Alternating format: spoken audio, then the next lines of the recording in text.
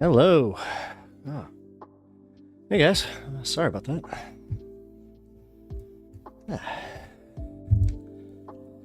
Seeing if the dog wanted to join. Turns out he is mid-nap time. Oh, Unimoogle. At work but listening. Oh, cool. Well, then I guess I don't have to worry about this stuff. All right. Anna, nice. You guys are pretty much audio only right now. That's cool. That's cool. Right, well, we got a good show prepped and ready to go. Just let me do my little update to the chat here, and then we're good to go. Oops.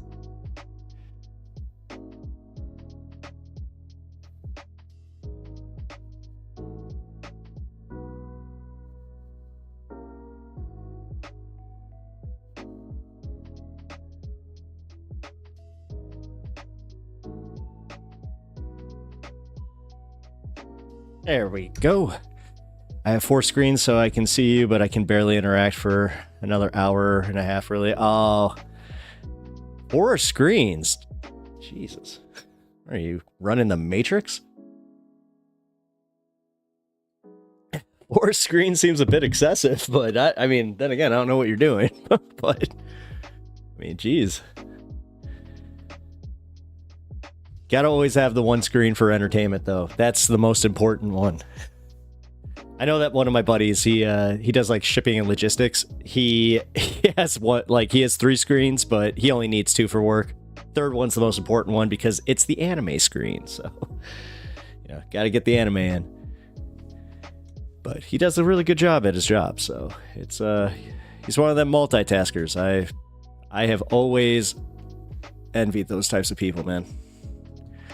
I have 2 computers with 2 screens each. Oh, okay, that makes more sense. So are you like rotating? Like, do you have one of those like situations where you're just kind of like, you have one over here and like one over here? I could actually see that. That'd be that'd be kind of cool, actually. Like, I actually have like my old computer right there. I could technically do the same thing. All right, well, we're going to go right into the news segment. Also, I have to get my link. That's important. Because remember, the news is sponsored by our great sponsor, Ground News. And I'm not even saying that facetiously. Like, it really is it's a great service. I was going through it last night after stream. I have to say, I'm an even bigger fan than I was before, so. That's not it. Where is it?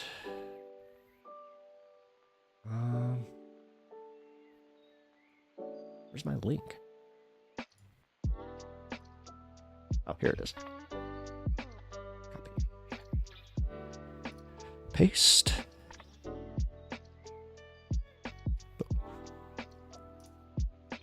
Live. All right.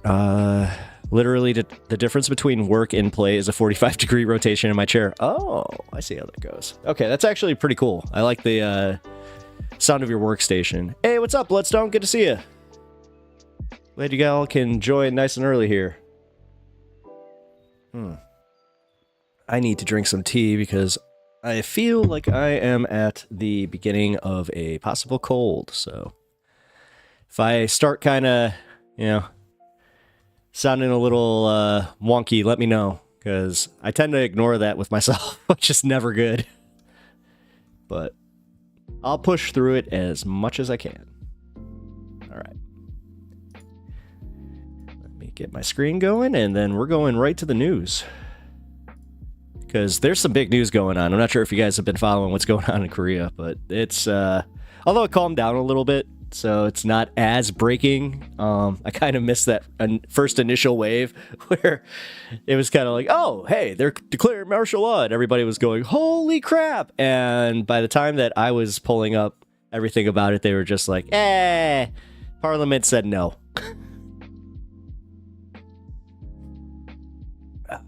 Drinking some Earl Grey tea today. Earl Grey, hot. Come on. Oh, Captain, my Captain. All right, so let's go to South Korean president says he will lift martial law after Parliament rejects his declaration. This is an entirely center position as far as the news leanings and all the reporting that's come together here. Excuse me. Try not to do that. 'Tis the season. All right, South Korean president Yoon Suk Yeol will, I hope I said that right, will lift emergency law after the National Assembly voted to overturn his martial law decree. The vote required the president to comply under the country's constitution. Yeah, no kidding. It's almost like he doesn't have unilateral power. Like, he tried to pull a Trump. It's so weird. I feel like Trump, winning just emboldened a lot of, really bad actors.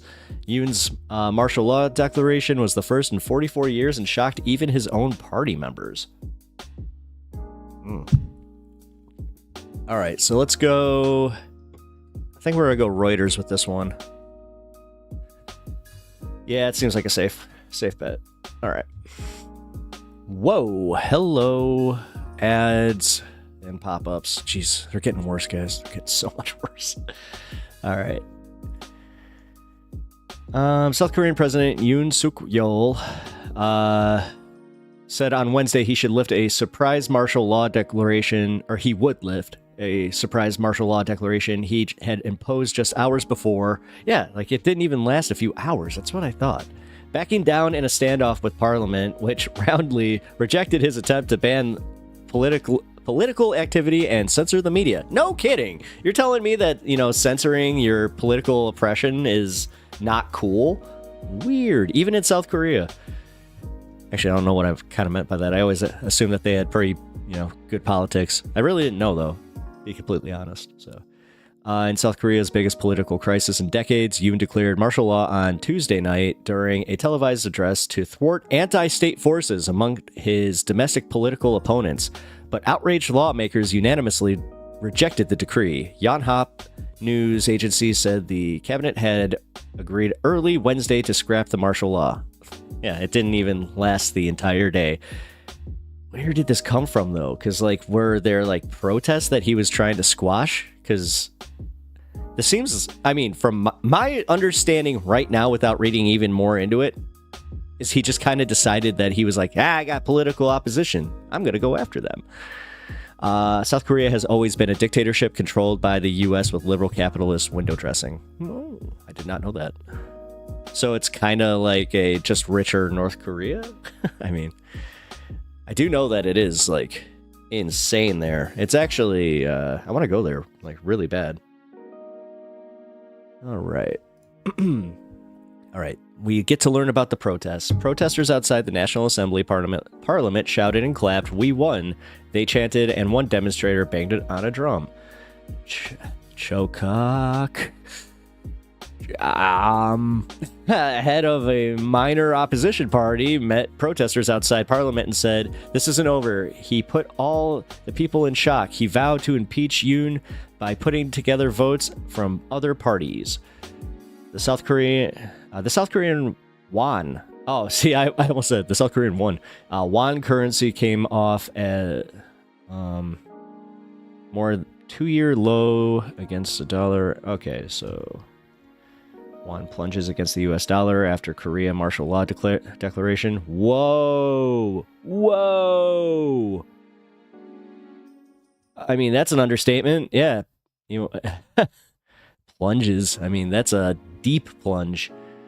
Yeah, so the South Korean won currency came off a more than 2-year low against the dollar after Yoon's reversal, while exchange trade funds linked to South Korean stocks similarly cut losses. So Yoon's surprise declaration of martial law, which he cast as aimed at political foes, was voted down by 190 lawmakers in parliament. His own party urged him to lift the decree. Under South Korean law, the president must immediately lift martial law if parliament demands it by a majority vote. So it was declared, and they were like prepping for it, and then they were just like, nope, calm down. The crisis in a country that has been a democracy since the 1980s and is a U.S. ally, but major Asian economy causes international alarm.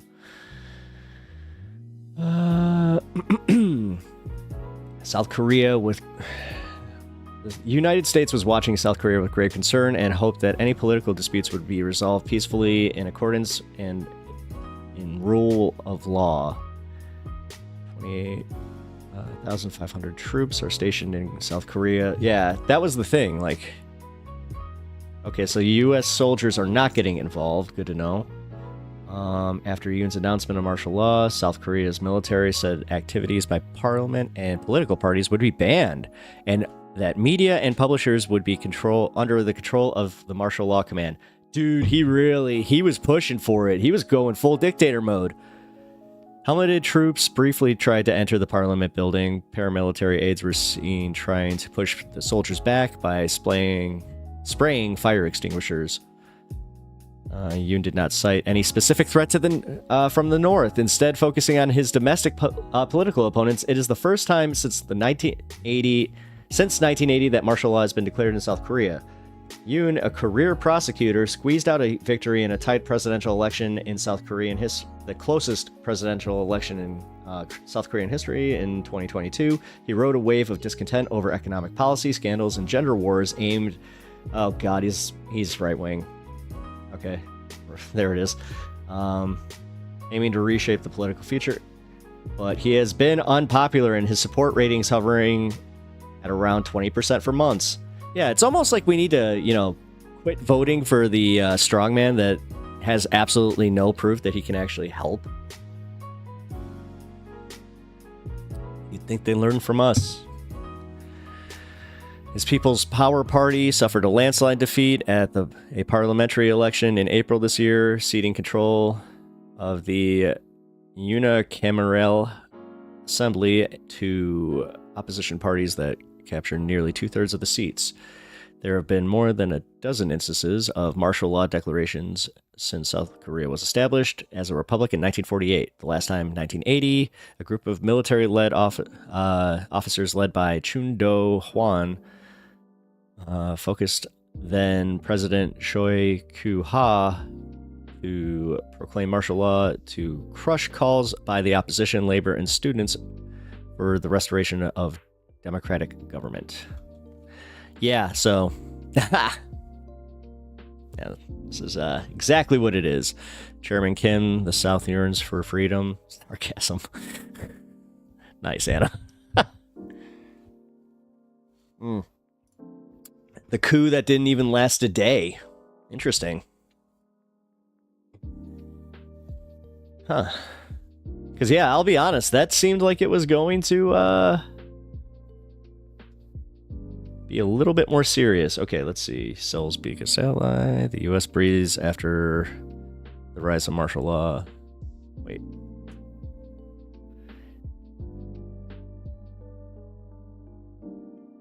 Ugh. I'm not clicking OK on that. Nah, that's a sus site.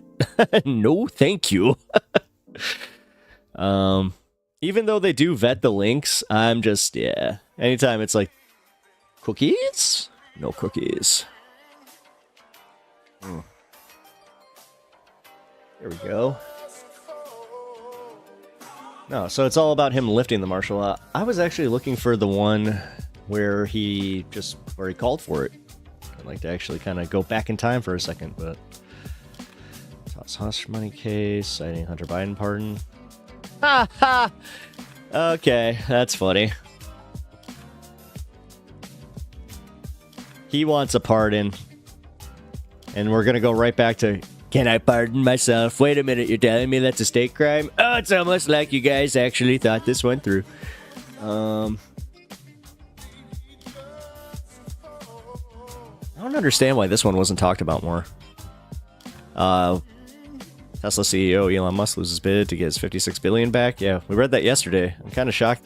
Like, again, nobody's talking about it. What Trump's borders are? Oh, go figure. Launches raunchy attack on Morning Joe. Don't care. FBI tells telecom firms to boost security following... Ooh, here we go. Wow, the right wing is just like not covering this. You have one publication on the right that's like, hey, and then all of this is just center news, and then, you know, a few left-wing publications were just like, hey, we might want to talk about this. You know, it's not sexy enough. Watch. Ah, there it is. I was like, I had 6 viewers, now I have 5. Yeah, that's what happens when you cover the less sexy stories. U.S. officials are working to evict Chinese government-backed hackers from major telecom networks, but do not have a timeline for completion, officials said on Tuesday. Verizon and AT&T are among the major telecom carriers targeted by these hackers, CNN previously reported. The FBI started investigating the Chinese hacking activity in late spring and early summer this year, according to senior FBI officials.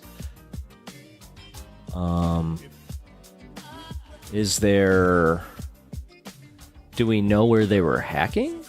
Or, like, what they were trying to hack? Dubbed Salt Typhoon by analysts. Aha, here we go. Audio files and calls and content from texts from a much smaller number of victims. Oh, so they got, like, actual calls and texts. Holy crap. Okay, so these are just like, it's from just normal people like us. They not like us. All right. Well, that sucks. I guess keep up on your well, what are you supposed to do? That's not even like a normal type of hack where it's just like change your password. That's literally a telecom hack where it's just like they're listening to your phone calls, which, I mean, they're just pissed off because they're like, wait a minute, we're supposed to be the only ones doing that. Hold on now. Gotta love it. Screw it. Let's go for it. Trump calls Biden pardoning son Hunter a miscarriage of justice. Let's see. Let's go with a lean right. Trump hints at massive move after Hunter pardon. President-elect Trump, tore into Biden's pardon of his son Hunter, referring to it as a miscarriage of justice. I agree with that statement. Ha! This is an opinion piece. Go figure. The charges Hunter Biden faced were actual crimes, drugs, gun violations, and tax evasion. He actually did these things. On top of that, the charges brought against him were not done with political motivation. Oh, yeah, right. Oh my God, are you kidding me? That's funny. All right, that's funny. Here, we'll go with the mixed faculty one. Holy crap. Nigerian Times, eh? Interesting.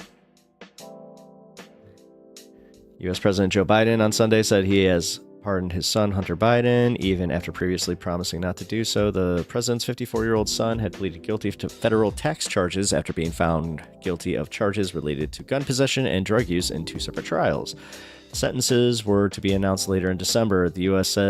president said that while he had promised he wouldn't interfere in the Department of Justice decisions, it is clear that Hunter was treated differently. I mean, he was. Come on. Are we gonna be so disingenuous just to be like, oh no, you know what? He was totally treated fairly, because that gun charge was totally fair. You know, that's one that, you know, so many other people have been charged with. Whatever. The charges in his cases come about only after my political opponents in Congress investigated them to attack me and oppose my election. Yep. Yeah, honestly, that was kind of the thing too, where it's just like, yeah. I'm glad. I don't know. I'm glad that he did it just to piss off Trump, even though I am kind of like, screw him, but whatever. As I said, Hunter seems like a party dude, so I'm just kind of like, all right, party on, Hunter. Hey, Duke, what's up? It makes me so sad, or so mad. Hunter spent $200K a month on partying for a year straight, and I labor to pay my landlord and survive. Oh, dude, if you're mad about that, don't read about... Here, you know what? I'll find a story that will really piss you off here. Give me 1 second. All right, this is going to be pretty funny. Here. I read this morning. I think it was Bored Panda. Let me see. Which is like the worst site, by the way. What's her name? Apple. Controversy.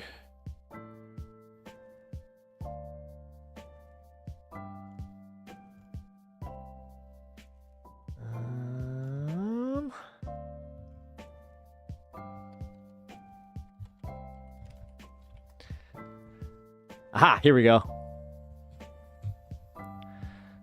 Oh my God, the fact that I have to put up with all this just to show you a... You want to eat... This is like the ultimate eat the rich story right now. This one... Oh, this makes me mad. So, again, Duke, I'm doing this just to get you mad. Gwyneth Paltrow and Chris Martin's daughter, Apple Martin, has found herself in a bit of controversy, and lots of people on TikTok are talking about it. Oh no, TikTok! In case you missed it, she made her debut at the Le Bal des Débutantes. The debutante.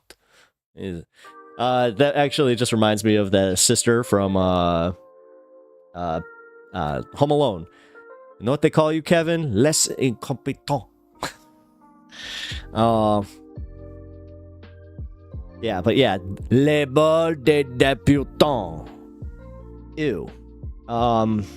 Which is all to raise money for charities that help young women. Yeah, sure it is, because this has nothing to do with their vanity and the fact that they're wearing dresses that my dude Duke here would probably be really pissed off, because it's right about $200K, I think, for each dress. Apple arrived with a bunch of other young women to make their debut, and Apple arrived in a custom Valentino gown that took 750 hours of work. Ugh. Now, yeah, just for her to wear it, once? She did something that the internet has split. The account shared a TikTok that shows we see photographers taking photos of another debutante. Eleanor Lapin de Matar. Then Apple comes from the side, exaggeratedly stepping next to her and posing for the camera herself. Yeah, so she is a twat. Okay, cool. Like, now many accused Apple of stealing Eleanor's thunder. Oh no, guys! Oh no. Drama. The drama's on. Oh god. Whatever will they do? Now many accused Apple of stealing Eleanor's thunder and cutting her off her time with photographers to get more on her. Many commented saying things like, she just came and stole another girl's thunder. Okay. Gross behavior. Just like that, I can't stand Apple Martin. Her fucking name's Apple. Come on, let's be real now. I mean, her mom is insufferable. However, quite a few people have seen this as a more lighthearted movement between pals, saying, this made me like her. She seemed like she has a sense of humor over it, and it's all ridiculous. Apple Martin's so cute. I like her energy. I'm gonna stan her, guys. I'm just gonna sit here and follow. Maybe I'll make a faux dress out of some garbage bags. It's unclear if they're pals, or if it was planned, but either way, the internet has some thoughts on the interaction. All right, are we gonna am I the asshole this one? For those that don't know, Paltrow and Martin's daughter Apple. Yeah, come on. Yeah, whatever. Yeah, Chris Martin, you know, the Coldplay guy.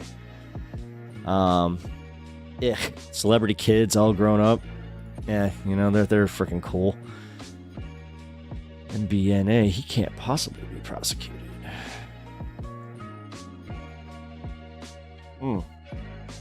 Oh, we're talking about Hunter. Because I was just sitting here thinking about children of celebrities. I'm like, that actually kind of ties in. Cool. All right.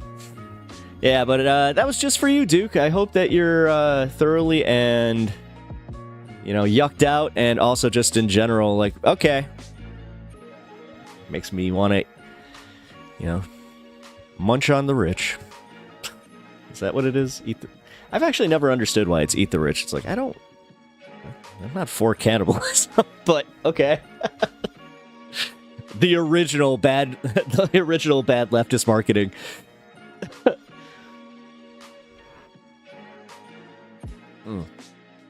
All right, we're going back to the serious news because, yeah, I don't want to give Duke too much of a heart attack.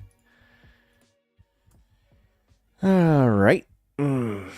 Joe Biden to attend reopening of Notre Dame Cathedral. Well, good for her. Donald J. Trump Avenue to be unveiled in Miami-Dade after commission vote. Oh. Yay. Well, whatever. You know what? There are some way worse people with, you know, their own street names. Not gonna get mad about that one. All right.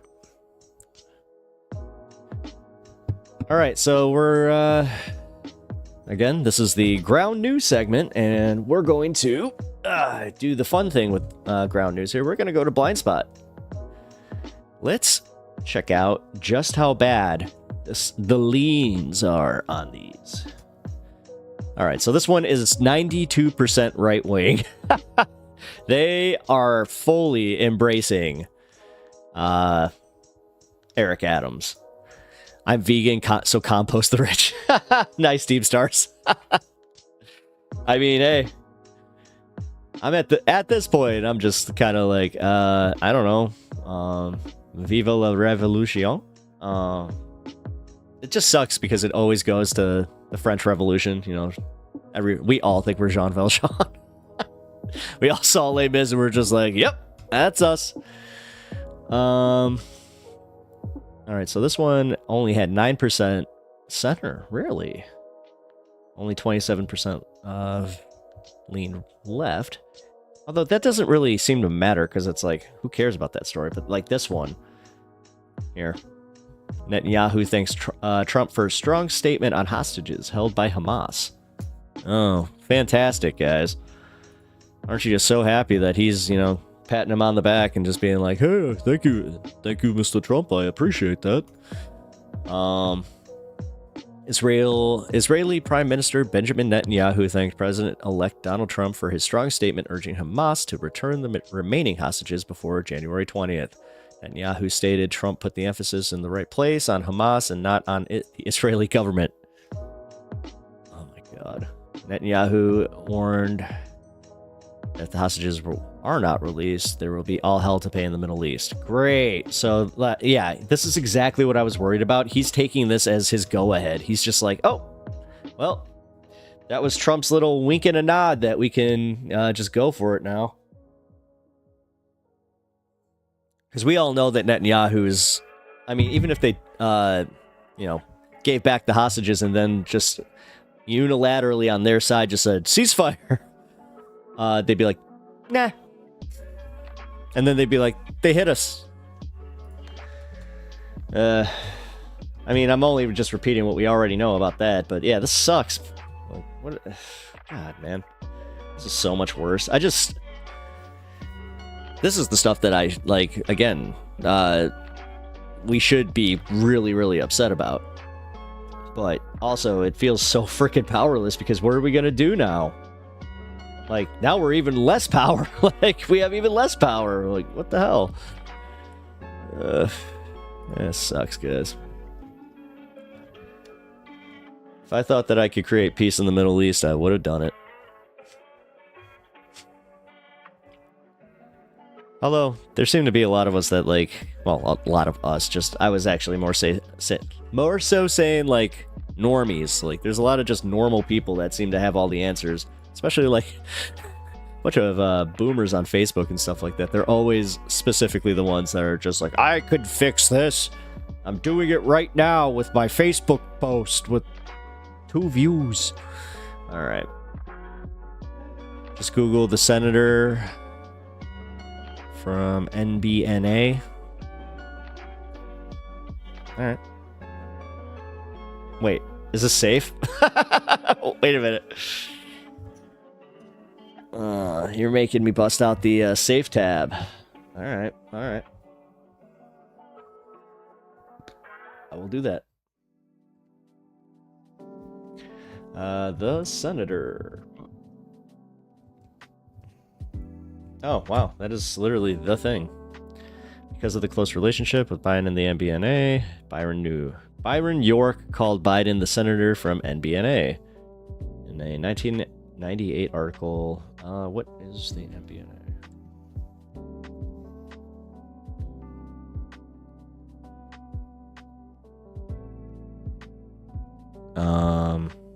It's a bank and holding company and parent company of wholly owned subsidiary MBNA America Bank NA. Okay. National Association. Wilmington, Delaware. Well, it doesn't surprise me. That's why he was like the Delaware guy. Yeah, I do know that he had some like super pro like credit card legislation, especially like early on in his career. He was all about that. All right. Melinda Gates plans to match $1 million donation. Oh, good for her. Oh. You know what? Screw it. I should actually probably say that before getting mad at her, right? Gifting Tuesday, gifts to... So, it's the same thing as that fashion show, the debutante fashion show. It's for... Seems very vague. Doesn't seem like they're actually, like, they had an organization, like, tied to it, so... Wonder what they're, doing with that. Alright, well, we're gonna go into the segment here. We got some fun. So, I'm assuming that most of you guys, Duke, make me a dictator for one day and I would fix everything. Isn't that what Donald Trump said? Yeah, isn't that that's what they say, right? I don't know. I'm a stoner who, yeah, I can critique, but I don't necessarily have the answers, you know what I mean? Although, I kind of wish I did. I'm gonna have to make more tea. This sucks. Because it got a little cold. You know how that goes. Cold tea is not fun tea. Alright. But yeah, we're gonna go into a segment here. I think that I only have one Hasan segment today. I'm trying to cut him down. Also, to be completely fair, he has been covering less of the stuff that I'm interested in, except he got into a little tiff with Some Ordinary Gamer, who is honestly one of, like, he's one of my favorite, just outside the political sphere YouTubers. He does some pretty, good stuff, and I don't know, I've been watching him for many, many years. But yes, he has actually been kind of like dipping his toe into like the political arena, especially after the Asmongold thing happened. And I don't know, he's got some weird like centrist politics. Like, he really is trying hard not to piss off people, which, that's I'm not sure if you can have true political stances if you're going to have that big of a voice and be afraid to piss off people. Because, yeah, you just have to understand that we're talking about something that everybody inherently does not agree on. So there's always going to be some detractors. But, yeah, let's take a look and see what this is. I hope that it's not, like, really big drama, because that would kind of suck. Because I could see Muda taking a major hit, and actually, I hate to say it, vice versa, too. Not actually, no. You know what? I take that back. Not so much Hasan, because I think that Hasan's viewers are pretty steadfast in their convictions as far as watching Hasan, especially his hardcore ones. Because I've had a few incidents where I just was like, you know what, Hasan, he's had some bad takes, like, here and there. I hate to say, like, I was really, really moved by the whole situation in Ukraine. So when he kept saying, like, they're not going to invade, like, I was one of those guys that got really mad at him and stopped watching for a while. Duke of Brent, nah, people benefit from drama. Yeah, I know. I'm trying not to do the internet drama things as much, because I have noticed a trend that the more you do that type of content, the more you're going to get pulled into it. So I'm really, really hoping that I don't get pulled into that too much. Also, me not being like the biggest Destiny stan seems to be helping me a little bit. Where I got some people that have been kind of kind to me after they found that out, where they're like, "Oh, okay, so you actually, like, you're a sensible person. Cool, I appreciate that." But all right, so I'm gonna sound the horn for Gondor, and we're gonna go for it. All right. Well, Hasan and Mudahar, Some Ordinary Gamer, are having a little bit of a beef, so let's take a look. Is the actual proper journalism and an actual proper objective.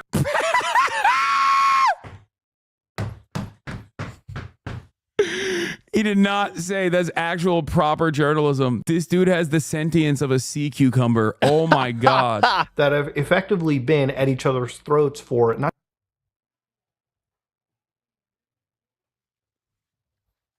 He just has to leave. You just rev up your judgment by my enemy's tweet. Another Hasan hater got exposed for pulling a V. Who? Who did? Muda? Wait, what did Muda do? Oh no, is he into lolly? Shut up. Ain't no way. Oh, Ain't no way that Muda is into lolly. No, I don't believe that. That sounds nuts. Wait, why is his account locked? Why is his account inactive, preventing impersonation? Wait, what? Wait, what? Resurface video of Oompaville, Some Ordinary Gamers, and Nooks Taku watching lolly porn together on a Discord call. Can't speak for Caleb. From what I remember regarding stuff like this is stuff from Nooks showing us hentai for his competitions, and usually in this there are around multiple creators. Oh, geez. No defense here. I'm not knowledgeable about anything anime, and I blindly assume someone we collaborated at the time showed us hentai and nothing illegal. Since this appears to now come from something more sinister, I apologize for what I said in this, and I'm livid at Nux, who was quite against this kind of material in both public and private conversations with us. Whatever he showed us at the time, I had believed would just fall under legal hentai banner in Canada and the US, and assume poorly that all of it would just be legal, and after filming, just go on with my day. Let's not dive into that somber pit of hell, please. Yeah, I mean, this doesn't seem like it's entirely Mudahar's fault. Now, in a situation, if there was ever like a comparable situation where I was in the crosshairs in a similar vein, I'm sure he would farm that sweet Psalm points aggressively and in the most sinister fashion possible. I will not be doing that to him. I don't think that he was friends with that one guy Nooks. He's the guy with a VTube avatar, right? That like definitely is into some weird. But oh yeah, that's right. I won't do that to him. I don't think that this is as damning for Mudahar. I don't know what the video is. I don't know what he says in the video. And I like Oompaville in general. I haven't seen anything gross or weird from him. So hopping on a Discord call to watch hentai is wild though. Yeah, no, I know it's gross. It's weird. But I don't think that Mudahar is like a enjoyer personally. Or at least that is not the damning evidence that you think it is. Once again though, I will repeat, Mudahar especially runs with a very weird crowd. And not only does he run with a very weird crowd, he has time and time again tugged on the Hasan heartstrings over and over again with all the other weirdos that he aligns with, and has actively played a role in the we should get Twitch banned, or we should get Hasan deplatformed train. Extra weird considering that he, went to the Hajj, did the Hajj, went to the Mecca. And not only that, but also, the fan base that he's trying to cultivate desperately dehumanizes him, or at least the people that he aligns with legitimately hate Muslims, like actually despises Muslims and brown people. So kind of odd. But, you got to do what you got to do. Yeah. Muda has talked about Gaza twice, both about Hasan. Yeah. All of those cowardly drama farming pieces of it watched a genocide unfold for 12 months and rarely ever talked about it because they were too afraid of pissing off people. And the only time they ever talked about it was to attack a mother who actually is brave enough to put himself out there with their actual positions. I have no respect for shameful, centrist, drama farming, always center right, always reactionary pieces of shit. Okay? No respect whatsoever. I agree with that. Yeah, this kind of, as a viewer of Muda, this really changed my perspective of him. Like, it's taken, honestly, there was some other stuff that happened with him where I was kind of like, all right. When he brought up that VTuber, that was one of them where I forgot the name of him, but it's this dude that has literally like a lolly girl as his VTube avatar. And Muda's just like, it's just a joke. It's just a joke. It's like, yeah, but this is, and then he's got some really reprehensible right-wing views. It's like, okay, man. But now this is bridge too far kind of shit for me, where I'm just like, all right, actually, you know what? I'll unsub live here. You're nothing to me. Absolutely nothing. Yeah. Because these sorts of this is a bad empanada video from a month ago. Slav YouTubers have thoughts on genocide. Oh, this is a long-standing bad empanada tradition, I guess. I didn't even realize. Yeah, these guys, all of these guys. What is this? Nicholas De Oreo or whatever? The Oreo guy. All these dudes that love.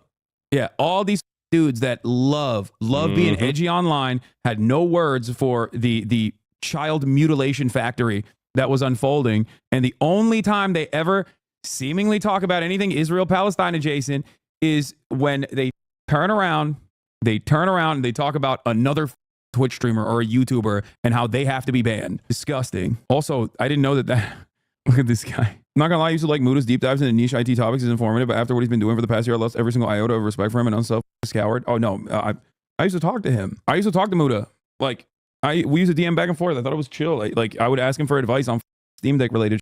I'm not expecting him to be, to avoid talking about me for that reason. Okay, that's not what my expectation is at all. But I would have thought that he would be at least somewhat charitable and more understanding, or even reach out to be like, hey, I've been hearing a lot of stuff that people are saying about you. I wonder if it's true. Because I feel like that at that point is not even friendship. That at that point is just like doing your goddamn journalistic due diligence if you're going to write a YouTube essay. Yeah. Especially, because he calls himself a video essayist now. So, yeah. That was what I was trying to reference when chatters were saying that Muda was caught in a resurfaced video watching of drawn children. That charitability that I offered in my analysis is not because I'm friends with him. I clearly am not. Okay?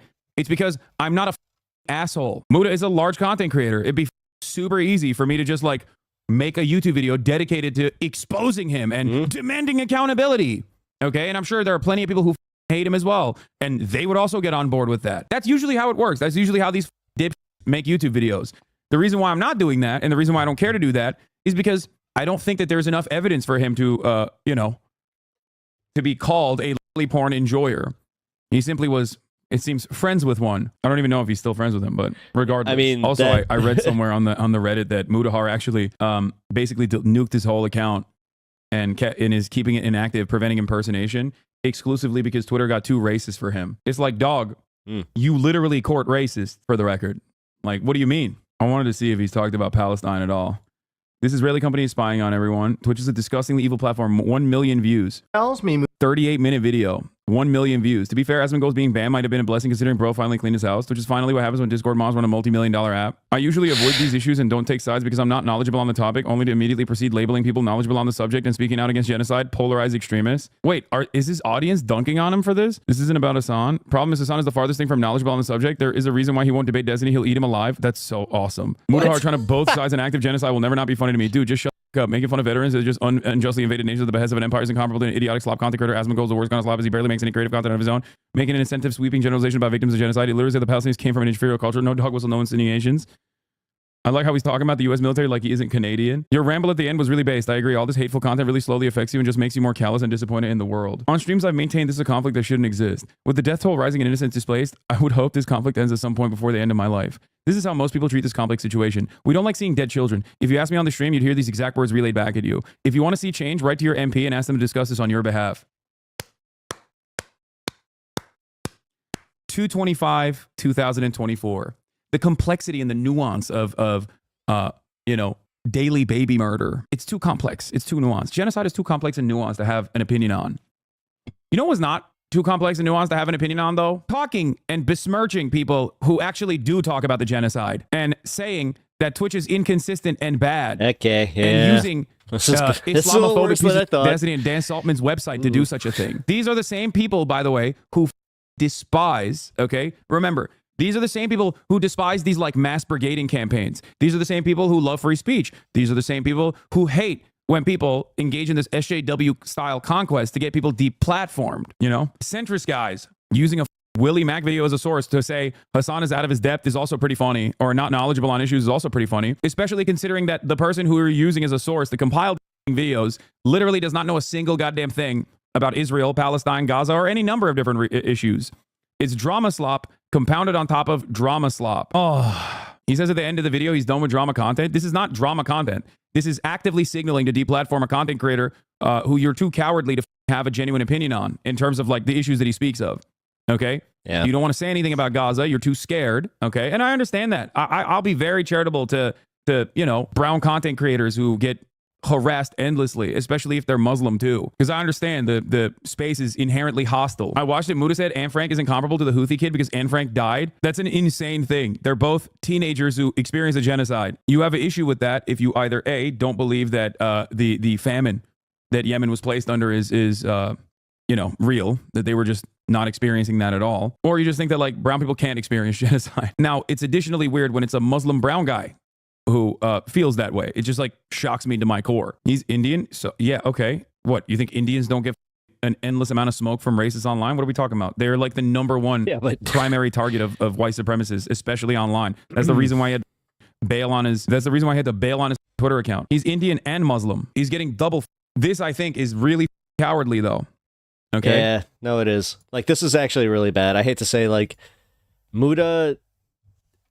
At first, I was kind of like, all right, he's drama farming the whole Hasan thing with Ethan, but yeah, dude, I hate to say I didn't take that step back just to kind of be like, oh yeah, this was even more problematic because of the way that he just kind of sat there on the sidelines as long as he did until he could use it for content. That's disgusting. Because, like, say it with your chest. Say that you actually like what Israel is doing then. Or say it's defensible. You know, if that's truly what you believe, you could be that guy. Be that guy. Or say what Israel's doing is indefensible. Don't do this. This is lame as hitting it from this silly ass, like, I'm a centrist. Both sides are saying crazy stuff. And everybody needs to be banned or whatever is ridiculous. It's my least favorite characteristic of a lot of these, like, drama orbiters. They don't have any sort of like real political convictions. Very, very, very annoying. But I do see that even his own fan base was like talking about Mudahar trying to both sides an act of genocide. It makes me happy to see that there are people in his chat who are like, what are you doing? Good. As a Libyan man, I call bullshit insane if you really think you're helping anyone by invading and killing innocent people. Calling it they're fighting for freedom is just wild. And either I lived in Libya before your freedom came. Man would die to bring that back. What? Saying the military is taking a bullet for the people, especially in the United States, is just plain wrong. To be taking a bullet for the people, your end goal would be to defend them against some force that initiated an attack while most of your conflicts in the USA takes part in the world. On the initiator side of this, dude, everyone's shitting on his take. Even on the veteran. No way Muda just said that anti-Zionism can be equated with anti-Semitism. Badmouth the people that take a bullet for your freedoms every single day. The most outrageous you'll ever hear. Like, dude, this is slop, and it works so well. American soldiers are dying so that you can have free speech. You don't, how dare you badmouth the American veterans, I say, as a Canadian. Yep. Downright, just hateful rhetoric. Now, obviously, the people who are in the military were like, whoa, we're getting that Camaro. I have never in a million years met somebody, and I've met plenty of friends, friends who are actually active military, people that are retired military at this point. They've done their careers. People that have played video games who've told me about their stories. Never once have I ever heard people jump into the army for that free, juicy Camaro. Ooh. Wait, dog, you're Canadian. Why are you talking about this? What? Wait. Is he saying that, like, Americans are not victim to the poverty draft and the predatory nature that recruiters operate in, and it's actually because they have this profound sense of duty to what? Secure a poppy field in Afghanistan so that the CIA could continue having black budget operation funds? Is that, you don't understand, brother? When I went down there to the Korengal Valley, okay, and an IED exploded under my Humvee, and because we didn't have armor under the bottom of it for IEDs in the first round of conflict, I knew that I lost my legs specifically so that Americans could have free speech. Like, what do you mean? None of those know what America is or what free speech is. Like, God. Yep. YouTubers and their understanding of the world is so infantile. It's like a child that watched a Hollywood movie and think like, no, that's what it is. It's not, because American career prospects are dire, and plenty of people are trying to escape horrifying conditions, whether it be homelessness, whether it be drug use and abuse at home, and that the military is seen as the only way they can get some sort of upward social mobility. And this is, of course, outside of the people that go through the officers program or come from long-standing family, military families. Is there's like 3 different brackets in the American military across the board in the most reductive ways possible I could describe it. And it's people that are victims to the poverty draft, people that want to become Pete Buttigieg and go through the officers program, and inevitably go into office, and also people that come from military families, okay? Like career professional military families, okay? The large chunk of the base of the grunts that get their dicks blown off by a sniper rifle. No, you do have the occasional get people that see it as an opportunity to go learn how to shoot and get paid to do it. I had a buddy that was like that, and I was very scared that he got accepted into the military while they are protecting a poppy field, or I don't know, bullying some file warlords or some shit. Those guys are actually a part of the grunt branch that is escaping poverty, or at least they think they're escaping poverty because the recruiters are lying to them. That is the Camaro wing of the American military, okay? Those guys think falsely that if they go through basic training and then they get out of basic training and they put their time in the military and they go out and tour, okay, maybe they'll be able to come back and not have their brain fried and go get a communications degree and enter the ass job market that we all have entered at the same time. I know these people. I love these people. Many of them are in my community, okay? I've grown up with these people. It seems like Mudahar has not, and he's just making up a false reality that he saw on TV. Oh my God. There are plenty of them who are active duty right now that are still in this community. They know it sucks. They know it's an awful job. They also think they have no other options, and maybe this is what will pay for college. No, it sounds like it was anecdotal. It sounds like he talked to one guy. And then also they'll get health care. Little do they know, you either get health care, you get 100% coverage if you're the luckiest person ever, or if you're the unluckiest person ever. But that's besides the point.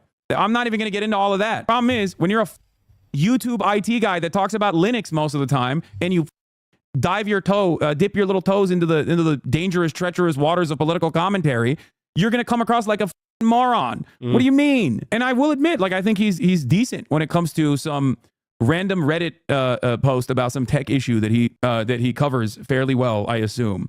But this is not something that he knows at all. So why did he do this? Well, I'll tell you why he did. Yes, he's also really good at covering the software fallout as far as Activision, the buyouts and stuff like that. He is good at that. This because he got 1 million views. Hello, it's guys. A controversial thing that got him 1 million views. No More Google Chrome gets him 300,000 views. Talking about drama slop tuber, talking about global conflict from the perspective of a drama slop tuber, that gets him 1 million views. See, YouTube drama. I'm very disappointed in Marcus Brownlee. Million views. Maybe the student loans, and as somebody that, at the time, financially speaking, I needed money for school, I probably would have joined the Canadian Air Force, out of a patriotic duty, but also because, you sign a bond with them, you work in the military, you get your school paid for, good schooling, and that's kind of how things, go. It's a deal you end up making.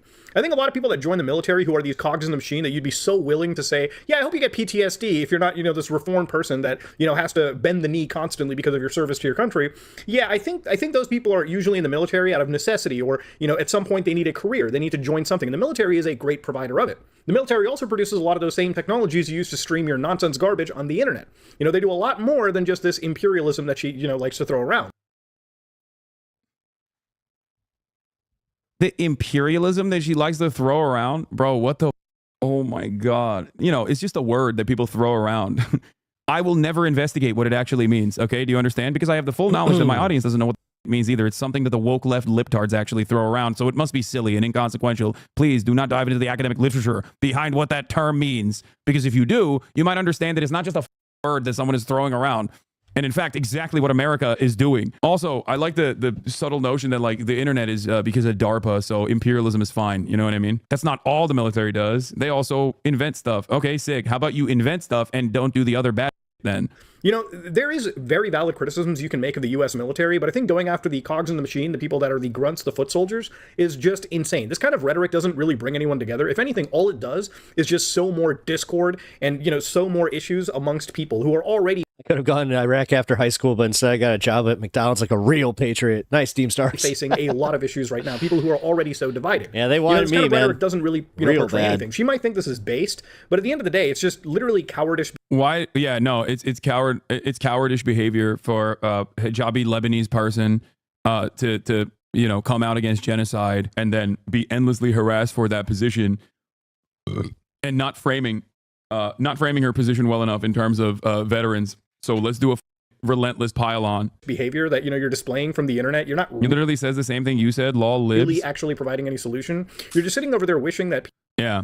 She still has a Twitter account, by the way. Mudahar doesn't. I'm just saying. Mudahar is like, oh no, I'm one of the good ones. I promise. Hey guys, I'm one of the good ones. Like I'm not like a bad Muslim like she is. You know what I mean? I have all these differences in opinion, and I'm why did he lose his Twitter? He didn't lose his Twitter. He left Twitter because they're insanely racist on Twitter. People who literally fight for your freedoms every day would get probably the worst post-traumatic stress disorder or mental illnesses. Dude. Come on. Because of their service. I mean, honestly, if you were a serviceman and you heard this, I would actually understand if you probably regretted your service afterwards, or if you actually... You should, by the way. You should. It's healthy. And many do, as a matter of fact. People who are right-wing still regret their service, oftentimes. It's 100% a healthy attitude to have. What do you mean? I stand by that. I think that it's understandable that you look at that and you look at the experiences that you got from that process, recognize that it changed you in a pretty meaningful way, and then work against that to ensure that other people don't actually fall into the same traps that you did. Dude, yeah. Like, what is this commentary? What is this goddamn commentary? The American military was not deployed into Iraq so that, Americans could retain their free speech. Even the biggest chuds within the veterans, within the crop of like veteran influencers will laugh at that notion, I think. No, like that is... Dude, I know people that were deployed to Iraq that would legit just be like, what did he just effing say? You have to be extra stupid to be like, yeah, no, you don't understand. We went out there, brother. we were knocking down doors in Baghdad so that we could defend America's free speech. Yep. Or America's freedoms, okay? That 14-year-old Iraqi child that was scared when I busted into his room, let me tell you something. He was looking at American freedoms funny, okay? He was! That's right! He was looking at our freedoms funny. When you gonna be a normal human, Law? Do you ever be a normal human? No. I also love the notion that, once again, we invaded Afghanistan and Iraq for 9/11. Not Saudi Arabia. Yep. Which I'm not saying we should have invaded Saudi Arabia, but like... It's still insane. How interesting. 17 of the 19 hijackers are Saudi. They were funded by the Saudi family. We invaded Afghanistan and we invaded Iraq. Yep. Question your patriotism. If these are the actual, people that you're fighting for, the people that you're, hoping live their freedoms, right? In the manner that they've become so accustomed to and, have literally taken for granted. It's just hateful shit that she's spouting, and realistically, it just comes from this very one-sided view of the army or really your country. It feels like a lot of the extreme leftists on the internet have literally just amounted to their policy being America bad, and realistically... Mudahar slid into my DMs one time because he said he gets on for having a white wife. Never really looking at any of these things from a nuanced perspective. On a side note, I also love how these people talk about getting universal healthcare for people, which is genuinely a cool thing to see people actually, live and not be indebted to the medical industry of the United States because they happen to get sick or go through something serious. No, your medical rights are only really present as long as you share your political views with us. I mean, how backwards? I don't think that's what Rogan believes. I don't think that's what anybody believes, really. I mean, universality means like even if you're a Nazi, you get that actually, and I do believe that. Rogan is harassed by these losers like almost every week, and her country was getting bombed like 2 days ago until a recent ceasefire. I know. Out of touch bullshit is this when you got to hear it, right? It's like, I hope you get PTSD and I hope America doesn't pay for your medical stuff. I mean, they're military people. If you had any basic understanding, they probably have. I mean, say what you will. I mean, the fact that Rogan did say that, it was just stupid. Earned. I mean, if she didn't think she was actually going to court controversy with that, come on. Mike believes it all. He says you're too nice. No, I am uncompromising in my values, and I do like that he said universal healthcare. These people defend universal healthcare, but don't want veterans to get it, and that's pretty funny because like if you recognize that they defend universal healthcare, I think you should understand that on principle alone, you're recognizing that they want everybody to get healthcare. That's what universal means. Their medical protections because of the service that they've offered. Just insane stuff to see. Now, as a matter of fact, if universal healthcare was a thing, poverty draft would not be as effective, which is part of the reason why it still exists. Upward social mobility can only happen with educational attainment. If free college existed and universal healthcare existed, it would be a lot less likely for people to join the military. A lot of those grunts that we were just talking about, they probably wouldn't join the military. Yeah, I can tell you right now, like out of like my friends, I would say that 90% that joined the military, they specifically did it for the free education. What would you? Will Twitch ban this person for, their obvious, free. obvious hateful conduct on the site? Probably not. They're just walking around. They did. And also you're demanding, they did, but also you're demanding someone get banned. You're demanding a content creator get banned. I thought these guys love free speech. Turns out, I guess there's limitations to free speech. It just doesn't extend in the opposite direction. I doubt that he would be making a YouTube video about neo-Nazis that must be banned, around completely free. It's insane. Guys hate cancel culture, but then also simultaneously away from that deploying stuff, it. Love deploying it against people that their group of friends despise. Let me see how many. So let's see. Maybe I'm wrong. Cancel culture. I got canceled over this video. Twitter is horrible. Netflix should be canceled. Sorry, just killed Concord within 2 weeks. Game Grumps cancellation. Genghis Khan is finally canceled. So he's written a decent bit about cancel culture and cancellations in the past. I just want to see, what is this? Addressing some controversy? Maybe this is maybe he's talking about this one. He's talking about Palestine in this. Twitch is a disgustingly evil platform. I'm not going to say that that's a pro-Palestinian video. Are there any, why does it say Palestine on the Mr. Beast cease and desist? He's using the Palestine tag for clicks? I doubt it. It's a bad day for video games. Canada is destroying the internet. Yeah, ordinary slop. Yeah, maybe he made a lot of pro-Palestine videos. I don't know. As somebody who like does a lot of tags on his videos, I can tell you right now that the Palestine tags do not help. He privated them after because they were too, Hey, Robin, I know many people bankrupt from medical debt too. Then their kids just joined. Yep. A laissez-faire attitude. No. Oh, sorry, man. I missed your comment. I have comrades that were in the military and deeply regret it. They consider themselves to have a deep debt to humanity. Obviously, after some backlash, this complete dip comes out and goes, I realize that wishing people harm isn't the best way to talk about these issues. Really? Really?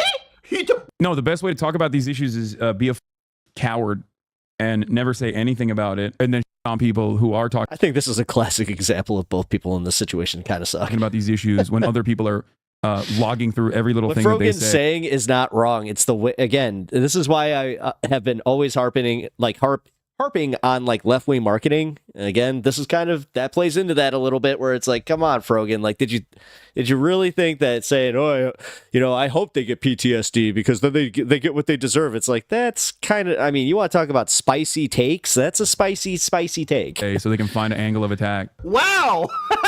And these people are supposed to be the fucking intellectual bastions on the internet. Really? Okay. This is very recent, it's like content over .com. They got some pretty big sponsors right over here, insane stuff. So if you look at the actual tier list, you can see that Arab streamers S, Hasan Piker, funny, the Turkish guy is on the Arab list, all right. Then you've got AB, the actual Arabs, and then of course on the F tier, this is where it gets interesting. You've got Ethan Klein and Ben Shapipo. Dude, this is so desperate to be like, methinks this is anti-Semitism, sweetie.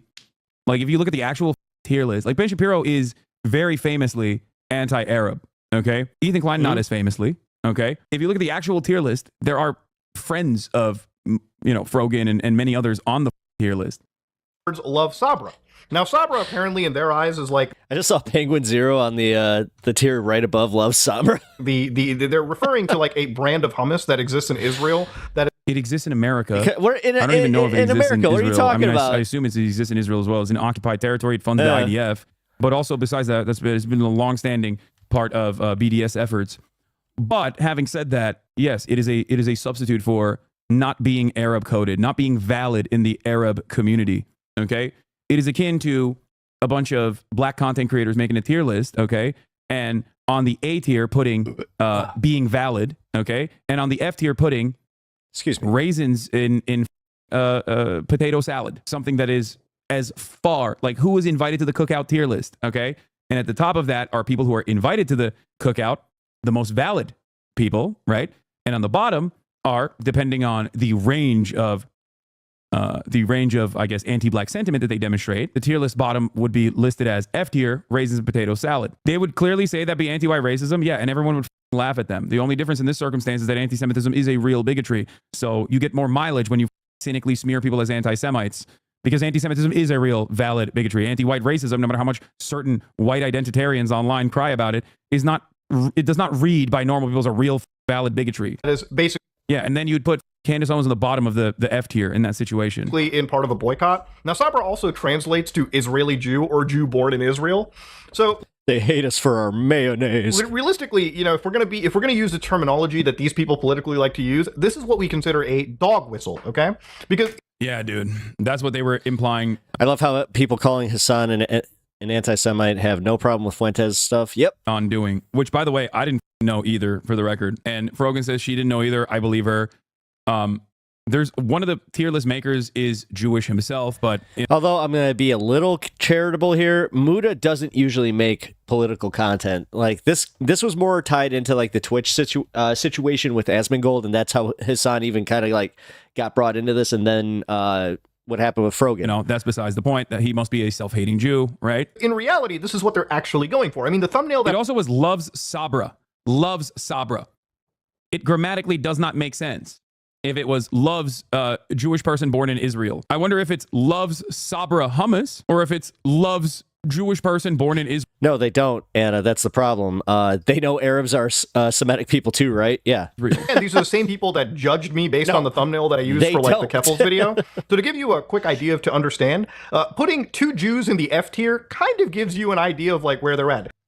It's giving anti-Semitism, sweetie. It's kind of funny to have this kind of take when like every single one of these like centrist fence-sitting try-hard Deep Stars, it all originates from DGG. That does not surprise me in the slightest. drama slop content creators are so firmly planted in the edgy boy spectrum, so firmly planted in the edgiest side of the internet, who routinely rail against cancel culture, routinely championing being free speech warriors, and actually in many instances will look at like real race and be like, oh, people are misunderstanding my racist friend. When he said, when he said that like white people are superior, he was simply talking about something different. He wasn't being serious. Oh, it's just a joke, lol. But then they're like, actually, Sabra, according to this Wikipedia page, means Jewish person born in Israel. So it's giving anti-Semitism, sweetie. Arab being at the top, Jew being at the bottom, okay? See, Arab and Jew is not different designations. There is literally an Arab Jew on the panel. Oh my God. There is. See, right there, Anna. See, There is an Arab Jewish person who was banned in this process. Arab and Jew as a designation is created by Israel. That is Israel's classification, okay? Because Israel is a fascist country with racist demographic concerns.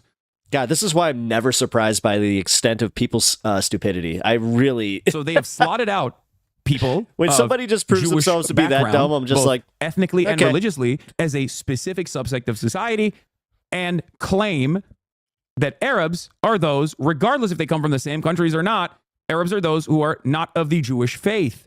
Okay? This is not an Arab Jew classification. Notice how you had to go through different hoops to be like, yeah, this very obvious thing, the Sabra hummus, love Sabra hummus in this tier list, to determine whether someone is valid and Arab coded is actually racist and anti-Semitic. Notice how you had to jump through 11 different hoops because that's not what the intention was.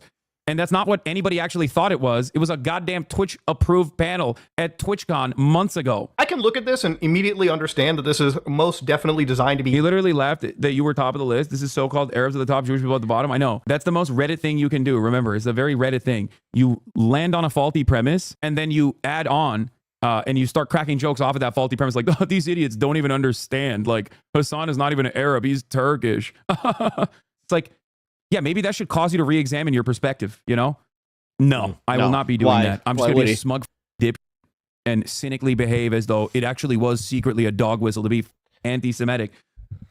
No, the problem is those idiots start actually believing that. Like, they don't get the joke. They think that then they're all of a sudden just like, Hasan is an Arab. This is what is so goddamn frustrating about this process, too. Because there are a ton of out and about anti-Semites out there. They do not see any reason to try and dog whistle. Or if they do dog whistle, they don't dog whistle around Israel. Okay? They dog whistle by saying, ooh, I'm noticing how many Jews are in positions of power. That type of okay? That's what a real dog whistle is. I know this because I combat and target anti-Semitism historically for the past 10 years while you guys spend all that time hanging out with neo-Nazis online and getting chummy with them. That's the difference. Hateful rhetoric, right? Like, no matter how you want to cut and slice it, if I had done this or anybody had done this or people who are opposed politically to these people would do it, they would say that this is hateful conduct. This is literally hateful conduct occurring on the platform. Now, yeah, this is the hateful conduct, dude. Yeah, for sure. Oh, he's going to get to the Houthi video. Let's see. Like music video and like playing, sitting with another actual streamer. And when you watch it, he's literally walking away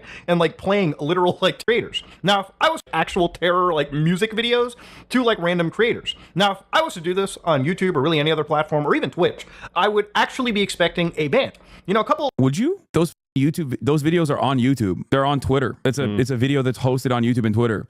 It's not akin to ISIS, dumbass. Like about a year or two ago, like I was actually assisting a couple smaller YouTubers who basically had memes. There are literal neo-Nazis on YouTube. What the f are you talking about? Dude, apparently some of them even, maybe not neo-Nazis, but some YouTubers even sit around and do reviews of porn, drawn porn, hentai, telecom.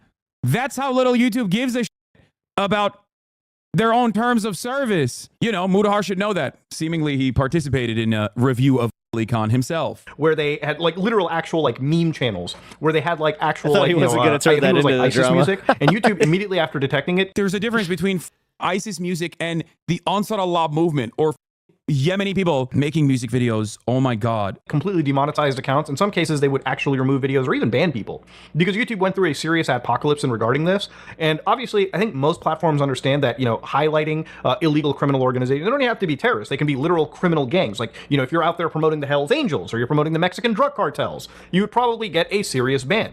You missed how you said Allah Akbar means. But in this situation, Twitch's largest political streamer, left-wing political streamer, can just out. Clean your shirt, man. What the is this disrespectful ass bullshit, by the way? Jesus Christ, you're like spitting all over yourself while you're doing this commentary. How gross. Oh my God. What a goddamn slob, dude. You got cum stains on your t-shirt talking about that you don't know anything about. Ugh. Yep. I can't tell you how many times I've actually noticed that, where like he'll have a stain on his shirt and then he'll also have like messed up hair. Like at one point he even had like just straight up hat hair where he just didn't even bother. I was just like, for being on YouTube, you have no self-awareness about your whole video presence. And then on top of it, his like the fact that he keeps his microphone all the way up here too. It's Bro has never watched a Vice video. I know. Spitting out tonsil stones on his shirt. Oh, Jesus. Right. You know, promote this kind of stuff on the platform. And it's not even just that. It gets to a point where, like, imagine being a political streamer and you bring a actual pirate, a actual criminal onto your streams. And instead of, you know, being respectful and being a proper journalist, you get on your knees and suck their for about... Yawn. I can't believe it. You had a... Yeah, an actual pirate. No, he's not an actual pirate. Oh, okay? dude, that whole room smells like halitosis. He's not. An actual criminal. Mods! He's a criminal! Once again, 10 months ago. Once again, every other outlet has also interviewed him. And also, they didn't call him a Houthi either. You want to know why? Because he's not one. And it would be ridiculous for them to say that if he's not it. Okay? About 32 minutes. Watch this clip. They win over the crews on these ships, and they like win them over with their charm, and they make them hate America. This is him talking about what the Ansar Allah, the Houthis, are doing. It's not something he did. We know he didn't do this. Okay? The U.S. government. That's so funny. Think about China. Does he know anything about China? He's saying he hasn't spent much time with Chinese people, but one of the captain was Chinese, and he did caught with them, and he Like, that's not true. This is like objectively false. Okay? For the record. Holy shit, this was like 50 pounds ago for you? No, it wasn't. I just have a big beard there. But that's besides the point. Like, as far as I understand, there was not a single ship captain that was Chinese out of any of the apprehended ships. He wasn't a part of any of the apprehensions anyway. danced to music with them, and he was vibing, so he likes him. Yeah. So I mean, what? That's so crazy. So they're just chilling with the captains. Like, I don't understand. Yeah, I just want to reiterate that we're talking about somebody that has been taken hostage, who quote unquote is being chilled with. And again, this is just right on Twitch. America's like America's like blowing them up while they're just like doing cat and chilling with the captains. Like, how does he feel about that? Isn't that crazy? Like, I don't know how to describe. Now, these clips were seen 8 months ago on Willie Mack's channel, which you can watch this video right now. Hasan will... Please go watch Willie Mack's channel. He knows everything about this subject. He doesn't know shit. He doesn't know anything. I watched the piece that Bad Empanada watched, and I was shocked at how stupid he was. I thought there was at least like some like disagreements. You know what I mean? Like, I thought there had to have been some kind of like ideological disagreements there. No, not even. He's just a dumbass. Half the video, no, I know that William Mack show is just kind of a clown. So. That he literally clipped to claim I'm advocating for when I'm advocating against that very position. I did not even know that half of these Hasan is pro-Russia content creators were literally just operating on not understanding anything I'm saying or not knowing anything about the issue at all. Sit there and hype these people without any care in the world. Like, this man does not critically apply any form of journalism. He is just... Yeah, I mean, I'm not.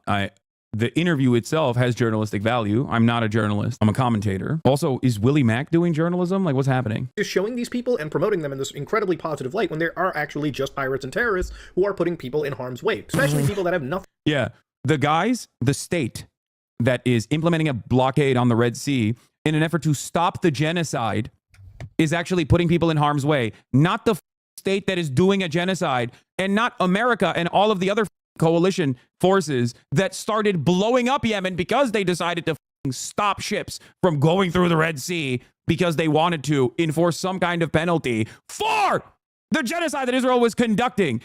Oh my God. Thank you, Mudahar. I'm glad that you arrived at a reasonable conclusion. It's actually, why does nobody want to talk about the Warsaw Ghetto Uprising and the violence that these Jewish people in the ghettos were subjecting the Germans to? Oh, the horror. Why is nobody talking about the Allied coalition forces in World War II, the bombing of Dresden? Unacceptable. Now, of course, the merchant ships are not Nazis, okay? And I would never advocate to harm the people on these ships. They are putting a blockade on the Red Sea. They very clearly have said that their goals is to stop Israel from harming Palestinians further. This is an understandable and, dare I say, just goal, okay? That's it. And in the words of Norm Finkelstein, who talks about his parents, who are Holocaust survivors, quite a bit when he talks about this specific comparison to the Ansar Allah movement, to the Yemeni Houthis and what they are doing in the Red Sea. He asks, if you had the opportunity as a state to stop the Holocaust and you took actions such as a blockade that disrupted German supply lines, for example, would I sit back and say, how dare you do that? Or would I champion that cause? And the answer is clear for many people. The answer is pretty clear. And that's kind of what I try to communicate to people who usually approach the subject matter with the exact same idiotic perspective that this dumbass Mudahar is implementing here. Brown guy terrorists, bad. They're doing piracy. It's unacceptable. We never have that same principle for America's blockade. America's literally overtaken shipping tankers between Venezuela or Cuba and Iran, right? The Cuba blockade is unjustifiable and inhumane.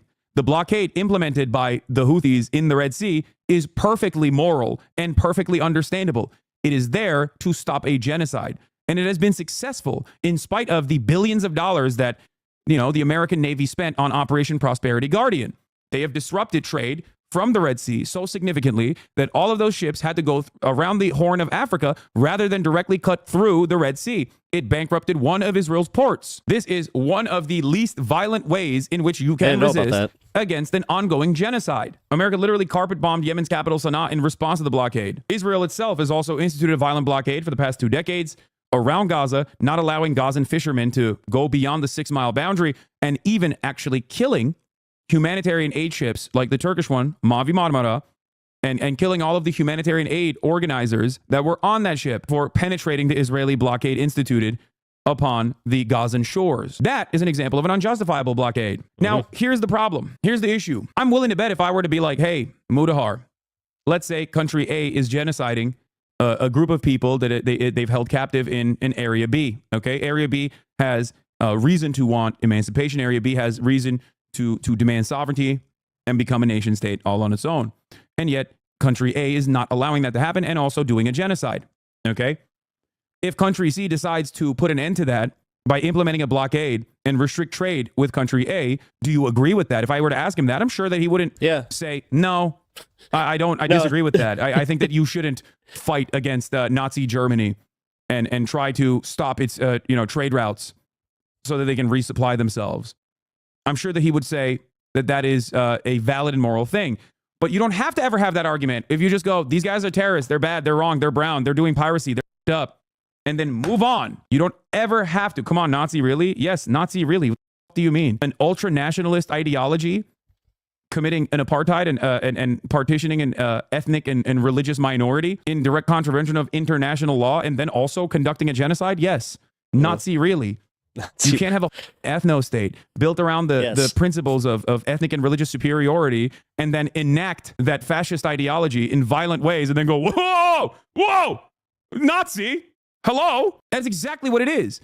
The problem is, people I don't think even understand what Nazism is or think it's bad for the wrong reasons, I guess. The f*** is wrong with you? Fascism is a violent, suicidal... Honestly, this really does kind of go into like how we teach history in American schools. I'm just going to call it out right now because this is what happens. You have a very baseline understanding of what, actual fascism is. And then on top of it, they're just like, oh, how dare you call me a Nazi? How dare you call me fascist? What's that mean? Ideology. It doesn't matter who's holding the gun.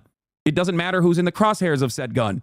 Okay, so yes, the comparison. And realistically, that's the baseline on of who we're dealing with here. So I don't know why Hasan's all that shocked, where he's just like, "Oh, how does Muda have such a base understanding on this?" Oh. Between Nazism and Zionism is perfectly apt, and it's not one that I made alone for the first time ever. You're not from Europe, dude. Why is every European liberal like this? I can never tell if they're flexing or not. I can never. Oh, I made him a mod on accident. And I'm banning him, but Nazi ideology. How dare you? He got excited. He's like, I'm a bot. Nothing to do with the Israeli conflict in general. So again, if you want to check it out, Willie. Wait, it's nothing to do with the Israeli conflict in general? Like when there are actually just pirates and terrorists who are putting people in harm's way, especially people that have nothing to do with the Israeli conflict in general. So again, if you want to check it out, Willie Mack's video is great. He covers this topic. I would highly recommend you see this to see actual proper journalism and an actual proper objective. Really? Willie Mack being the objective. Okay. He did not say that's actual proper journalism. This dude has oh god. This dude has the sentience of a sea cucumber. Oh my god. The sentience of a sea cucumber. Nice. Situation. And I'm friends with a PhD historian, and we discuss this kind of stuff all the time. Theories in history, how it's taught, how history is sold into subjects. So he brings his kid or siloed into wait, the highlighted text actually says the opposite. The last dozen Houthi attacks on merchant traffic in the Red Sea have not targeted ships linked to or at least heading to or from Israel, in contrast to claims of the Iranian backed group. The U.S. Naval Forces Central Command told reporters, this was when they were trying to make it seem like it was like, oh, this has nothing to do with Israel. They're just randomly doing this because Houthis love doing piracy. They just love. Wait a minute. Actually, when you're discussing theories of history, are you discussing like what brought us to like those times, or like what kind of theories in history are you talking about? They just love doing piracy. That's it. They love it. That's why they're doing it. It's weird that they didn't do it until Israel started, doing genocide in Gaza. And it's weird that they also kept saying like, we're only implementing this blockade because of the genocide in Gaza. It's just weird that they just keep saying that. But as long as nobody hears that, here's my source, U.S. Central Command. Kid on and basically, talks about One Piece, they have a whole like gag and everything.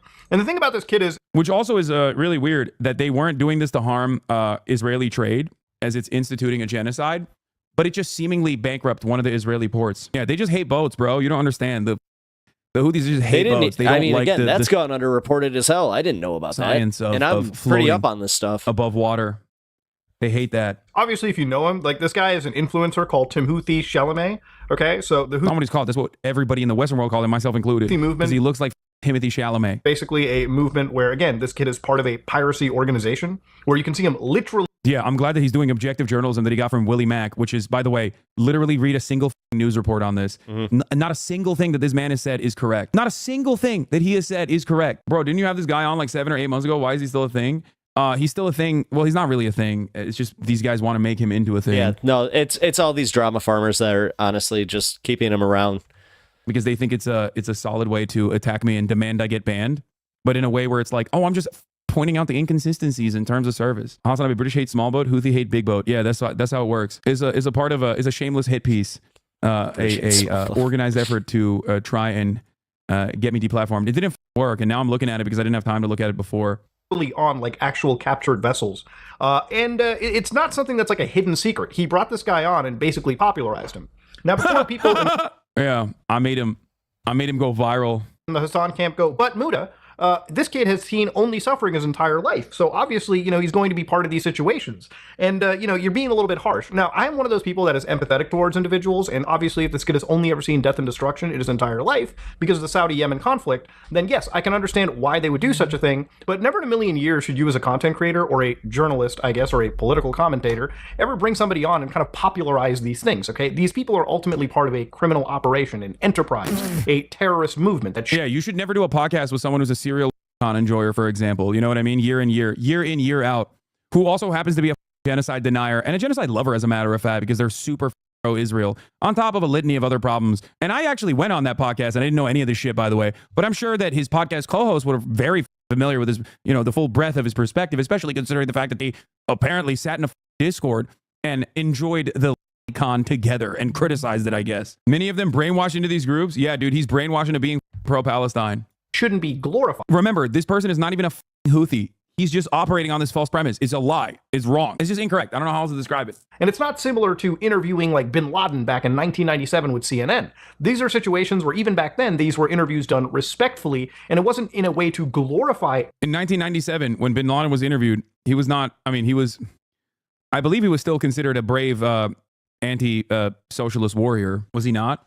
Or was this after the first, not the 9/11, but yeah, I'm pretty sure that the interviews conducted with Osama bin Laden originally were very positive. In 1993, the original one that I'm thinking of is from The Independent by Robert Fisk, who called him a anti-Soviet warrior, puts his army on the road to peace. But I think by 97, he'd already done some attacks. Fisk interviewed bin Laden again in 1996. He'd just been exiled from Sudan and was back in Afghanistan. The interview was conducted 10 days after bombing Al-Khobar. Saudi Arabia killed 19 U.S. soldiers, and though responsibility for that attack has been attributed to both Al-Qaeda and Iran, bin Laden told Fisk that this doesn't mean declaring war against the West and Western people, but against the American regime, which is against every American. The explosion in Al-Khobar did not come as a direct reaction to the American occupation, but as a result of American behavior against Muslims. Its support of Jews in Palestine and the massacres of Muslims in Palestine and Lebanon. During one of Fisk's interviews with bin Laden, Fisk noted an attempt by bin Laden to convert him. Bin Laden said, "Mr. Robert, one of our brothers had a dream that you were a spiritual person. This means you were a true Muslim." The interview he's talking about, I believe, is probably the CNN one, because bin Laden has been interviewed a load of times, and this was after he declared jihad on the United States. And in the interview, Peter Arnett asked, "What are your future plans?" Bin Laden said, "You'll see them and hear about them in the media, God willing." CNN producer Peter Bergen, who produced bin Laden's interview with Arnett, was also present during this interview, and it became the first television interview in which bin Laden declared war against the United States for a first time to a Western audience. Now, that's Osama bin Laden. He did 9/11, okay? He's not a random 19-year-old Yemeni teenager who's like, I only care about the genocide in Gaza, and I'm with anyone, no matter what their background is, that wants to put an end to this genocide in Gaza, the genocide of the Palestinians.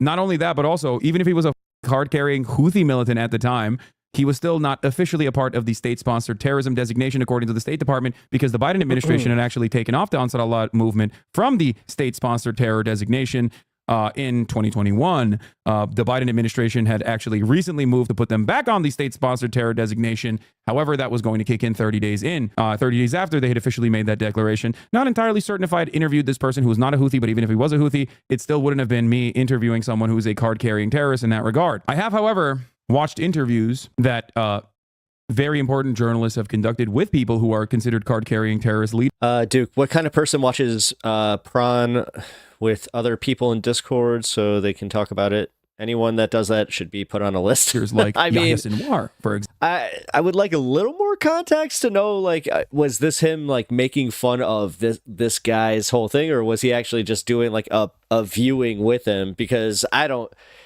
This has like Vosh vibes. Yahya Sinwar every time was every time. You know, before Israel killed him, the official leader of Hamas, both the military and also the Politburo chief, after Israel killed the Politburo chief. The reason why I'm actually adding all of this background information is because people who watch interviews or people who watch videos like Mudahar's Drama Slop don't know a single thing about these issues, and they just go, this guy, this leftist libtard interviewed terrorists and sucked him off. I hate him. And then they come in here and try to repeat that same exact dumbass. Eric Offerman, dude, what the F did I just walk into? Well, in my chat. Okay. Apparently, Mudahar, some ordinary gamer, was doing a view party of some lolly, apparently, allegedly. Okay, so baffling how the most mediocre Cheeto dust cum stain covered man can say coworker takes online, but because he's so confident people think he's correct or smart. Because there's a lot of dumb Cheeto crusted dusty ass out there who also hold those same views. And they love watching other people say it back. It makes people feel smart for their stupidity. That's what it is. Anybody who is part of a seriously criminal operation that isn't designated just by one country, but by a consortium of countries, even countries that are diametrically opposed to each other, politically. These are actual interviews that people do with criminals as a way to get multiple sides of a story. It's not meant to glorify somebody or glorify their cause as something just. Yeah. Mudahar, would you have the same smoke for someone that is in your orbit that you love a lot, giving glazing interviews to someone that's, I don't know, maybe conducting a genocide?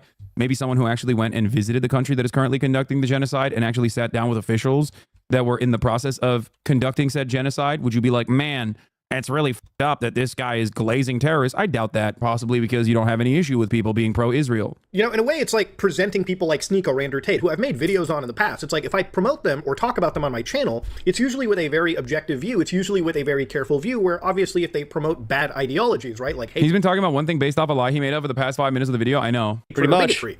It's about sitting there and deconstructing it with actual facts and logic, instead of, sitting down and kind of, hype beasting. Eric Offerman ain't no coming back from that. Don't know a single damn thing about any of these issues.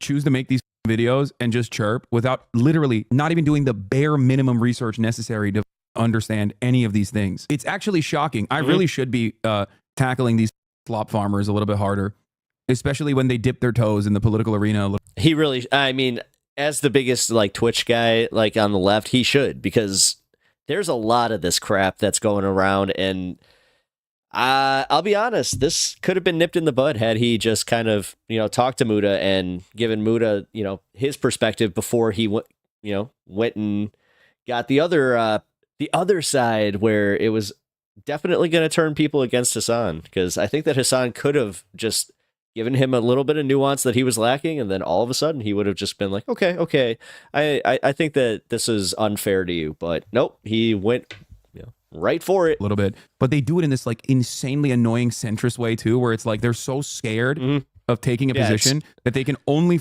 talk about geopolitics while playing this old ass video game in the background. They can only cover these issues from the framework of drama, and like Twitch's terms of service is so stupid. God damn. We are making an entire generation of people intellectually uncurious. To the point where you're normalizing it to a whole bunch of communities, right?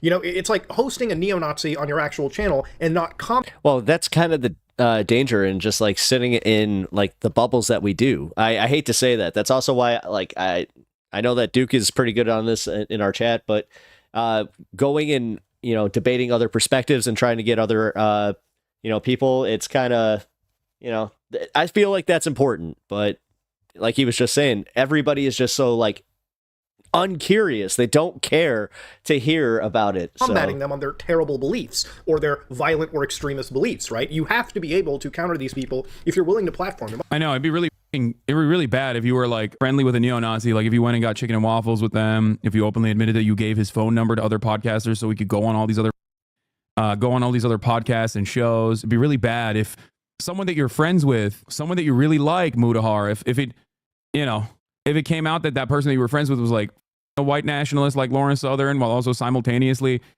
collaborating with other Nazi files like Sam Hyde, or even turning around and having chicken and waffles and peanut butter and jelly sandwiches that your ex-wife made for those Nazis at your house. It'd be really f***ed up if you then turned around and openly talked about how you platformed this person and tried to give them a career, even though you knew that they were a Nazi, and then simultaneously argued against your community over and over again that they were not actually a Nazi at all. Oh, that's right. Destiny did all of that, and Mudahar sucks his on a daily basis. Otherwise, they just have a free speaker to operate their, I mean, Destiny be sucking somebody allegedly, so we're going to talk about that after this, by the way. shitty beliefs over. And these are things that, again, no matter which side of the political spectrum you fall onto, I would imagine political content creators would be a bit more careful than even average YouTubers. If you got people like me who are just engineers and computer scientists that know better and know how to actually handle these facts, then these people are... Yeah, we should leave it up to people who know better, like Mudahar, a person who I don't think has said anything about Israel-Palestine up until this moment. The only time he opened his stupid, dumbass mouth to talk about Israel-Palestine seemingly was to on, suspiciously, a lot of people who are pro-Palestine. He said the Israel-Palestine issue is too complicated. Maybe he was worried. Maybe he was worried it was so complicated that, like, him as a brown Muslim guy talking about Israel-Palestine was going to draw a lot of ire, similar to this hate video that he put together haphazardly. This slop-ridden smear. Complete buffoons. I'm not an expert on this issue, guys, but let me tell you for 38 minutes why these other people who are infinitely better read than myself on this issue, who have talked about this issue and have interviewed academics on this issue, interviewed journalists on this issue, actually had not one, but multiple genocide survivors on this issue, from Motaz Azaiza, award-winning photojournalist who escaped Gaza, all the way to Rashid, who is, someone who actually is still living in Yemen. They shouldn't be operating in this field of content. Yeah, people who have interviewed, Israeli draft dodgers, conscientious objectors of the Israeli draft, activists, Israeli Knesset members. What the f do I know? I've only spent thousands and thousands of hours not only reading up on this shit and also advocating for Palestinian emancipation for the past 10 years. What the f do I know? Listen to some dumbass who normally talks about Linux and used to have a podcast with a dude who apparently did lolicon porn reviews on. Let's hear that guy's take on what I'm doing. Seemingly the subject matter expert here. I'll refer to you next time. I want to hear what your takes are on Lolicon, okay? I'm glad that he's doing this takedown because honestly, this is ridiculous. Like, guys like Muda do need to be called on the carpet for this crap, and he summed it up perfectly right there, where he spent thousands of hours studying this. He is definitely an authority on this subject, especially like when it comes to actually, getting different perspectives from the people experiencing this. But no. Listen to the gaming streamer. That's insane. Jesus Christ. Like the gall, the audacity. I think that if lefties were more open to be in other lefty-sockdem-lib bubbles, we'd have a stronger movement. But Destiny collabing with Fuentes is a little too much outside the bubble. That one is that's awful. I agree with the first part of that statement. Yeah, we do need to kind of like open up and broaden our horizons a little bit. And I'm just going to say it, as simply as possible, be nicer to the people that we have slight disagreements, but for the most part, we kind of agree on like the broader stuff. But this, again, Destiny collabing with Fuentes. Well, collabing with Fuentes again, we'll be talking about that after this. I don't put that in the same bubble here, or the same vein, but Eric Offerman, maybe like Shapiro or someone less egregious. We just fight over the smallest crap. Yep. That was hubris. The idea that these guys, this shit's gone on for far too long, okay? Oh my God, there are so many dumbasses who think they know what's what. Content in the first place. Now, that same guy that Hasan was kind of sucking the dick off basically was out there posting the executions we will carry out on all Zionists in the situation. Yeah. Now, one could sit down and probably say, yeah, he's probably talking about, just Zionists, not Jews in specific, but, looking into this person and the Houthi movement and the group in particular. The Muslim Zionist Network? What is this? Oh, God, I don't want to see this. The idea of anti-Zionism is also conflated with anti-Semitism in this situation as well. It's just more hateful rhetoric that is being constantly pushed down anyone's feed. I think hate from any angle is bad. Okay. He said anti-Zionism is being conflated with anti-Semitism. Okay, wait, hold on. But this guy is not necessarily any innocent, party. Now, obviously, Twitch, who is in such a weird state right now. Did I misunderstand this? Just to clear it up, you interviewed Rashid on January 16, 2024, and the U.S. designated the Houthis as a terrorist group again on the next day on January 17th. Yeah, and that wasn't even implemented until the next month. There's a 30-day barrier, so it doesn't even matter. This Belarusian child said the NSDAP. This is alarming. It's like, Mudahar, maybe it's because you got off Twitter because everyone was being racist to you that you didn't see the metric ton of hatred that those who are pro-Israel, open up against anyone who is against Israel's genocide. Like, this man's like, I can't believe what he's saying. Well, wait till you use the translate from Hebrew option on Twitter, okay? I've seen things that I did not know. Like, I've seen levels of hatred that I did not know existed in the world, okay? That I have not even heard from the worst of Nazis coming from, like, people who have like liberal, please no hate in the bio. Yeah, the linguistic vitriol. Yeah. These are just a few bad apples, literal Israeli ministers of the Knesset. Bro, we're talking about Israel, man. They had an emergency Knesset meeting in the middle of the summer where Benjamin Netanyahu, the current prime minister of Israel's own party, the Likud party, had a Knesset get up and yell at one of the Arab ministers to defend the right of Israeli concentration camp guards, Palestinian prisoners to death. Okay? He said that Israeli concentration camp guards have the right to Palestinians to death. It's not even a joke. It's on tape. And this is over here being like, some random teenager in Yemen said, this is what we're going to do to the Zionists. Guys, have you seen this? Have you seen how scary this is? This 19-year-old in Yemen, a country that has been bombed into oblivion? I can't believe it, dude. I can't believe it. It's like, dude, wait till you hear what people are doing in Israel. You are gonna be shocked. Shocked, I tell you. But of course, that is my problem with these centrist face sitters. Or face sitters. Centrist fence sitters. If you don't mention any of that shit, all of a sudden this looks weird. And if you compare it to like some American neo-Nazi, then ooh, scary. Ooh, this is scary. We gotta tone police these guys, man. We gotta tone police these guys. Like, first of all, if this mom was a die-in-the-wool anti-Semite, he's in Yemen. What are you talking about? The Ansar Allah banner literally says, curse the Jews. If he was anti-Semitic, he would say it. Like, what? You think he's worried about being canceled? You think he's not going to be able to get a HR job at BuzzFeed? You dumb. These guys are so stupid. It just like blows my mind. Just like literally pull your head out of your ass, dude. Oh my God. 19 years old, living in Yemen, has no reason to shelter his anti-Semitic views and use dog whistles. Like, he would just straight up be like, yeah, no, I don't like him. Okay, that's what he would say. It's so dumb. I just don't get it. Has decided to let this guy constantly stream. I'm still kind of mad that they're still hyper fixating on this one kid. And from what I understand, even unbanned the account, to which he's an actual streamer on Twitch right now. This entire conversation is idiotic. It's not a Jewish person. He said, wait, what is this? What is happening here? And even unbanned. Is he just like stealing Ethan's conversation is idiotic? It's not a Jewish person. Is he just like stealing Ethan's arguments? Is that what it is? Oh, it's the pic that Rashid posted. He said, is Mudahar your op now? Dude, anyone who maxes out at 4 brain cells is my op going forward. And yes, this is a lot of the drama slop tubers who try to present themselves as like intellectual giants, okay? By simply just never really taking a firmly held position until it's actually being anti-left. We arrived at this because someone was like, oh, Muda was out of his file. I investigated it. Turns out he's not, okay? Even though most of my ops end up revealing themselves as that. He was he had a podcast that I've literally been on, by the way, with some freak loser. Oompaville's fine. He's cool. But from helping you optimize your Steam Deck to be in your op, yeah. This shit feels like Gamergate 2 only now is about something actually serious and the gamers are full-blown fashists from the start. It's just like, yeah, he was, apparently he was caught looking at con porn, hand-drawn pornography with this other freak on his former podcast. Do they still have a podcast? Do they still have a podcast? When was this? Oh, it doesn't have a date Together, on it. Or do they not have a podcast any longer? I don't know. Well, I've been on that podcast. Why don't you call Mudahar and talk about it and confront him? I don't even know how the would reach out to him. But yeah, no, I wouldn't have a problem talking to Mudahar about this shit. What do you think? You think he wants to have a conversation with me about Israel Palestine? Are you crazy? Are you insane? This mother avoided speaking out on the issue, saying it's complicated. The only time he's actually ever talked about it is apparently on me. So I doubt that he would want to talk about Israel Palestine with someone who's actually knowledgeable. He would much rather write, rehash what other dumbasses have put together in a 38-minute video to be like, oh, why are Twitch is a disgustingly evil platform? They're allowing meanie bobini things to be said about Israel. Oh, it makes me so sad. Why is Twitch not banning these people? I also love principled free speech. I'm a principled free speech defender. Yeah, I hate this. These guys are such little cowardly losers, dude. I have no charity for you any longer. What is this? This is who he hangs out with.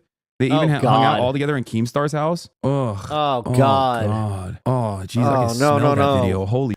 Why am I held smell that video accountable for some random Because you platformed him. How hard is that? God. Why did he clip? Why did he stop this? Why did he stop this video? Why didn't he watch the whole video where I'm talking about why am I being held accountable for some random Yemeni teenager 12 months after the interview was conducted in the midst of an ongoing genocide where children are being burned every single day? I wonder why he stopped it there. You're the one. Because my overarching point is it's really stupid to laser focus on whatever anyone that I've actually interviewed is saying 10 months after the fact, when my goal here is to cover the ongoing atrocities. They put him on your channel unapologetically and then memed with him about One Piece. Didn't ask him one single critical question. I did. I asked him if he hates Jewish people. He said no. He actually loves anyone who is anti-Israel, who's against Israel's genocide. That's number one. Number two, I asked him if he was a Houthi. He said no, he's not a Houthi. He's just from Yemen. He's a Yemeni a teenager. So, after that point, you're just mad that I humanize someone who is, on the other side of the world, who you disagree with. You disagree with his opinions. That's you. You did that. I'm criticizing you. You're not accountable for him. You're accountable for yourself. Now, honestly, that's probably the best way to put it. Thank you, Ethan Klein, for saying it like that. And at the end of the day, it kind of almost harkens back to, again, hey, listen, if you're going to put somebody on your channel. Yeah, once again, anyone that focuses on this is a goddamn rube or a sucker or a grifter who doesn't give a about anything and simply wants to farm the outrage points for some sweet, juicy clout, or is secretly in the tank for Israel, but a little embarrassed about how in the tank for Israel they are, and they can't contend with the reality that their audiences are not in the tank for Israel, and therefore now they've lost their minds and have gone on this righteous conquest. Oh, I'm not sufficiently pro-Palestinian is what my audience is saying, and I can't understand where they're coming from. So I've decided actually everyone that is pro-Palestinian is in the wrong, and the only people I will ever platform going forward will be people who seemingly defend Israel quite a bit and say, oh, I don't think it's a genocide actually. That's the permissible boundary of criticism against Israel. They're not doing a genocide, and it's all a bunch of bad actors that are simply sniping children. Why aren't you against Palestinians? Why? You must be anti-Semitic. Channel, you really should be able to counter them on their terrible beliefs. Can we stop talking about this drama you're feeding into this? It's a Friday night, and we're 7 hours and 22 minutes in. Okay, suck my. It's not.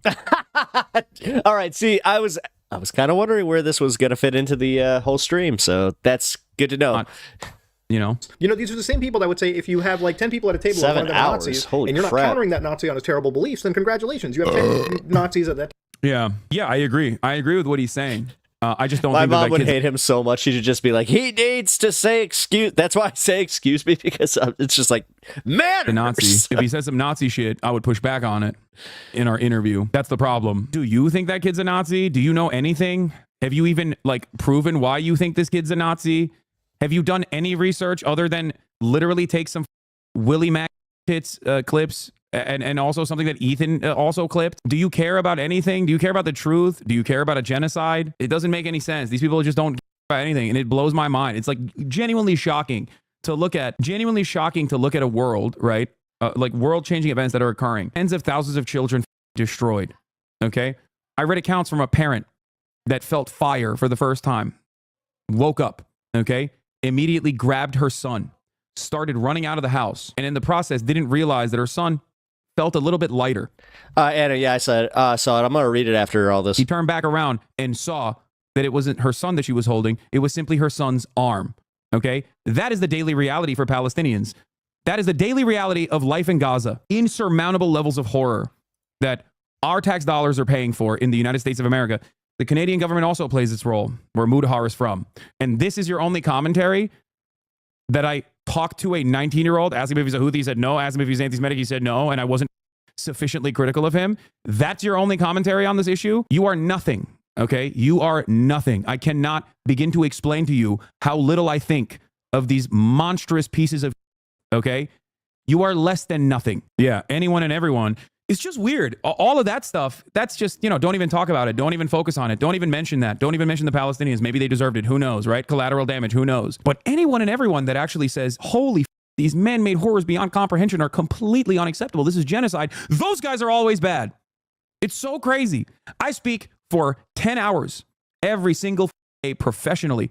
Many of the issues I speak on are very polarizing. Hours. Many of the positions I take are not positions that Americans are very comfortable with, okay? You can clip me out of context or reframe something that I'm saying to mean the exact opposite. And as a matter of fact, many of these dumbasses do that on a regular basis. Okay? If that's what you choose to do after 12 months, 13 months, 14 months of genocide, then you are less than nothing to me. And I will never forget these monstrous pieces of for looking at a situation like the one happening, the one unfolding in Gaza, and choosing to never say anything about it, only to then make these drama videos to call out the people who call out the Israeli government. It is disgusting. Go back to the review. History's not going to remember Muda very well for this one, especially if this is like the one take that they kind of remember him by. On with your podcast co-host, you piece of shit. You know, stay in the area of your pocket of interest. Stay in areas that you are knowledgeable on. You know, go back to chirping about cancel culture. It's like such a cynical deployment of this too, because like you turn around and you're like, cancel culture.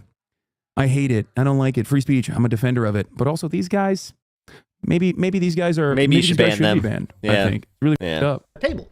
You know, these are the same people that would say it, and I feel like you should. No, this is not APAC funded, chat. Shut up. You're delusional if you think that like APAC is funding drama slop YouTubers to make these videos, man. Come on. No, it's just like a bunch of people who are afraid of taking a real visible stance on a seriously significant thing, and they just see that the algorithm favors them. Yeah, he's not smart enough to get the bag for writing a video like this. Hold people to that same accountability. It's funded by the YouTube algorithm and the revenue that they get. Across violent or hateful rhetoric, you should be combating it. Like you 100% should. What's even wild is when discussing this person in a very recent interview with Asmongold, like when they were talking about why Asmongold had his like wild takes.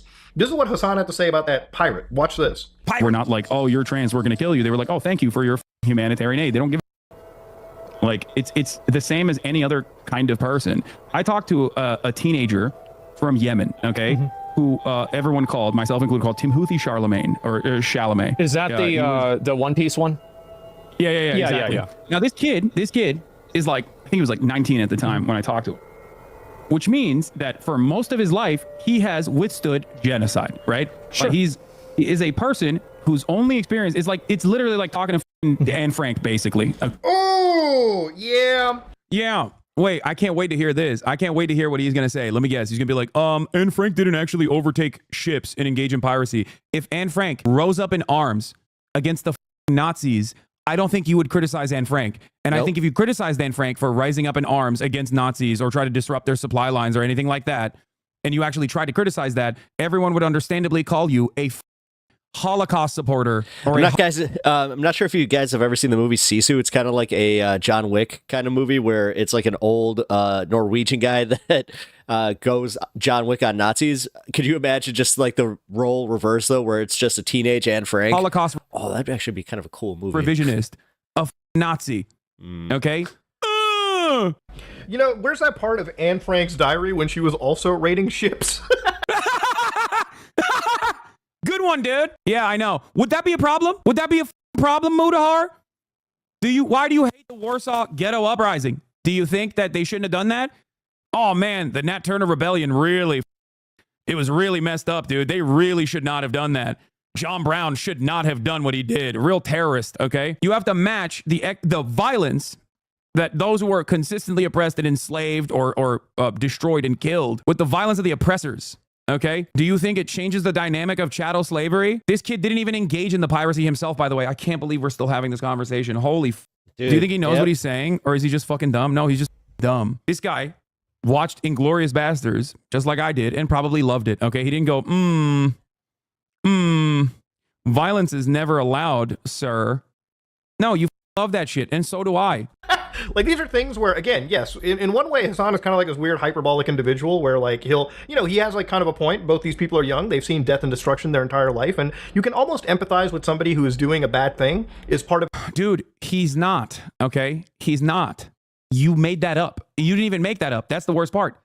He didn't even come up with that lie. He just saw someone else lie about it and went along with it. Of a terrible movement is part of a terrible group that is actually... He doesn't even know what this group is or what they're doing. He just knows it's terrible. He knows it's like appropriate to say it's terrible. That's it. You're literally, you're paraphrasing a Twitter post at this point. It's like lower than the lowest form of commentary. Committing crimes, and you can understand why they do it because of the... And this is a video essay, by the way. World that they've lived in. But then to compare it to like Anne Frank, who, again, is a pacifist in comparison, is just insane. Would it be inappropriate if Anne Frank wasn't a pacifist during the Holocaust, Mudahar? If Anne Frank wasn't a pacifist during the Holocaust, would you have a problem with that, Mudahar? Do you hear what you're saying? Do you hear the words that are coming out of your mouth, dumbass? Also, Anne Frank was a child. I, personally, if Anne Frank grew up and was able to escape and then, you know, fought back against the Nazis, I would not go around saying, if she participated in the disruption of supply lines for the Nazis, I would not sit around and say, it's kind of fucked up. Yes, I know she died at a young age. I think, 15. Like, what are you doing? You're doing civility politics for Anne Frank now? And there are plenty of examples of people who also died fighting too during the Holocaust. And we understandably celebrate those acts. And it's weird because, like, you know, it's in one of these situations where when it comes to, like, people like Hasan, you know, we've had him on, like, the podcast, the Some Ordinary Podcast, one of the first actual, like, you know, big guests. And on that show, what's insane to me is, like, look, people like Rogan, people like Asmongold, I would say that they're pretty stupid in understanding these situations. I'm stupid. Hasan, however, is not. This guy knows better, yet he just purposely goes and obfuscates.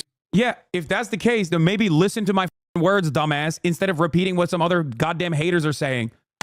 Try to understand what I'm saying. You are arriving at that point to begin with. I guess the only issue we have here is that he's just like automatically, oh, this guy's a Houthi, he's a pirate, he's a Houthi, he's a pirate, he's a Houthi, he's a pirate, that's bad, he's a bad guy. They're doing piracy for the sake of piracy.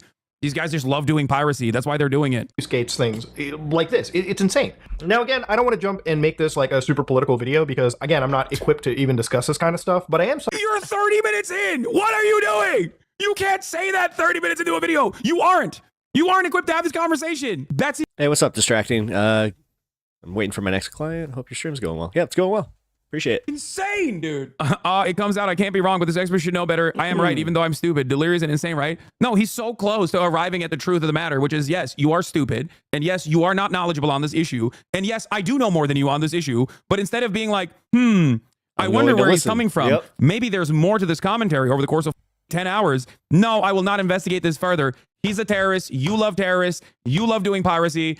The Yemeni population across the board are just like epigenetically locked into their destiny, their predetermined destiny of doing piracy on the Red Sea, even though they didn't do it before the Gaza genocide. You can't take a dick out of your mouth for a half hour and then say, I'm not trying to be gay here. Listen, I know I've been sucking this real good for the past 30 minutes, but no homo. No homo. Somebody that has basically been seeing a lot of this, like, you know, insane side of the internet effectively take over and become so normalized. Yeah, now, I know. The insane side of the internet, the anti-genocide side of the internet is so insane, dude. Why can't people make reasonable criticisms of Israel's metric ton of death and destruction and child mutilation machine? Wow. Yeah, why can't they have reasonable takes like me, who said, it's too complex for me. I'll stay out of it. In the situation, you know, like I've said before, and I've been clipped a few times, and, you know, even when I stream, you know, videos do get uploaded of my takes on situations that I feel like I need to clarify. I'm not somebody that is afraid to say that genocide is wrong. I think that there is an actual case of, you know, genocide, and there's an actual case of attack that goes towards the Palestinian people. I think there's very serious situations that go around the world. Now, at the same time, these are situations that involve, you know, a group of people, Muslims and Jews, that have effectively been at each other's throats for not. God.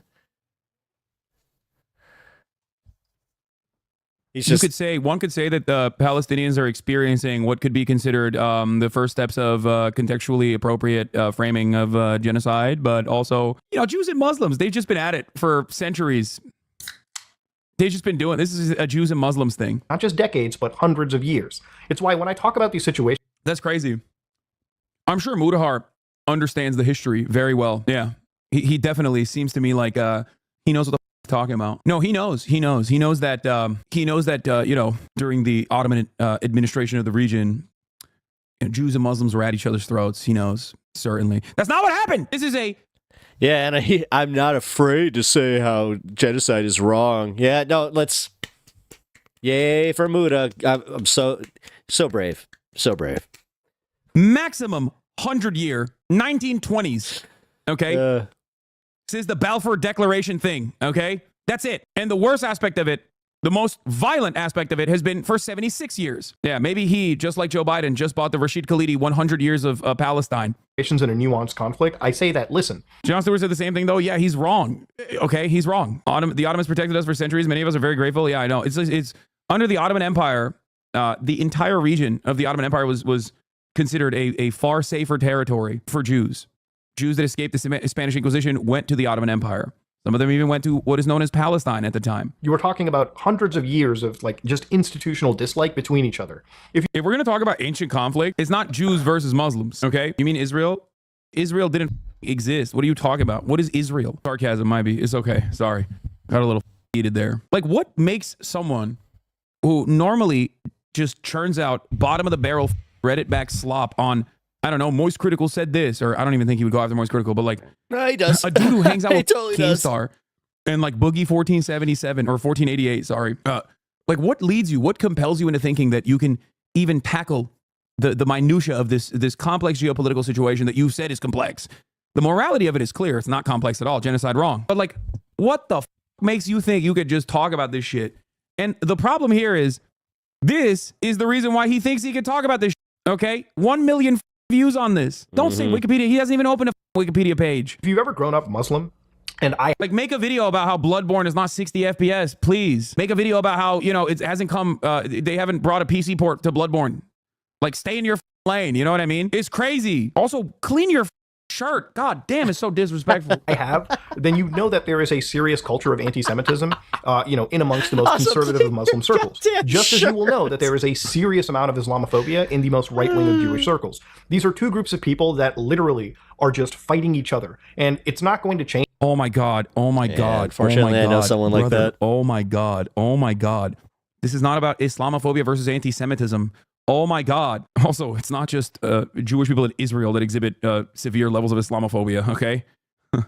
And same with anti-Semitism, mind you. It's not just Muslims, conservative Muslims that have a lot of anti-Semitism. Have you met like a white guy, like a white right-winger?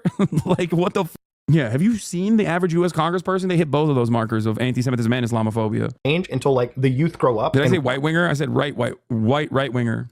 realize that this kind of hatred towards each other doesn't really meld well. And when it comes to people dying in a conflict zone like Gaza right now, there is literally nothing that I feel other than sadness for men, women, and children needlessly dying for no reason.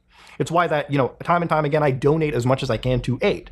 Even going, like tens of thousands of dollars just to make sure that people who need medical assistance, and I vet my charities the best that I can to assist people in really shitty situations. I don't make it a big deal to talk about it because I don't think donating money should be constantly promoted in the sense that, are you really doing it to help people? Or He's a good guy, man. He's a really good guy. are you doing it to make yourself look better in the eyes of the world? But it's Yeah, I'm gonna talk about it, but I'm also gonna talk about how I don't talk about it. the tiniest thing that I can do in order to How does it feel to get flexed on like that? Yeah, it destroyed me. I never donate except for today, where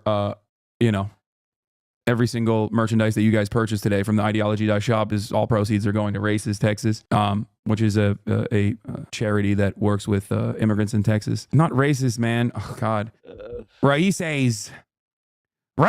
100% of the proceeds at ideology.shop is going to Raices. Texas. Nah, that's just one of many different instances where you fundraised for Palestinians. Again, this is another prime example of Muda just being like, "Oh, you're so brave, Muda. You're so brave." to make sure that maybe somebody who needs medical assistance in a part of the world where they literally can literally it is one of the most sought after needs can get some attention. And it's one conflict that I hope before I die things can kind of change. Now ultimately I really do think that Twitch is cooked when it comes to this kind of stuff. Yeah, dude, I think we should ban the guy who was I love doing donations, but Twitch should ban the guy who has fundraised to the tune of multiple millions of dollars for those Palestinians that I definitely do care about, because some other dumbass who was my friend online who also doesn't give a shit about Israel Palestine made another drama YouTube video, and I agree with him. Guys, I care about Palestine the right way, you understand? And if you care about Palestinians the right way, you have to demand that Hasan gets banned, because after all, I care about the inconsistencies in the terms of service of Twitch. That's right. And it's weird. It's weird that they haven't banned him. Maybe because they have seen, they have the tens of thousands of hours of commentary in their servers where they can go and see if I am an anti-Semite or not, or if something I've done is actually fucked up or not. And they're not simply operating off of, 3-second snippets that the Willie Fart Show is putting together, or Ethan Klein is chirping about. The clips that I've seen Actually, Firefist, you're the one who introduced me to Willie Mack. last few days have been downright disgusting to witness. One of the things that I noticed on my phone, and my wife actually saw this too, was I opened up a health app on my phone, and I guess I did a questionnaire, and inside my questionnaire, I was actually diagnosed. Well, I wouldn't say diagnosed, but the questionnaire rated me as moderately severe to depression. And I don't recall myself ever being in that route or in that stage.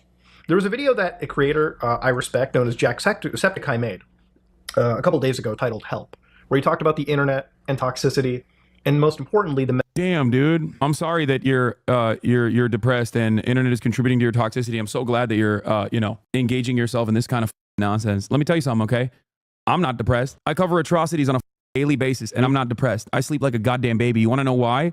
Because my conscience is sound.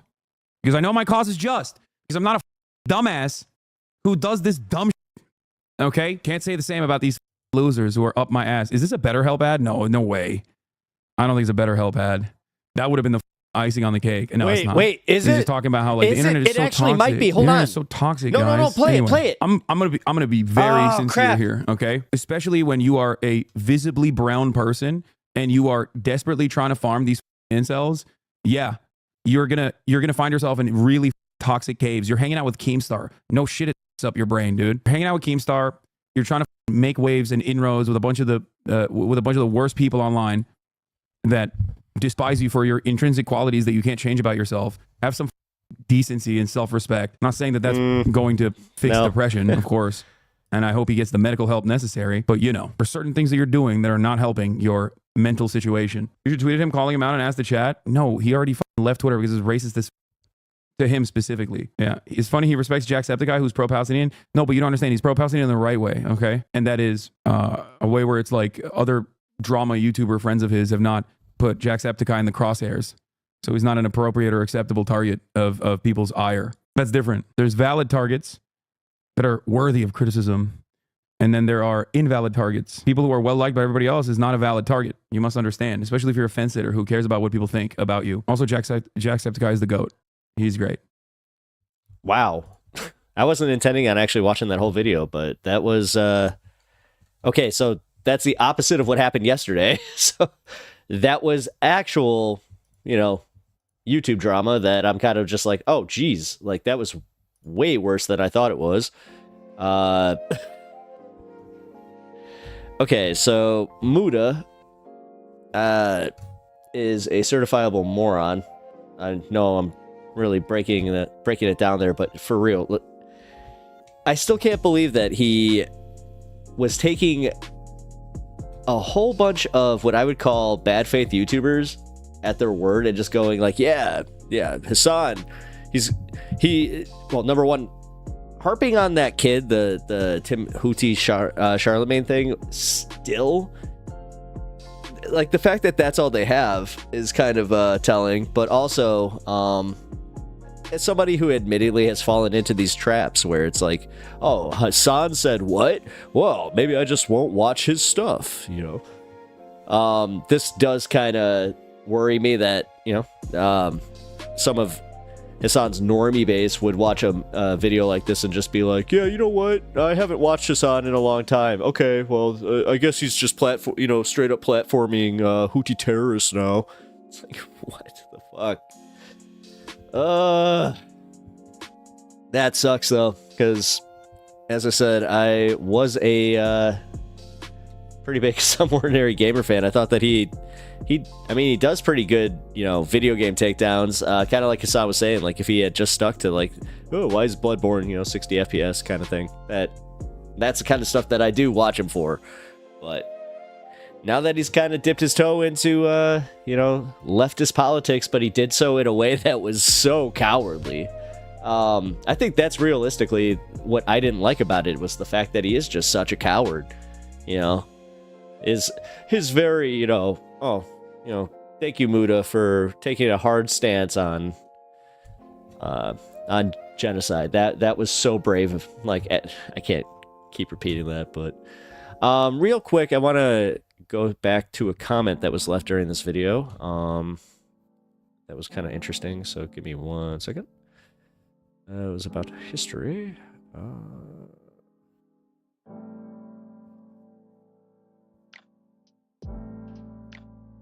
Oh, geez.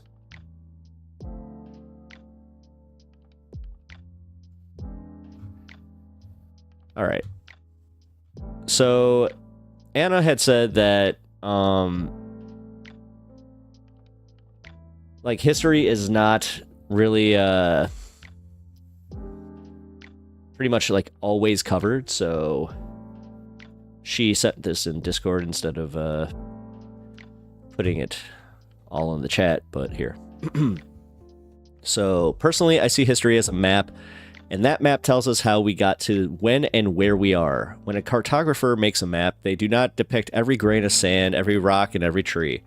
If they did, the map would be so big and unwieldy as to be useless. Maps intentionally leave out important details while adding in details that aren't actually there, like a compass rose in the middle of the ocean.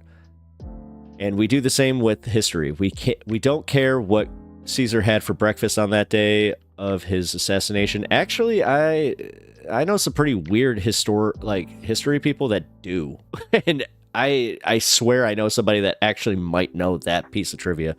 It definitely happened, but may not be history per se. Okay, I do understand where you're going with this. So this is a human-centered version of history. History is not objective. It is made by and interpreted by humans.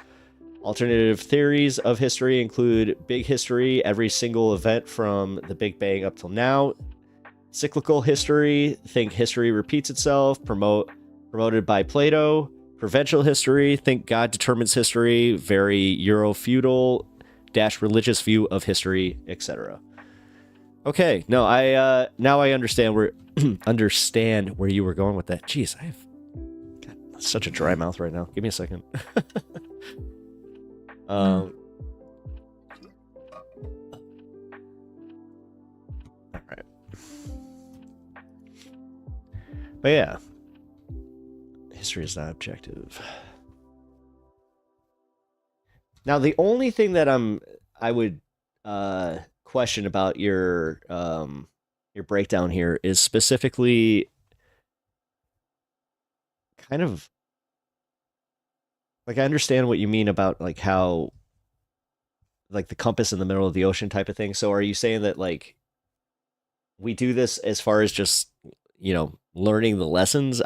Because in Bible class, we would call these it's doing like parables, you know, where you can use these stories as examples, but you know, it's just a shortened, sweet version of that, you know, that story. So Fire Fist, what is it? What's with all these influencers shifting to politics now? Is it that when we get older we can't help ourselves but weigh in on stuff? Yeah. Sorry, Fire Fist, honestly, I need to clean my glasses. That's kind of bad. But yeah, I would actually say that Destiny definitely had a part in it. Actually, I would say that Hasan showing up on CNN and things like that, the fact that he's had a lot of traction with like mainstream media recently, I think that that's kind of part of it, where they kind of see it as, oh, well, maybe if I do give my opinion, and they also see it as, oh, well, these right-wingers, they're the ones making all the money, which that is actually changing. So, we actually did have a situation where there's a right-wing YouTube adpocalypse happening where apparently they're targeting right-wing hate content. It's just they're a little too late on this one. So I feel like they probably should have stepped in during the election. All right.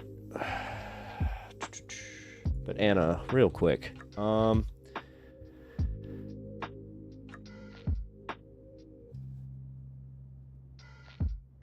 okay. So the metaphor to adding in the compass rose would be historical myths like George Washington chopping down a cherry tree and never telling a lie. Okay, I could see that. All right. Yeah, but wasn't like that was, am I mistaken? But I felt like that was all written by his biographer and none of that was really true. I don't know. God, I gotta refresh my history on the American presidents, especially, you know, George Washington and the Revolutionary War and all that fun stuff. Been so focused on, you know, the Mediterranean conflicts. Although I did do like a deep dive into the Yugoslavian War, so felt like that was applicable to the times, you know. especially because I do remember that was called a genocide when I was a kid. So, alrighty. Give me a second. I'm gonna set up our next segment here.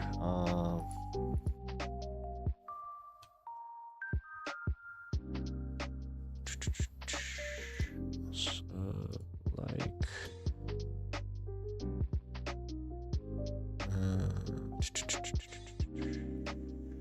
There we are. Okay.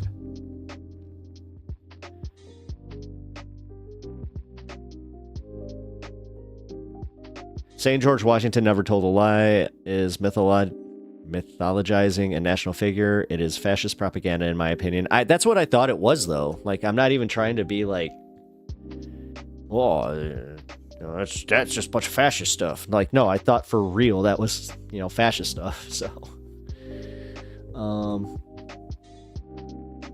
yeah, I don't know. The American exceptionalist propaganda stuff is it's definitely problematic. All right, so give me 1 second. I'm going to run, piss, get a new cup of tea, and then we can continue the show. So, and it's not true, and that's kind of the point. Yes. Okay, so. Wait, but did they do the same thing with Abraham Lincoln? Anna, just like there's no actual compass in the middle of the ocean. Are you kidding me? Are you kidding me? I thought that, if I sailed to the middle of the ocean, I'd eventually just hit that thing. I'm not a flat earther, but I did believe in compass theory. I thought there would just be this, giant hunk of metal. Oh, God. Now I'm going to get nerdy. It's like, oh, that's where Magneto lives. All right. Give me a second. The jokes are not great. That means that I need some energy and tea. Also, my bladder is about to explode, so... Just give me one moment. Let me put this up.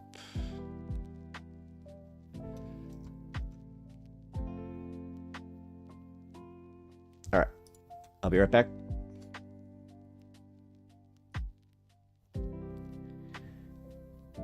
Give me about 2 minutes, and I should be back. Anna, Duke, I can copy my message and send it to you if you want. Anna, you actually might want to do that, because I think that Duke might have a good perspective on that. All right. 2 minutes. Be back. Oh. And that's what's my headphones.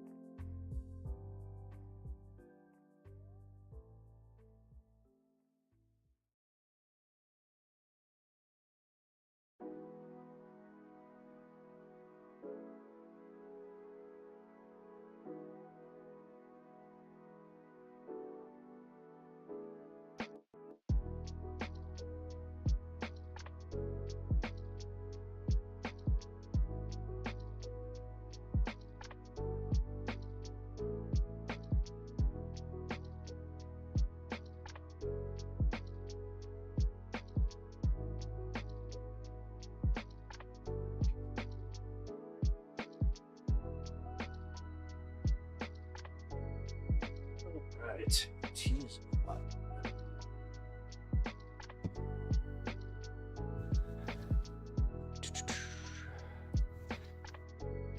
Oh, hello.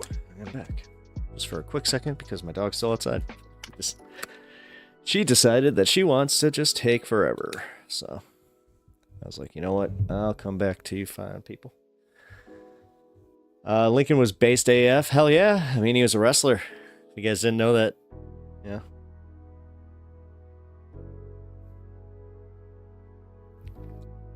Duke, have you ever read the letters that Lincoln and Karl Marx exchanged? Oh, no kidding. I didn't know that. No.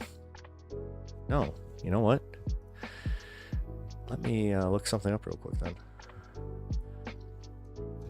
Because that would be interesting to read about.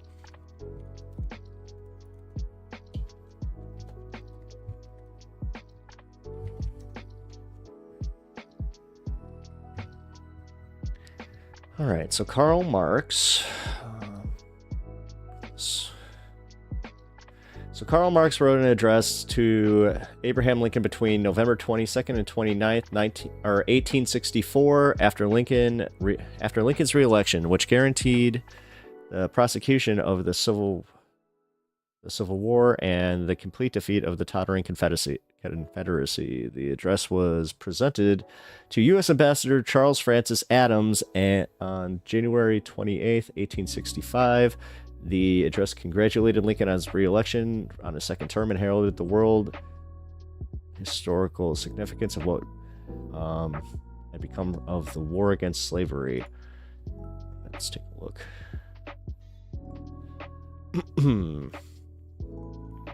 That's actually pretty short here. Give me 1 second. Pull it up.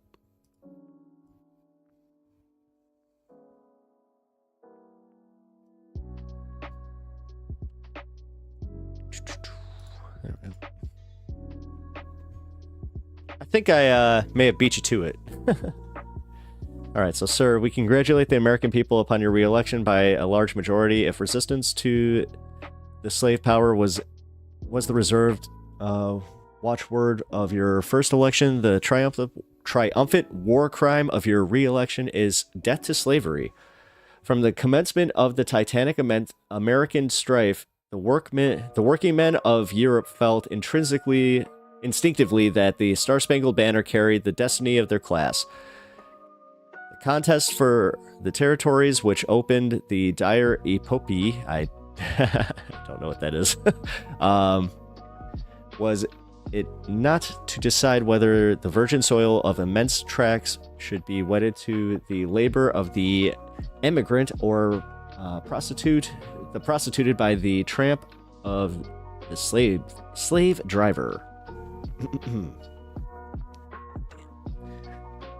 When an oligarchy of 300,000 slaveholders dared to inscribe, for the first time in the annals of the world, slavery on the banner of armed revolt, when on the very spot where hardly a century ago the idea of one great democratic republic had first sprung up, whence the first declaration of the rights of man was issued, and the first impulse given to the European Revolution of the 18th century, when on those very spots counter-revolution, with systematic thoroughness, gloried in rescinding the ideas entertained at the time of the formation of the old Constitution, and maintained slavery to be a beneficent institution.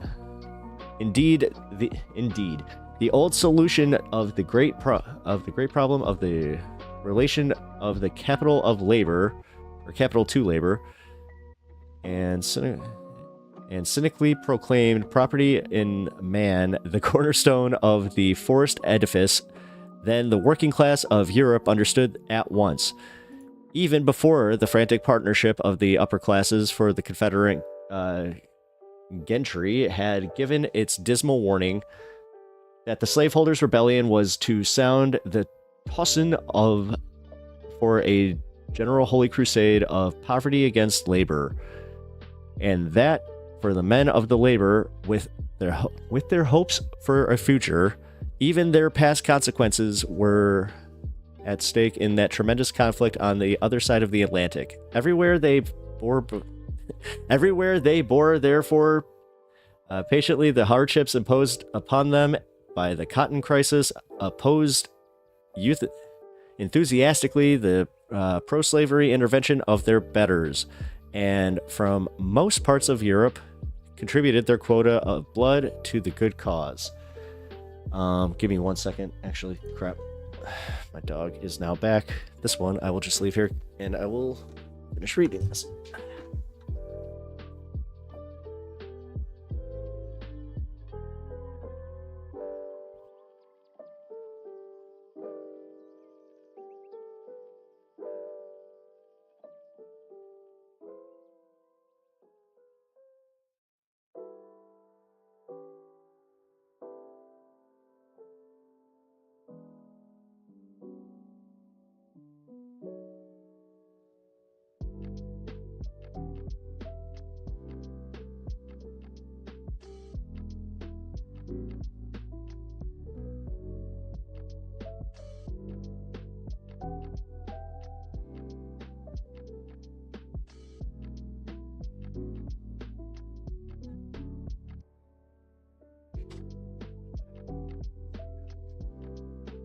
Where's he at?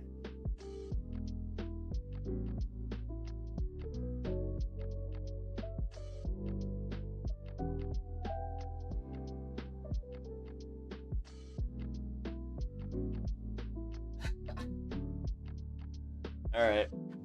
My cat's down here. He's going to be making an appearance here in a minute, so. Anna, I'm so sorry for Marx's academic German. It's genuinely intolerable. Thank you. This is a rough read. I've already been struggling with this where I'm just like, oh God, you want to talk about reading in public? I'm like, yeah, great. I feel like I'm in 4th grade again. All right.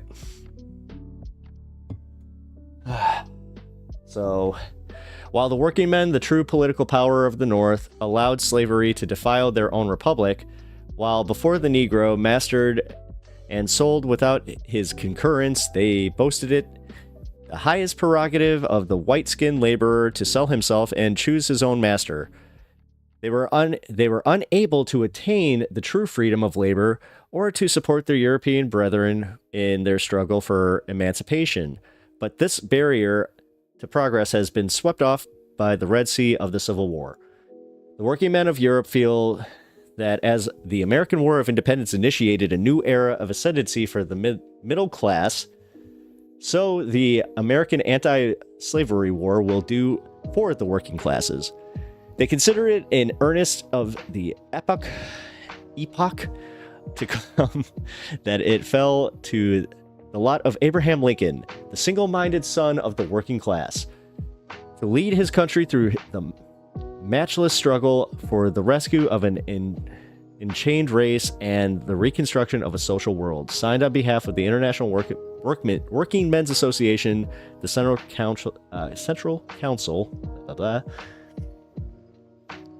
from minute control, and brought up. Dr. Marx then brought up the report of the subcommittee, also draft of the address, which had been drawn up for the presentation to the people of America, congratulating them on having re-elected Abraham Lincoln as the president. The address is followed by a unanimously agreed to. Okay. I'm not going to read Adams' reply, but yeah, Secretary of State, I guess, decided he was just like, you know what? We'll do that. Okay. There he is. Guys, we got a visitor. Where is he at? Where's he at? You hear him? You hear him? Oh, there he is. Hey, buddy. He's so good. Even though he's not supposed to be in here.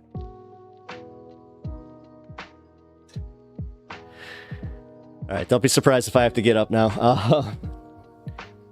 Now you know why I talk funny or dash type. Yeah, you know what? I wish I had that excuse, Anna. I just yeah, I'm not the best at reading old-timey English. Which is weird because I actually was really into Shakespeare for a while. I love Shakespeare. All right, so here we're gonna go into the next segment here. Give me 1 second. I gotta take him up. Come here.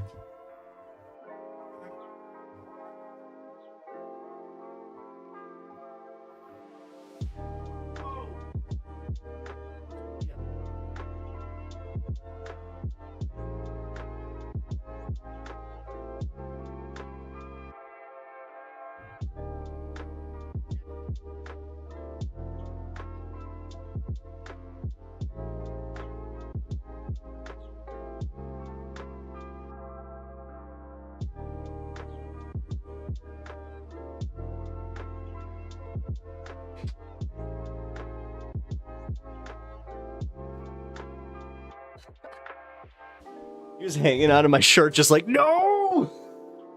I don't want to go, no! He's a good cat.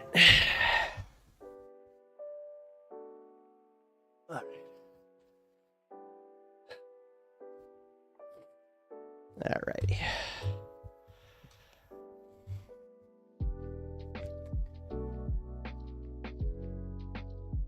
All right, we're going into the next segment here. It's actually a lot of fun because Kyle Kulinski went on Pondering Politics and did a exclusive interview over there. But he was talking specifically about like his time on Joe Rogan, which I feel that hasn't been covered very much, especially from guys like Kyle, where they are just honest about going on the show, what their experience was, and on top of it, do they want to go back? So I do feel like it is kind of not like his responsibility, but if he were to get invited back, now's the time to go back kind of thing. So I guess maybe it is his responsibility, but just give me 1 second. There we go.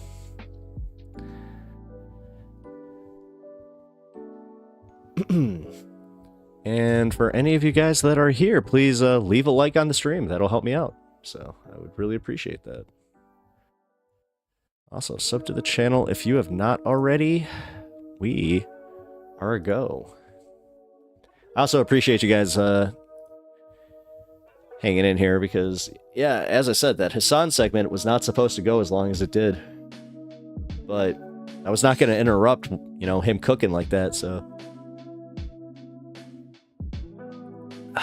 But thank you for bringing that up, Anna, about the Mark's letter to Lincoln. I did not know about that. Although it was a little bit difficult to get behind. Or I was just like, okay, I get what he's saying here. He's just like, congratulations on being, you know, a good dude. And I'm glad that you're president. That was essentially the long and short of it. It just sucks because when you think about it, like, yeah, Lincoln was based as hell, but it just... Every time that we get somebody that's base as hell, look what happens, you know? John Wilkes Booth, whatever. I actually read something recently on John Wilkes Booth that was really interesting. About how he may have been a homosexual. And it actually kind of started like the spurn lover theory. Because, you know, there's this weird thing where, yes, there's the alleged affair of Abraham Lincoln with one of his friends, but it's just the fact that people then automatically jump like, oh, it was John Wilkes Booth, he was a scorned lover. It's just, this is what? It's okay. All right, guys, but as I was saying, we're, here, you know what? I'll just... have to restart this segment. Just give me 1 second, please.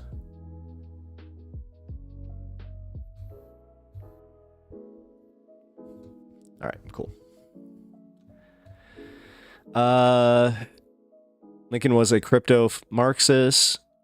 Well, now that when you say crypto Marxist, I'm just like, oh, so he totally liked himself some Doge.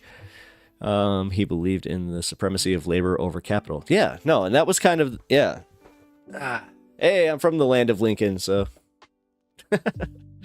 pretty cool. I have been to that man's childhood home so many damn times. Also, the one that he shared with his lovely wife. All right. So, as I said, I'm gonna just restart this segment. Give me 1 second.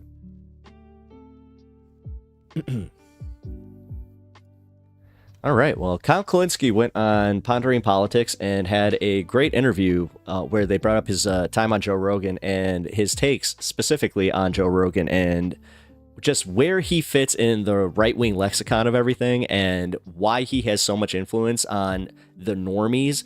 So I kind of wanted to just watch this interview because realistically, it is a great breakdown of why normal people aren't really shifting away from guys like Joe Rogan. So what do you plan to do differently, if anything, over the next 2 years in terms of posture, in terms of collaboration, in terms of messaging, in terms of things you talk about? What are things that you're he got thinking himself one of them nice cameras. Because I know the rest of us are thinking about this as well.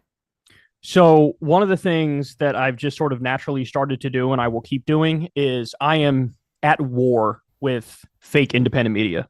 I am at war with them because there was a lot of hope for this idea of new media originally, where everybody felt like, oh shit, here's a place where people are uncensored. Here's a place where people could tell the truth. Here's a place where people are not audience captured or captured by corporate interests. Like, this is different than your CNNs and your MSNBCs and your Fox Newses. This is different. But what's happened over time is independent media is fake, and it's just as bad, if not worse, than mainstream media.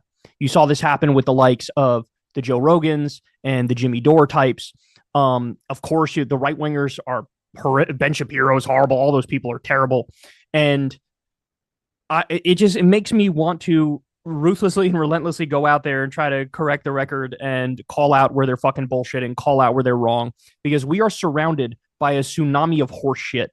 And I'm just so fed up with it because that is part of the reason why Trump won. Republicans and Democrats are held to different standards. And in this political climate, Republicans can double, triple, quadruple down, and they get rewarded for it more often than not. And Democrats have to reinvent the wheel every election. Am I crazy, or what do you think? No, you're right. And in fact, one of the things I've said in the wake of this election, and I said it to Piers Morgan's face, among other people, and they look at me like I'm crazy, is that Donald Trump is one of the most divisive and unhinged and arrogant candidates in my lifetime. And he won 2 out of 3 times and almost won 3 out of 3 times. The lesson should be Democrats genuinely need to be more arrogant and more unhinged and more aggressive. You have to make your case. I don't agree with that because they're going to be arrogant towards the wrong people. They're going to be arrogant towards the far left on that side. On it. They don't budge an inch. If you disagree with Trump 1%, he's coming for your head and he demands that you fall in line. And I would love to see the Democrats learn this lesson. You see people like Dean Phillips who've learned the opposite lesson. And he says, like, oh, we have to welcome MAGA into the tent and we have to be more kind. And it's like, no, you're misreading it completely. This is the guy who said he wants to deploy the military against us. Why all of a sudden would you genuflect at his altar? You need to be more aggressive. You know, I've said this, that in 2016, I understood the notion of like, hey, let's find areas where we could work with them and maybe get some good things done on the areas where we agree. Now I am not there at all. In fact, I want triple the resistance that we saw in 2016 because this party is completely and utterly unhinged. You have Trump. I mean, just look at his record the last time in office. Massively cut taxes for the wealthy and corporations, lost 200,000 manufacturing jobs, even though he campaigned as the anti-outsourcing guy, net loss of 2.9 million jobs his entire time in office, 3 million people lost health insurance under him. He appointed more Wall Street CEOs and billionaires than any administration in history. He filled the NLRB with union busters, destroyed the Consumer Financial Protection Bureau, stiffed 8 million workers of overtime pay, and that's to say nothing of his horrible warmongering foreign policy. And I'm supposed to hold hands and sing kumbaya or make the tent bigger or be kind to them? Are you kidding me? I want to be more unhinged. I want to be more arrogant. I want to make the case more aggressively than ever before. Do you think that bridge is torched between you and Rogan? Because I haven't seen you on in a couple of years, and you were on multiple times. Well, yeah. So a couple things. First of all, I'm a very introverted guy, contrary to popular belief. And whenever I have to go anywhere, my reaction is like, oh, I gotta go somewhere. That's mine. I'm one of those guys. I'm one of those so guys like, too. I went on because it was a cool thing to do, and I did it 4 times or whatever the hell it was. But every time towards the end, it almost felt like a chore. Like, oh, I gotta go do this thing. God damn it. Yeah. So I really don't. Although to be fair, once I'm out, then I'm kind of like, all right, I'm glad you got me out. About getting on that platform. In terms of the bridge being burnt, don't know, don't really care, because what's happened to him is humiliating and it's pathetic.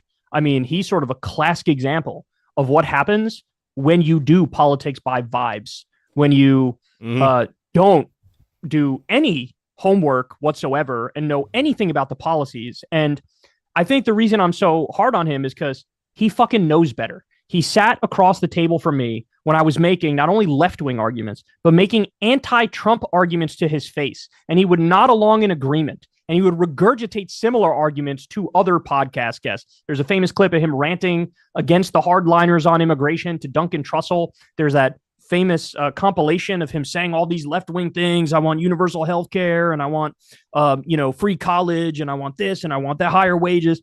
And then like for you to go from Bernie in 2016 or 2020, I think 2020, and then go to Donald Trump in 2024, I don't buy this idea of like, oh, we should all be the Joe Rogan whisperer and like be really nice to him to try to get him back to our side.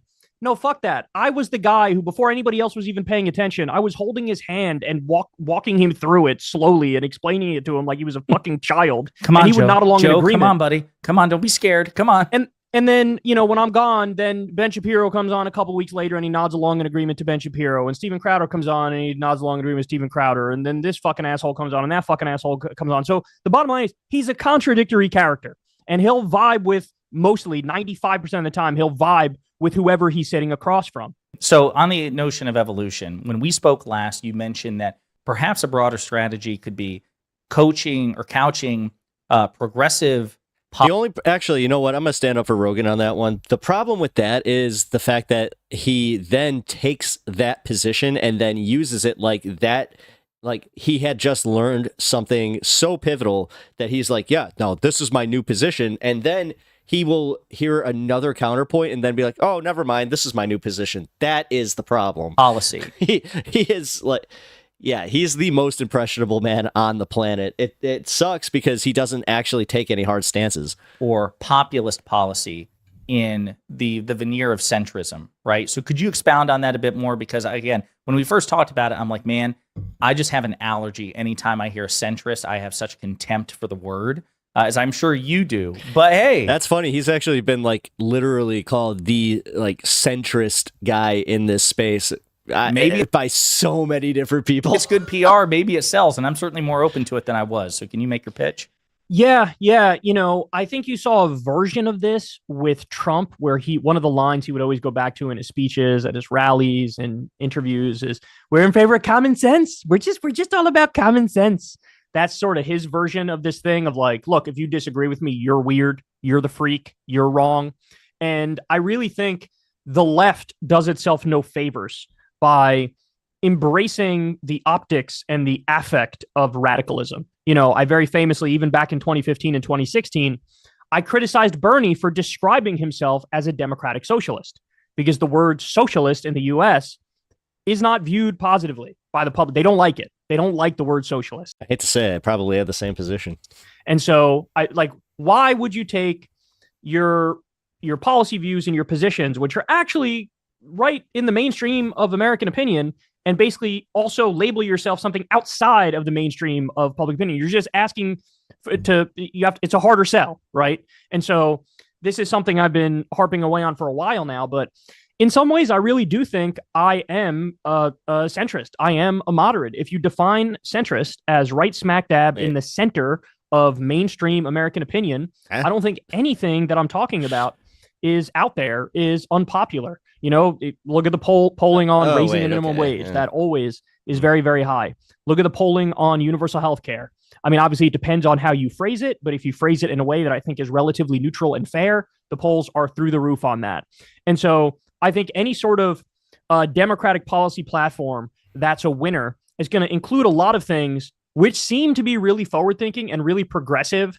But if you actually poll it, it's like 55% to 75% of people agree with it and would like it. So, yeah, I believe it now more than ever that you need to, because the message, if you say that, look, I'm a centrist, I'm the moderate. The message you're putting out there is the Republicans are the extremists. And they are. And they are. The things they believe, the things they're fighting for, it's ugly. And so why not also wrap yourself in this armor of, look, I'm with you, the average American, and I'm just a vessel for you and what you want. And so when we go out there and we say things, Lord Duma, Crystal's got Kyle licking her shoes. Kyle is an embarrassment as a man and a pseudo-progressive. things like, I don't kink shame. So. yeah, I brought this up a lot recently. Democrats should be arguing on the campaign trail that we want the number one infrastructure in the world. Yes, Biden did an infrastructure bill. That's great. He deserves a lot of credit for that. Why aren't we thinking bigger? You know, Trump has his Make America Great Again thing, and the right seems to like that. The left-wing version of that should be, we want to be number one in the world in infrastructure. We want high-speed rail everywhere. We want the best airports in the world, ending the corruption and getting clean elections, so publicly financed elections, universal health care, higher minimum wage, even something like 4-day work week, which polls tremendously popular. And in all the pilot studies, it's basically been proven that productivity stays the same or even goes up in some instances.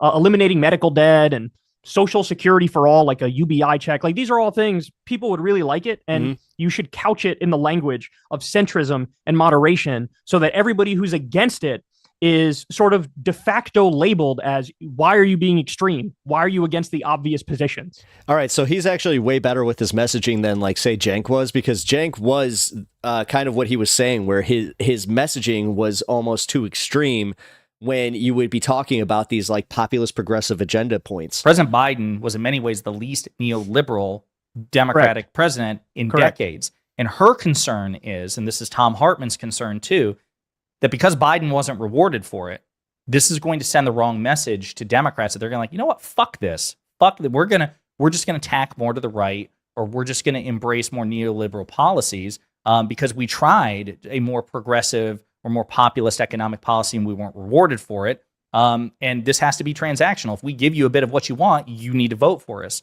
So can you talk about that as well, and how it would relate to your messaging? Because it sounds like you would want more ambitious policy programs than what the Biden-Harris administration offered. But how would you, I guess, make it clear that, hey guys, if these politicians do it, you got to vote for them. You got to reward them. Otherwise, they're going to totally walk away from that. Yeah. So like I actually said up front at the beginning of the conversation, I really do believe if the original Build Back Better bill got passed, I think Kamala would have won. And also, I think if the expansion of the social safety net that happened under COVID, if that was still in place, I really think the Democrats would have won. So in other words, I think that if you did address people's material conditions in such a strong way, that they would have been rewarded for it. But to your point, because you actually have a really good point, that some people are going to look at this and say, well, hold on, he broke from neoliberalism and he lost. So why wouldn't the takeaway be more neoliberalism? Well, there are a couple answers to it. One of them is a lot of the great policies that Biden did, they are genuinely long-term policies, right? So like the CHIPS Act, for example, phenomenal bill. It's going to be a while to get the full impact of that bill. The infrastructure projects, great thing. It's going to be a while to get all the benefits of that. And again, one of the just horror shows of all this is that Trump's going to take credit for a lot of these things that happen. All of it. And it's going to be infuriating. So that's part of the problem, is that it's long-term stuff. But there's another answer to your question here, and this one should be easier to address, but we live in hell, so maybe it won't be, which is, look, there is a genuine media problem here, right? There is a real media problem. And I remember it was a real slap in the face to me when I actually saw Biden doing some really good economic policies and seeing how everybody in independent media who pretended to be all about policy did not give credit where credit was due. I wanted to pull my hair out because, so for example, you had student debt reduction, which he fought in multiple different ways to get. You have the $1,400 stimulus checks that they sent out. You have, as we mentioned before, the pullout of Afghanistan, massively reducing the drone war.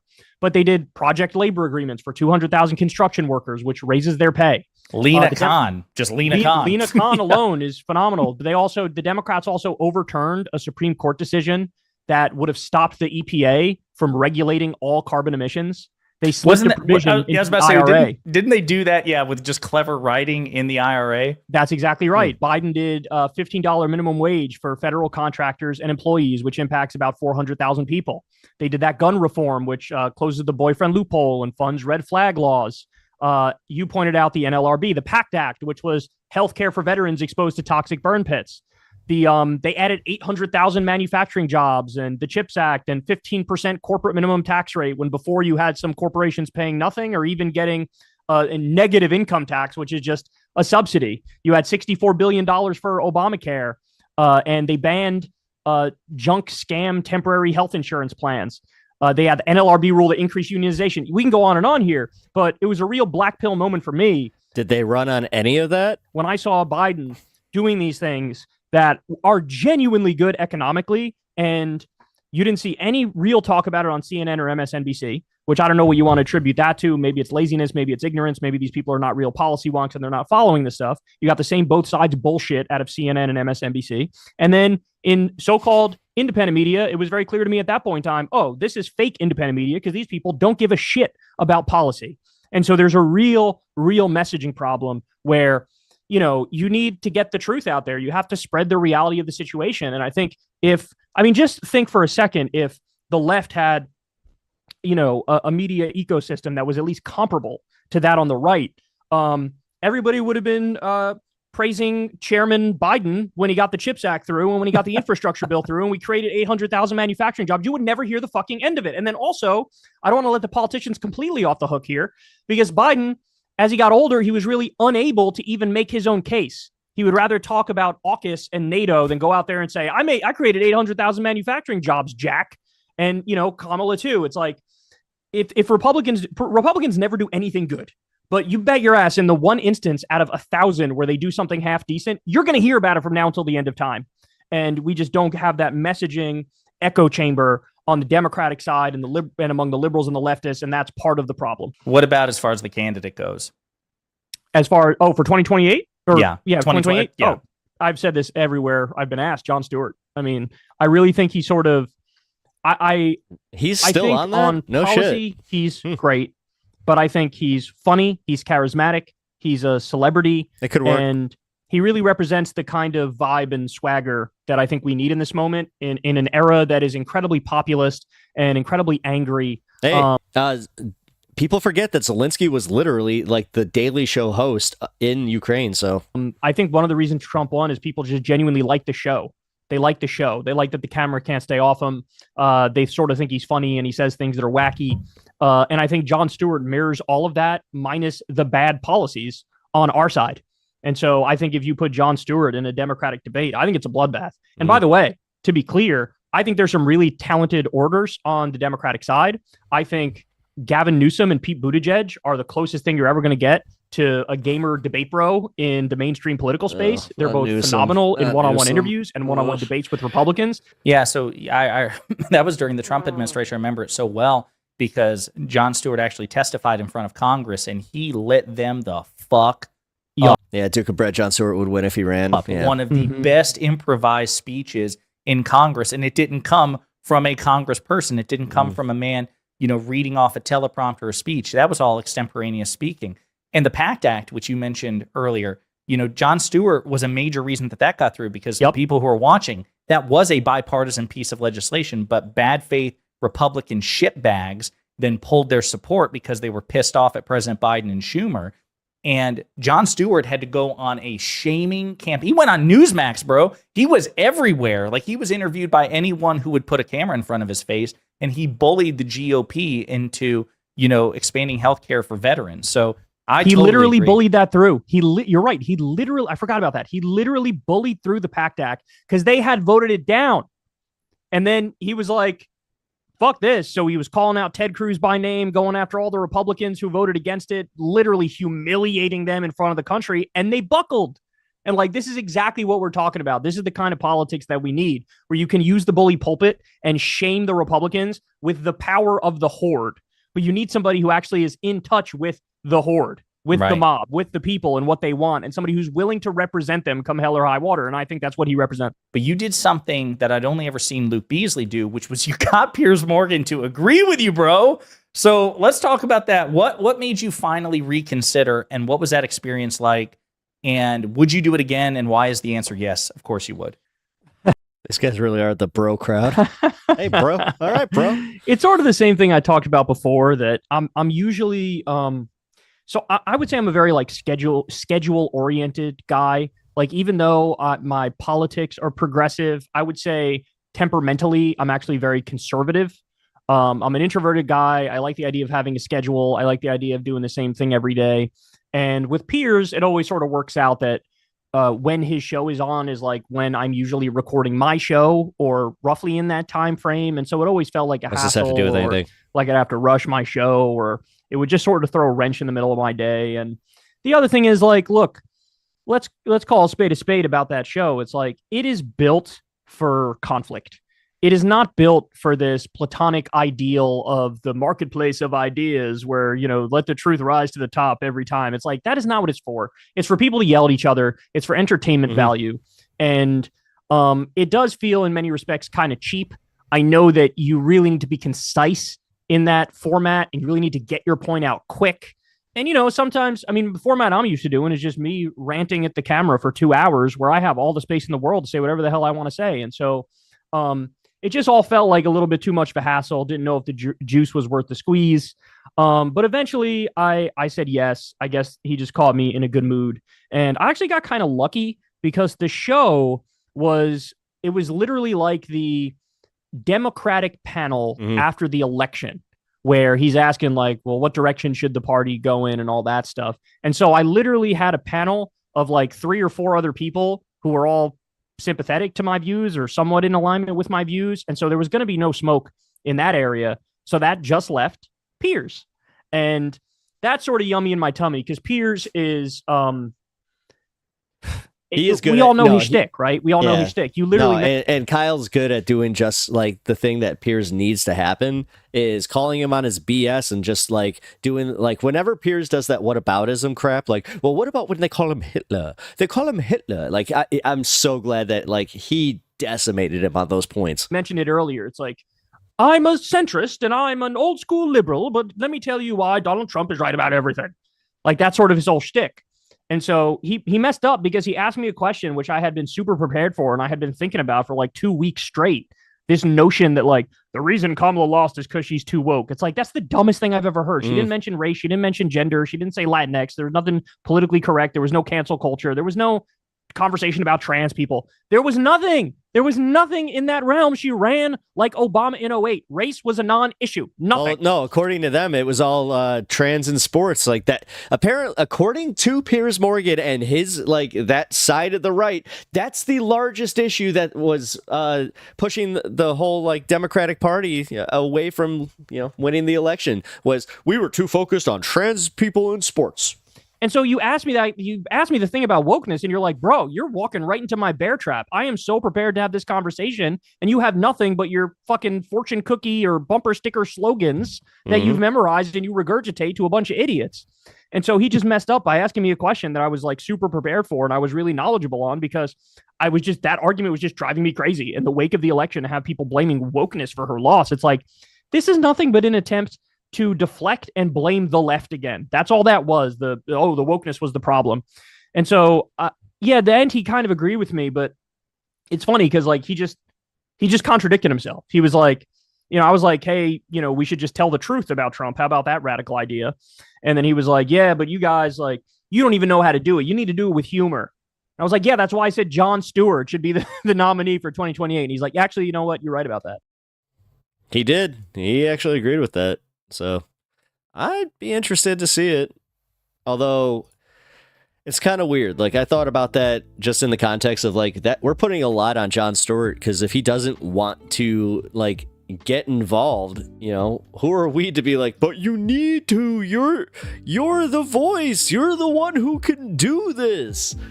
But realistically, if he just wants to like sit at home with his family and just live a quiet life, you know, that is for him to do. He's a successful comedian. He's done it his way. So, yeah, that'd be interesting to see though. Yeah, Kyle. All right, so I'm just reading that the pseudo-progressive comment about Kyle Kulinski. I wouldn't call him a pseudo-progressive. That's being a little too critical of his policies or his politics. Because honestly, he's like a leftist ally as much as he really can be. Hell, I mean, even Crystal to a degree, her politics don't really suck. I wouldn't put her in that vein. You know, occasionally she'll kind of surprise you with a more centrist take than, you know, we would be used to from her, but you know, realistically, we're going to do a real fun video here in a moment, but give me one moment. I want to check something. We're gonna check the news just to make sure that nothing popped up here. Nope. All right.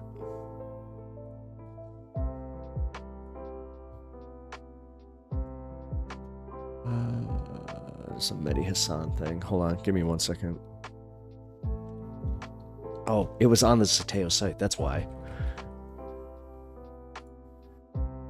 Which, by the way, if you guys aren't following Zateo news, you really should.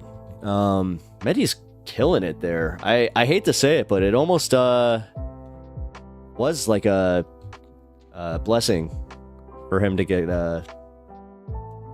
canceled. And from my perspective as a ML, there is a massive difference between someone like me and a SOC Dem.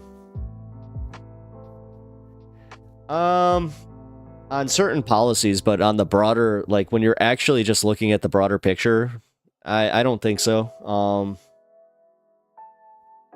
Again, like if you're going like issue by issue, but I do think that, you know, it's kind of what we were saying earlier in chat, where we were talking specifically about how we need to kind of broaden our coalition, and to do that, we have to essentially welcome in some people that we don't necessarily agree with. Fully agree with, because I'll tell you right now that I do follow a lot of just like centrist, you know, BS Kamala groups, and that are they're still doing this thing where they're just like, Kamala law, like the election was stolen, like they're doing that crap, and I'm just like, stop it. Like, you guys are just as bad as MAGA sometimes. But realistically, when it comes down to like when I ask them about supporting healthcare and supporting women's rights and trans rights, they actually do have a pretty good take on that stuff. So that's why I'm a little more charitable. I understand where you're coming from though, Anna, so do not get it mixed up.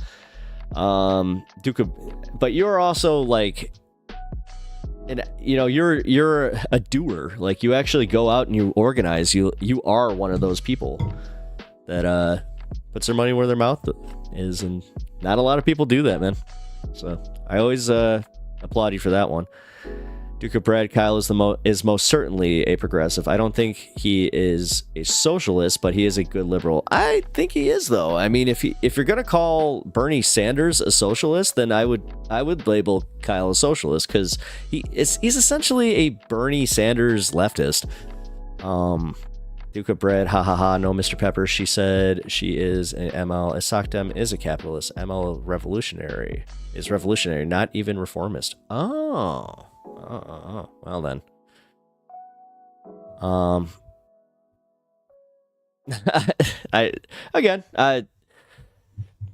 This is I'll be the devil's advocate, I guess. It's like, but not like I don't disagree with you. Oh, my tea bag just burst. Damn it. Oh, that sucks. I hate when that happens. Ah, damn it. Oh, that one's shot. Great. All right. Well, I'm going to smoke a little bit here, and then we're going to do our next video, which is going to be fun, because we got a lighthearted one. We're going after the quartering today. I feel like, why not? The quartering is somebody that I have not covered at all on my streams. And somebody, one of our wonderful viewers, recommended this video from Actual Jake. So I made a promise that I would find a video from Sir Actual Jake to watch, and this was it. So, and then we also have another viewer recommend coming up here, but just give me 1 second. Let me pull it up. Cool. All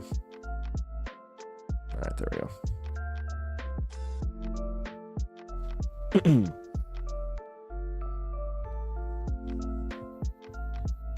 All right. For Gondor.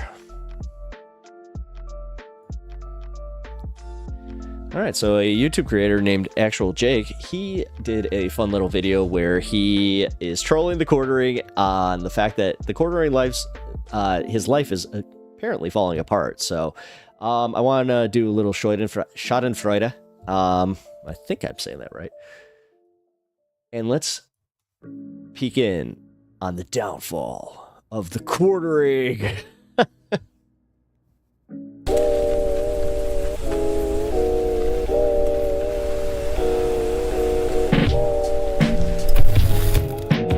Quartering put a video out that says, "Today sucks. Just had to lay off an entire team. Please hear me out till the end."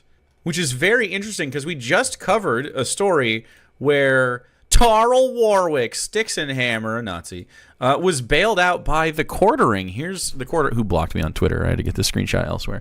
He tweeted, "New Orleans court system is a disaster. Sticks's bail was paid at 3 p.m. today. I was told he can get out today." And then nobody... Oh, God, I just realized that my Twitch is more than likely going to have set up kind of like this. I actually have a cool branding thing where it's going to, have a little... spicy meter where it's like, oh, we got spicy takes. Oh, okay. He answered the phone for the next 2 hours. They charged my card though. I spoke with his family, but I'm keeping YouTube just basic. So and we'll be on the phone the moment they open tomorrow at almost 10 p.m. at night. Hilarious. Tarl Warwick jailed for domestic abuse, and the bond amount here is $7,500, which means the quartering spent $7,500. Someone said that maybe you could pay 10%. I don't know. No, it's 10%. Yeah, it's $750. How does bail work in New Orleans?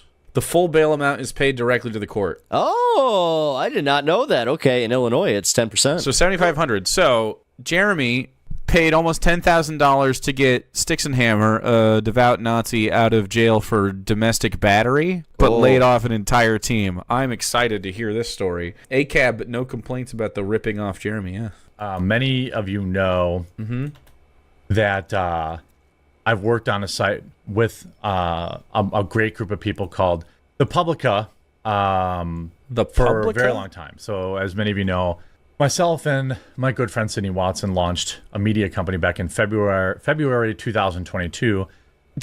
Dude, why is he squirming so much? What is happening? You know what? As somebody who's a little fidgety, that happens, because especially if you have a attorney chair like I do, I'm not going to attack that. What is all this shit? Is he good? Also, mannerisms. I don't know. Like, again, this is kind of like people who make fun of Ethan. I'll tell you what, I do have one line where when people make fun of Ethan's Tourette's, I do get angry about that, because I had a friend that had Tourette's that, he couldn't control.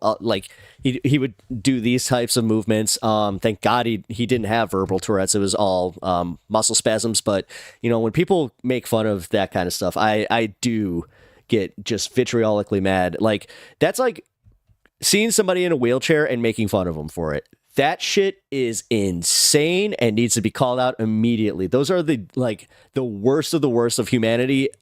There should be no tolerance for that. So I'm sorry.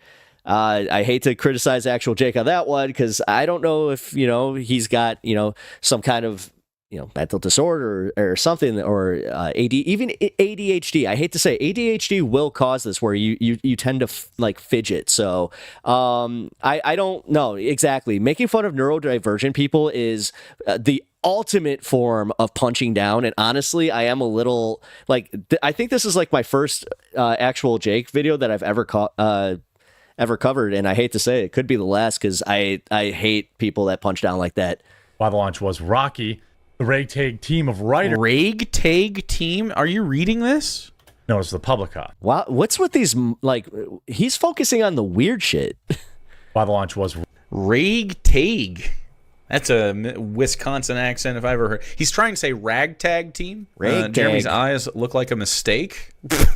He looks like AI. No, the only criticism that I could levy against the quartering is the fact that I do know for a fact, because he has said this, that he tends to drink on stream, or he drinks before stream, so he could be inebriated. But again, this is just me alleging that he could be inebriated. Rocky. But what he's doing is a little... the ragtag team of writers that... And again, making fun of somebody's vernacular, really? Formed under the brand, found their bearings pretty quickly, and have been smashing it ever since. And they really have been. The writers have been absolutely doing amazing work on the ground at Tommy Robinson. What is he doing? Why is this so uncomfortable?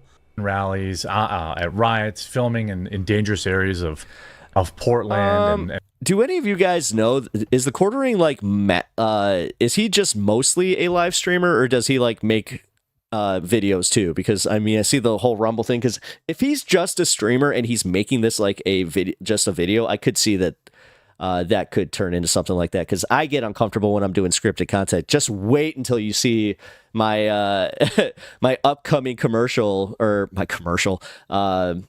upcoming ad for our buddies over at Ground News, because and filming Antifa and breaking stories, filming Antifa, and the team has been absolutely amazing. The public, you guys know all the reporting the Publica has done that you've heard of and seen. Publica has put out many insanely viral. Oh, he does what I do? Really, Anna? He streams and cuts his streams into videos. Same thing you do. Headlines that made international news. I also noticed that we have a similar beard, but it also sucks because I am legitimately interested in the same things he is. I look behind him, I'm video game. Although Packers, screw you Packers. I'm a Bears fan. Go Bears. Bears. Really punching above its weight for its size and level of funding. Almost everybody on a Antifa Lockhart. Personal note. How was that not your name? Who worked for that site did it for almost peanuts. Almost peanuts. Everybody that worked for that. He admits that he paid them shit. That site either did it for well below market rate, or would provide above and beyond where it is.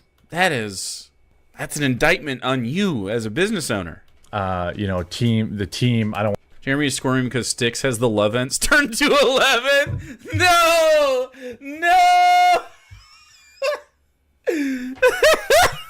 That's how Styx and Hammer is paying back Jeremy. All right. You could put the love ends butt plug in, Jeremy. Fuck. All right. Now I can't not see it. All right. Let's see if we can measure the you see, I'm using my thumb. I know how the app works. You can see how much turbulence, I guess, is going to be caused. I want to, some people use pseudonyms, so I don't want to dox anybody. But $7,500 of edging, nice. You've seen them online. You've seen the work they do, and it was incredible work. The team, probably 10 people. Probably 10 people?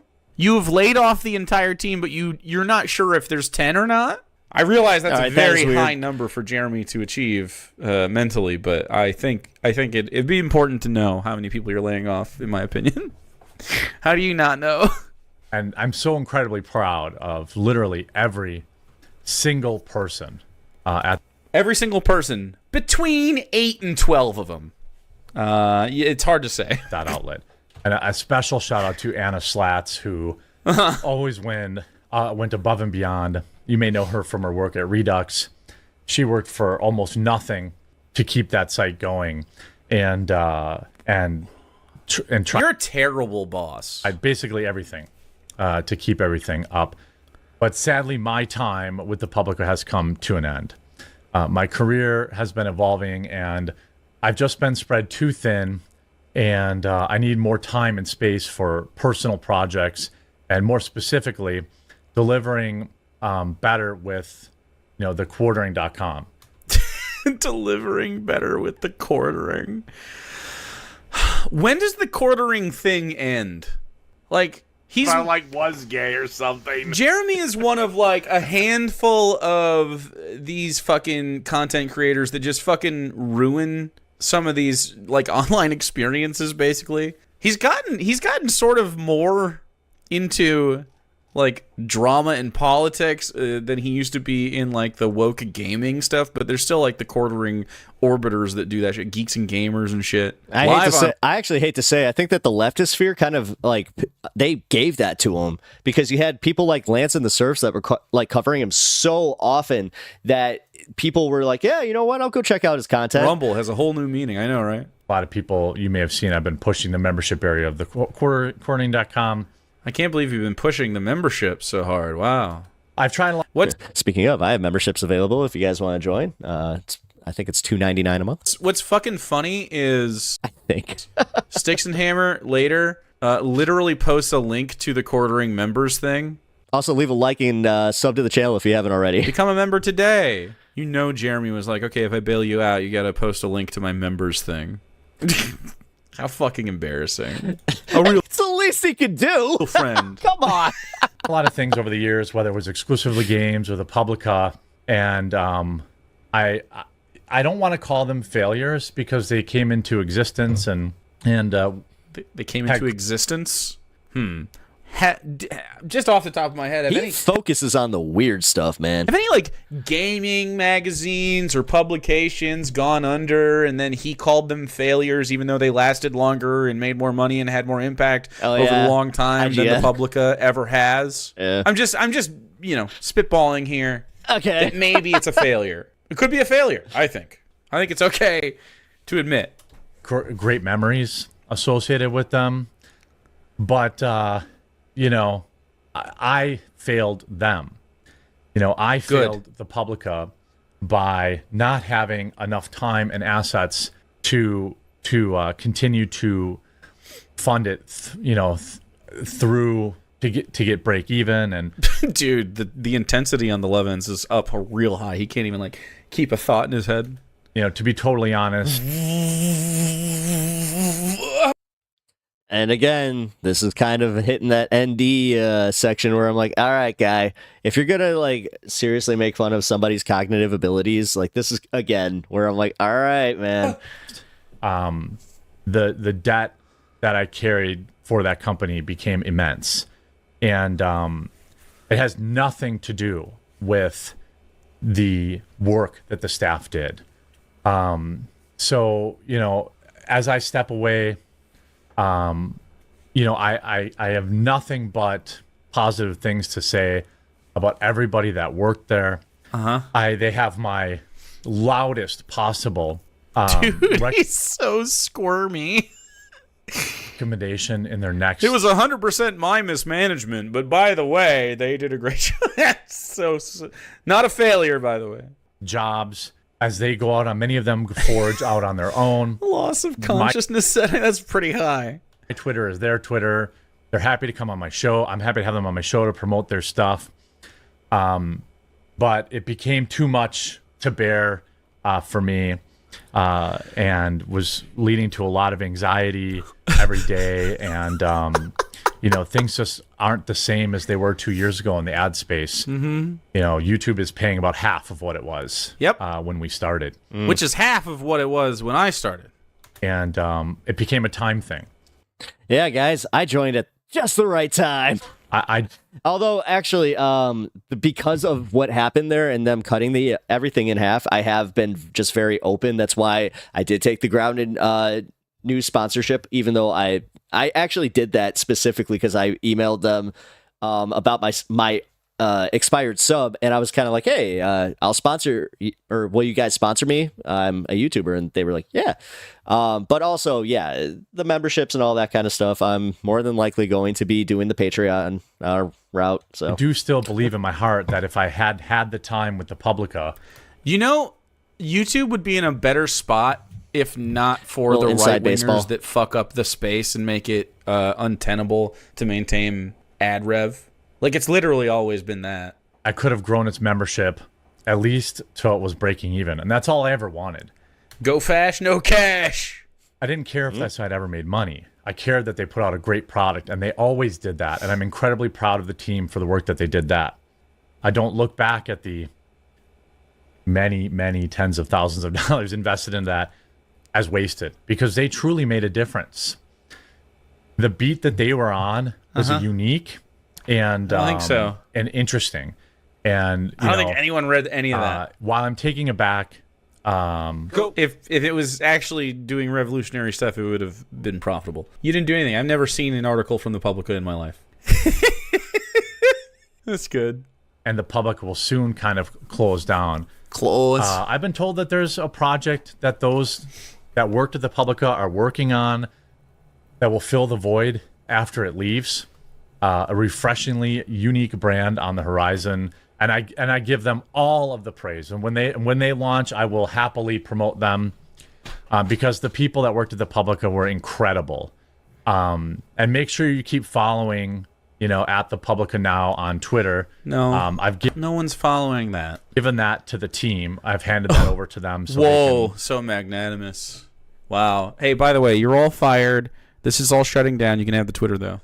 Use it for whatever project that they want. Man, I have also paid severances to everybody that works there, including people that only maybe wrote a few articles a month for us. Only a few a month. That's a lot of work. To make sure that they're okay for the next, one a week of months. Those severances have all been paid this morning, and I gave the Twitter handle to the team so that they can use it and it can carry on. In the interim, of course, I want to extend a special thank you to Sydney. She's at Sydney Watson, and Anna Slats, who's at Slatsism. Woo! Turned it up real high there. On X. I can't wait to see what they've got going on. It was absolutely heartbreaking this morning, but the market is just not, I don't know. Thepublica.com was one of my proudest projects, but right now my focus has to be exclusively on thequartering.com. That's all that I can only have time for one project. I wasn't delivering enough on the Publica, especially. It's funny. I guess he's kind of repeating himself. Let's look. I just realized he's doing this at the exact same time that Tim Pool is. Look at the comments, because I noticed something about them. I do not know how you could not have seen this coming. It's essentially an online newspaper. Newspapers in all forms and formats are dying entities. As other people stated, you should have published your media site like you do with your coffee. Look at all his own fucking comment section. Not gonna lie, your coffee was mentioned a lot. I've never heard of this other one. I know Sydney Watson though. Every single news story you talk about in your video should have a corresponding article on Publica with a link to it to pin the comment. This isn't rocket surgery.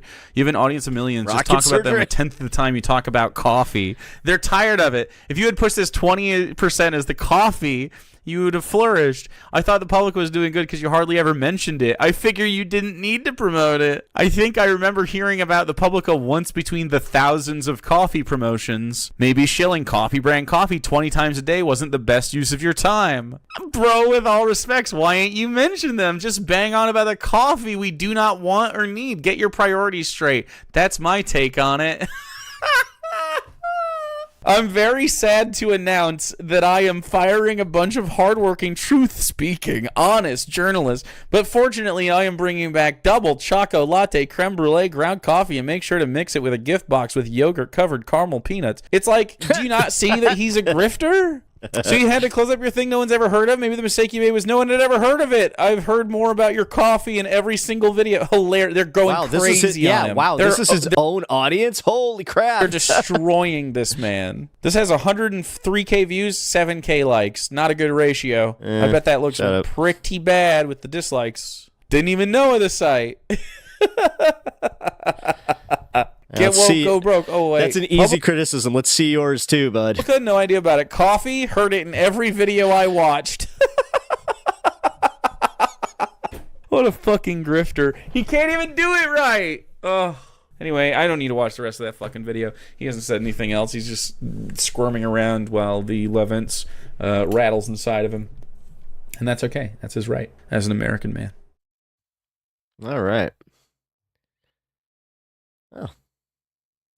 Yeah, not the worst, but also I hate to say it was a little bit of a his whole focusing on the squirming and the little bits where it's like, yeah, that could literally be neurodivergence. I'm not cool with that, bro. Sorry. Also, I wasn't kidding about like the way that he was like he hits on these weird things because I can attribute that to his stuff. I hate to say it, as a even smaller YouTuber, I have to deal, with some dislike. Like they come on my like the Trumpers come on my channel and they just do mass dislikes. So yeah, I don't know, man. You know that happens to you, so I don't like that stuff. Hey, what's up, Distracting? I'm glad that you're here. Anna, seeing this man fail is making me so happy. Okay, now that's the part that made me happy, yes. And the fact that he was like doing the, all this time and money that I invested into this team, blah, blah, blah, blah, blah. It would have been better news had it been like, well, the quartering.com is close to shutting down. That would have been the, better news. But Anna, maybe he will struggle and through struggle learn to improve as a human. Come on. Come on. Distracting. Just getting to my last client now there, bud. All right, cool. Cool. BRB again. What do you do, Destro? Oh, yeah. Yeah. Let them answer. You know what? I'm going to go pour this. Look at this. My coffee, it broke, or my tea bag broke. Yeah, tea bag. All right, give me a second. I gotta go dump this and make sure that it also doesn't end up in the frickin' disposal. Ugh. Yeah. Oh, wait. I forgot. I'm one of the last professional broadcasters.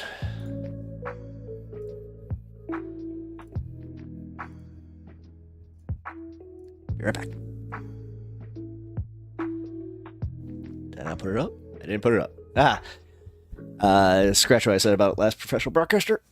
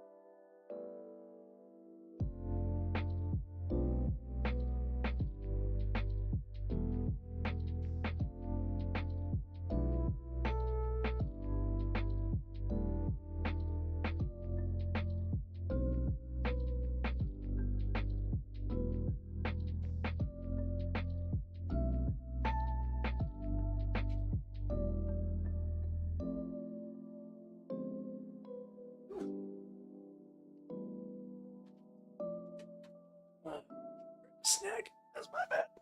Ugh.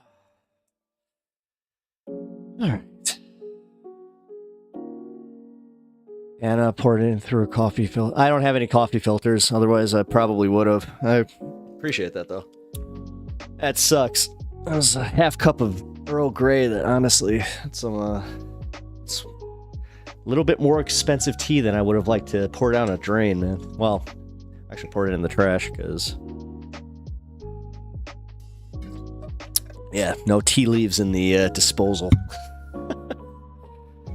God.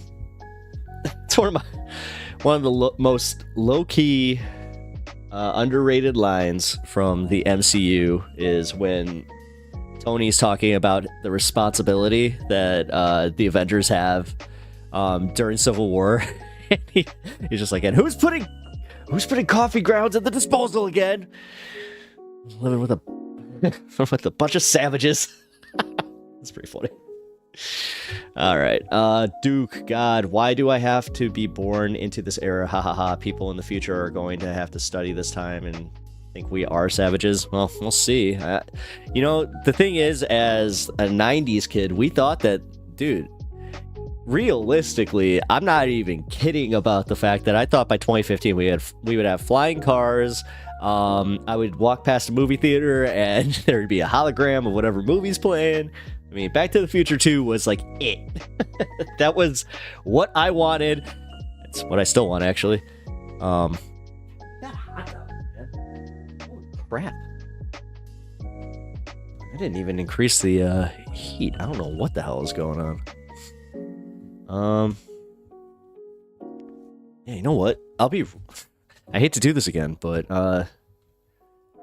yeah, I have to, because I gotta get a t-shirt, because yeah, I went sleeveless, so, and I don't feel like sun's out, guns out today, because sun is not out, so no gun show today, guys, no gun show.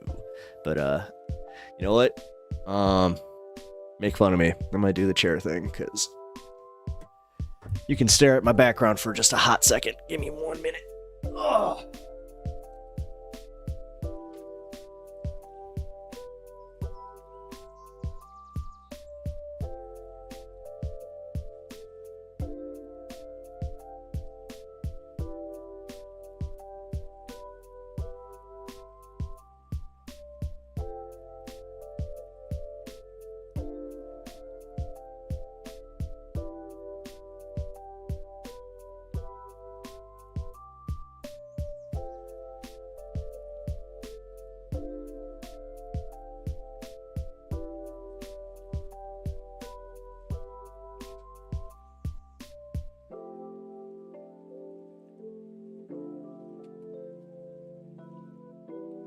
Look, 5-degree difference from when I started. That worries me. It's like, what the hell? All right.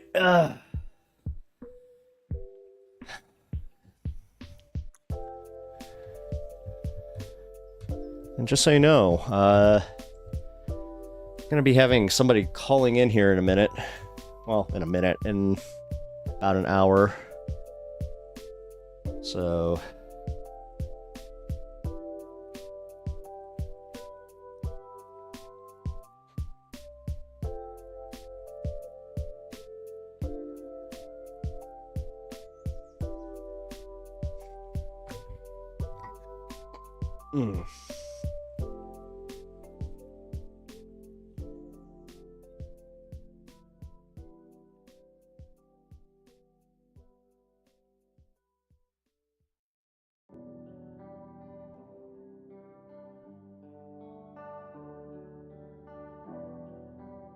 okay. Had to ask the editor a question. So we just had a minor situation. Nothing too bad. That was actually a pretty good video. Oh man, I want distracting with us for this video that I had coming up here. Ah, crap. By the way, guys, if you are in chat right now, do me a favor, leave a like on the stream. It really helps me out, so I would very, very much appreciate that. 90s, the height of neoliberal fantasy. That is why all establishment Democrats want it to be the 90s again. I mean, it was a good time. I hate to say it, man. Like, growing up in the 90s was, kind of bitching. We didn't have a deficit. We were a very rich country at that point.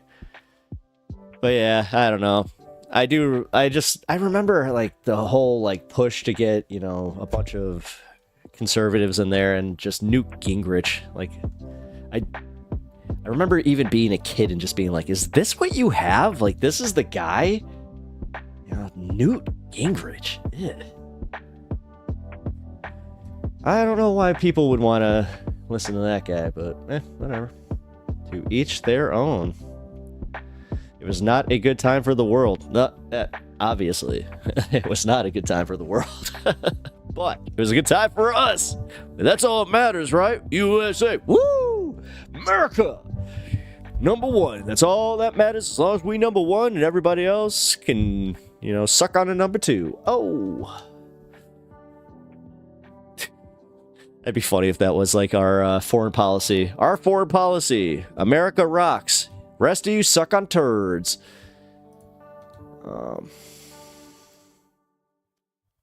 Wow. I don't think that we're gonna do that one. Okay, good to know. Uh-oh. I got a sneeze coming. Well, that'll be fun.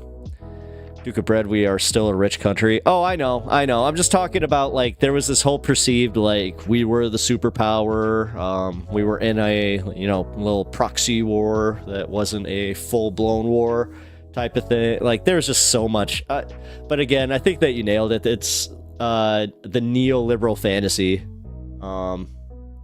Which, yeah, too many people live in that fantasy. This is the angriest a podcast has ever made me. Oh, man. All right, I just got sent something that I kind of want to check out, but hold on. It's long. Damn it.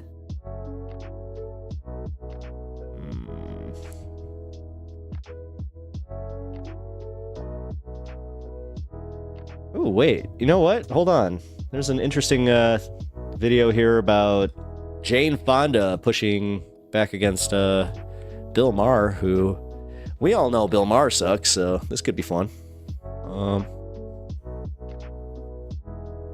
Duke, yeah, I get it. It was like a psychological thing. The thing is, it really just did feel like the pre-9/11 world was a lot different, man.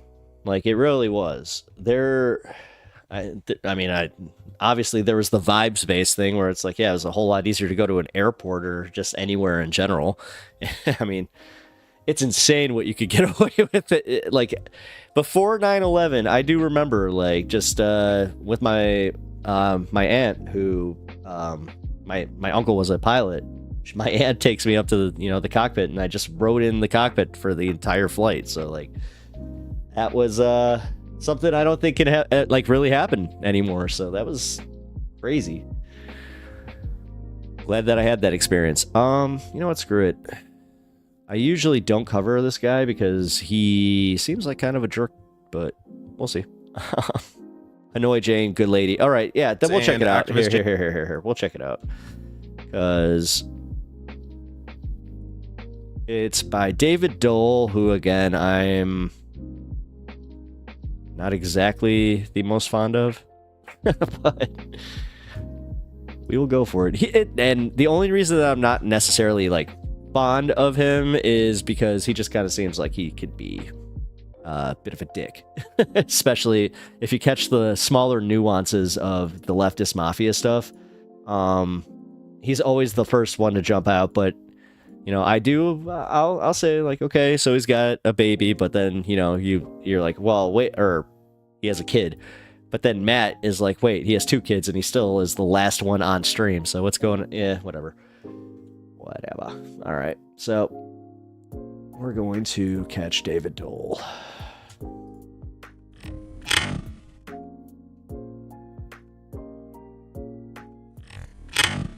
The far left. What the hell? I put it on 2.5. My bad. Has gone so nutty on so many issues. That's what they're being told. That's what they... By people like you.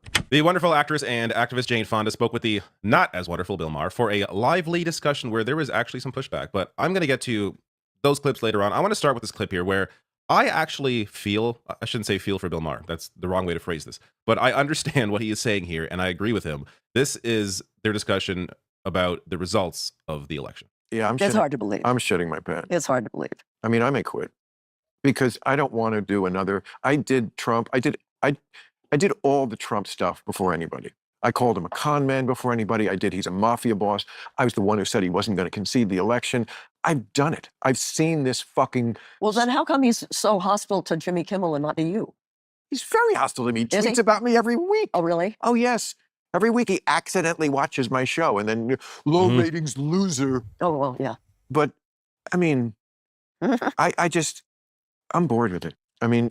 So find a new thing to do and not do Trump. I saw so much Jane Fonda growing up because she would show up to WCW events with Ted Turner. Do something else. The show is the politics. I know, There's no other thing than... And he's going to dominate the news like he always does. I find Jane Fonda there's funny. Just like, do something else. Don't cover Trump. It's a political show. That's kind of what he has to do. I totally feel for... Yeah, what's he going to pivot to? I, too, am exhausted of Donald Trump, and I did that already. Did it. It was over, and now it's back. And I am spent on the Trump crap. He's not even in yet, and it's already dominating the news cycle. And it is just, a lot of it right now is just what might happen because he's not in. So it's just speculation. Oh, he might pick this person, and they might do this because they said this. And it's exhausting. It's exhausting. Now, clearly, it's going to be worse for the people that are actually directly impacted by all that garbage. But it almost feels, for someone in my position, and you could argue maybe Bill Maher's position, it's not like he's going to be really informing anybody new about who Trump is and who the people around him are. This is stuff that if you watch this channel, you already know. I know how these algorithms work. You're not seeing this video unless you're already interested in more progressive or left-leaning politics. You're not going to be fed this information. I don't know about that because as a smaller YouTuber, I have noticed that I have had so many comments say, "How did this video end up on my front page?" The majority of people, these algorithms, just as an aside here, are so ridiculous. I saw someone else today on social media say they never get recommended on my channel or any other progressive channel. They always get recommended. They see one Ben Shapiro video because they're curious what garbage he's spewing, and they just keep getting fed that crap. Whether it's him, whether it's Crowder, whether it's Dave Rubin, these algorithms work in favor of the right and work in favor of whatever is whatever headline is alarming or shocking or stunning. So the ability for someone like me to discuss something else, maybe focus on something a little different, is tough just because this is not what this channel has been historically known for doing. I've been known for covering the news. I've been known for covering politics, largely American politics, but leading up to the Canadian election, I think I'll be doing a little more of that. But still, it is tiring, and it's hard to know what else to say because that hasn't already been said because we've said it all before. Now we get to Bill Maher and just showcasing here how out of touch he is with reality. There's two clips on that. Let me start with this first one. There's about a third of this country that's very hard right. Of course they love Trump. When he left office, he had an approval rating of 34%. So he really only had those people. Why is he now tied?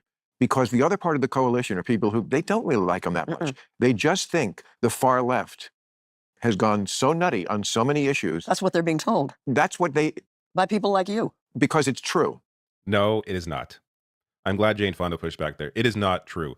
Let's first be clear. A lot of people don't vote. They dislike what both parties are doing. The left, the actual left, which is anti-capitalist, does not have a political party, at least not a major political party. It is not the Democratic Party. They don't control any of the parties. A lot of people that are tired of this system that they live in, which is capitalism and how it operates and how corporations control everything, how billionaires control everything, they are exhausted that they don't have an actual choice. So they don't vote. Now, I don't think that's the best option. I think voting is the way it is. This is just the way it is. It is about harm reduction. It'd be great if it was more, but it's not. It's the way it operates right now is about harm reduction. In a primary, you get more of an opportunity to vote for who you actually like, and hopefully they win and go on to the general. But when it comes to the general, it's harm reduction. Now, in terms of what actually impacted the election, why people actually voted the way they did. It's not because of the crazy far left. And he'll give some examples in a second here, so we'll get to that. But let me just briefly show you here. The reason why people voted the way they voted, again, of the ones that did vote, is largely because of the economy. Mm-hmm. So these are exit polls from this. I really wish people would just like accept this, because everybody's doing these deep dives where they want to be the one to figure out, you know, exactly what it was. It was legit the economy and how the right, they had the messaging. They had the edge on the messaging of the economy because, again, even though inflation was going down, even though like the metrics were kind of moving in the right direction, realistically, prices were still way too high come election day, and too many people were feeling the pressure. Past election, 32%. And again, most people, they don't think politically. And that's sad to say, but they don't watch this stuff. They don't even engage with any of this type of content. They barely watch the news. That's why, like, the top search was, did Joe Biden drop out of the election the day of the election? Voted because of the economy, and those numbers, they voted 81% for Trump.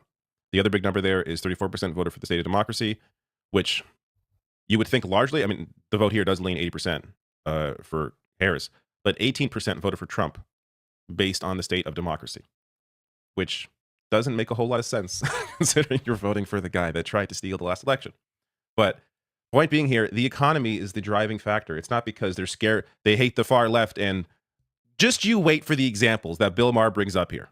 You're going to laugh out loud at the idea that is the reason why people voted for Trump. But I showed this, you know, in a couple videos past or post the election. This is a piece from Politico, which is center right. Here is their article back in November 2023, so about a year ago. Americans are losing benefits that could hurt Biden in 2024, and that's exactly what happened. These are all the benefits that expired under Joe Biden.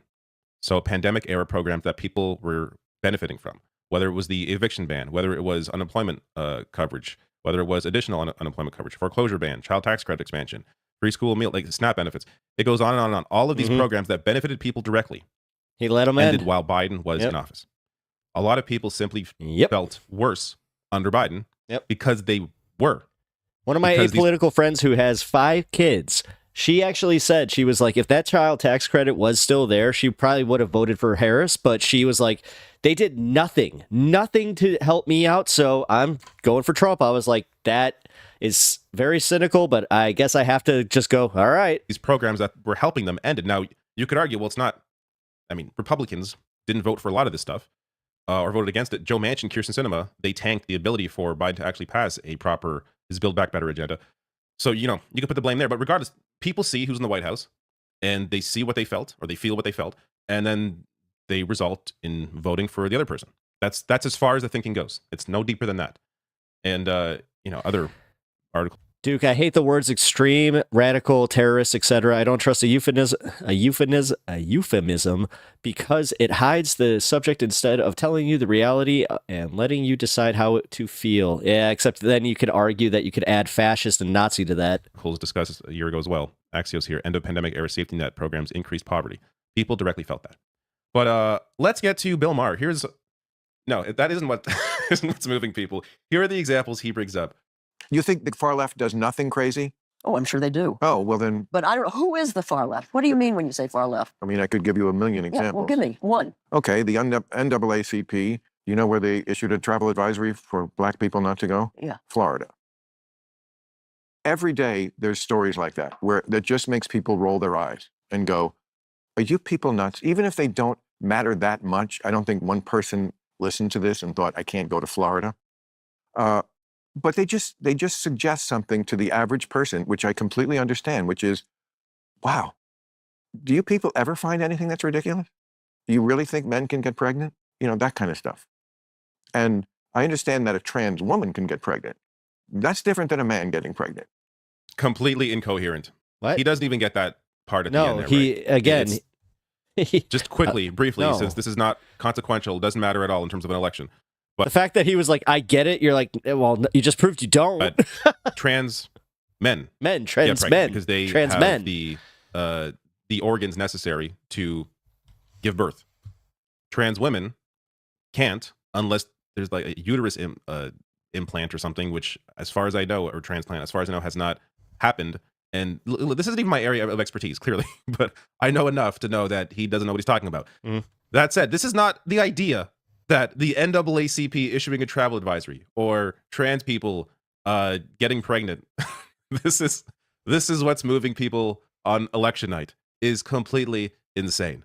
He probably could have used some better. I'm sure there are better examples out there of, you know, cultural moments that people were bothered by for one reason or another. Like, of course, those things exist out in the world, but when you look at the real issues that are actually impacting the lives of everyday people, the average person, it's the fact that they are working way too hard and making way too little.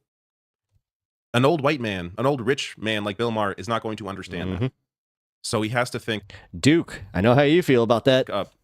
Things of why people aren't voting the way that he thinks they should vote. Oh, it can't be because they're incredibly poor and not making enough money. No, it must be because they saw an article about the NAACP or about a trans person. Like, it's completely incoherent, completely insane. Doesn't make any sense. And when you look at the data, of course, doesn't bear out in any of the data. I could also, so I forgot to attach these two things earlier, but I want to bring up immigration as well, since this out of all the numbers, the biggest contrast here is on immigration, where the number is 12% of people. This was their major issue, but 89% of them voted for Trump.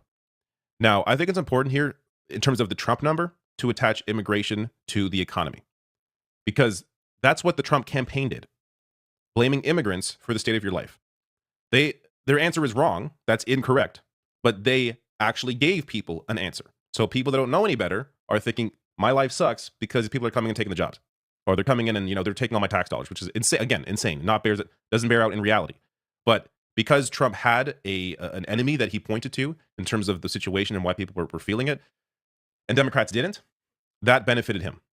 This is the issue that the Democrats continue to have until they divorce themselves from corporate America, is until they can name and focus on the actual problem, the actual boogeyman, which is the power of corporations in society.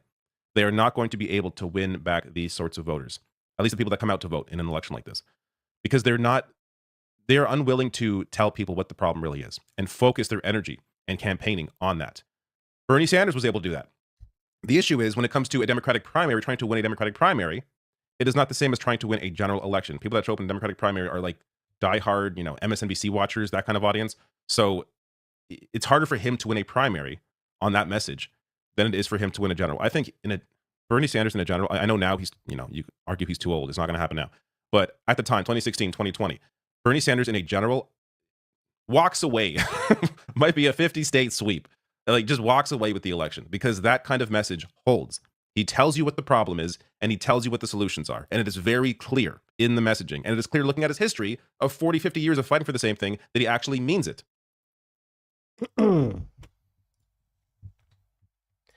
Yep. But, you know, Bill Maher, he needs to be able to rail against the far left, because the far left they need to be perceived as the problem. You know, it can't be the neoliberals. It can't be the ones that are always, you know, capitulating to, you know, like the taxes. I mean, also, let's be real. Does Bill Maher actually care, you know, about Trump's policies? No. Like, he's definitely reaping some benefits, especially as far as the tax codes. All right. Yeah, you gotta love that. All right.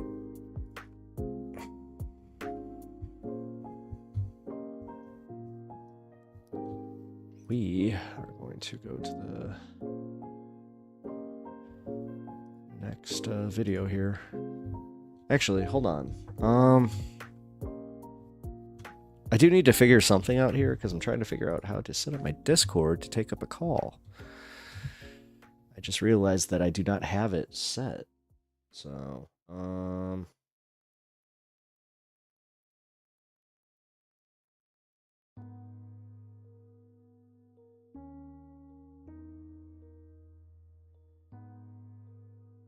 yes. Okay, hold on.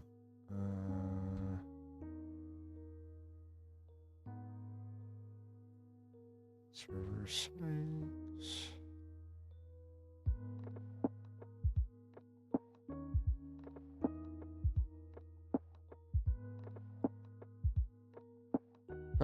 Okay, this isn't working. Whatever.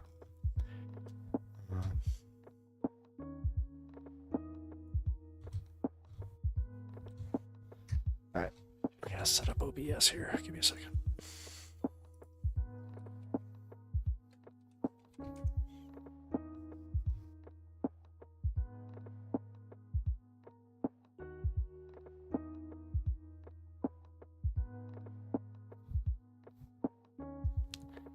Oh, that's okay. Whatever.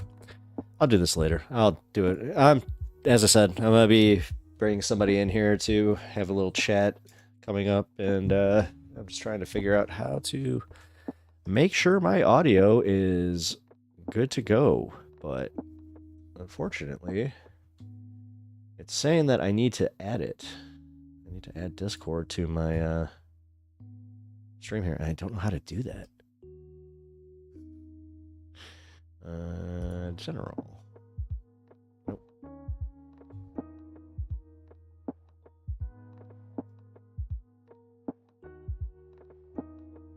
Duke, you are right. That also applies to fascists or anything used that way. It is true. Don't trust. Look deeper. I can explain why MAGA is fascism. Well, I understand. Like, you don't need to explain that to me. What I'm just saying is the same principles apply to that as far as, like, the extreme use of language. Because, like, now I think you understand where I might, like, where I've been coming from about using all this stuff so hyperbolically. Because they can turn around and just easily ignore you because they can just be like, look, they're being alarmist about this. Look, they're calling us Nazis. We're not Nazis. And the thing is, the majority of the people that are like listening or even see this or see them, they agree. They're just like, yeah, they aren't Nazis. It's just like, oh, but that's what that. Piers Morgan was the reason that I even started to have that opinion, because I was just like, he keeps doing it every single show. It's not even just the occasional one, it's every single one. So it kind of turned it like on its head, where originally I was like, he's just being, Piers, he's being an asshole, blah blah blah. But by like the 5th or 6th time, when like Brian Tyler Cohen couldn't actually give like we're not calling him a Nazi, like there's only been one person to actually call him on the carpet for that, and that was Kyle Kulinski, where he just did it, where he was just like, dude, nobody's calling him a Nazi like that, and you are you're hyper fixating on a very small subsect of people on Twitter or people that are in the news, that it's like one person, and then you're applying that to everybody and saying, oh, see, look, the left thinks he's a Nazi, and see, I'm right. It's just like, oh God, Piers, like, so insufferable. So that's where I stand on that one, Duke. Honestly, because I agree with you. I hate words like extreme, radical, terrorists, all that kind of stuff. But at the same time, you do need to be able to convey extremes. Like, if somebody literally, like, we can do it with extreme white supremacy. See, this is the thing. I don't put the blinders on. I hate it, like, because I've been accused of living in the post-millennial or the post-9/11 millennial brain, where they're just like, oh, so you still say Islamic terrorism? It's like, yes, because there is Islamic terrorism. There is white fundamentalist terrorism. There are, like, there's terrorists in the name of, like, the weirdest shit too. Like, although you're Scientologists, I don't know. Although that's one thing I've been kind of like just creeping around like this Scientology group, where originally I had joined it because I was like, oh yeah, I have a lot in common with Scientology and like how they broke from their religion. But then to see how many of those people dove headfirst into Catholicism, and they were more than happy to get into it, and oh boy, they don't see the irony at all. It's just like, oh, so you went from one cult to another. Cool. No doubt. God, I was just watching Brooklyn Nine-Nine. That's gonna be the cool thing is back. God, I literally got rid of that. Now all of a sudden it's just like, oh no. All right. By the way, if you guys haven't seen this, it's hilarious. So give me one sec. Whoa, no, not that. What is this? Hold on. Somebody sent me an episode of Bosch reacting to Pod Save America? Okay. Nah, I'm good on that. Thank you, though. I maybe I'll watch that, like, on my own time. But, yes, this is why I said I don't trust those words. Oh, I think I missed that.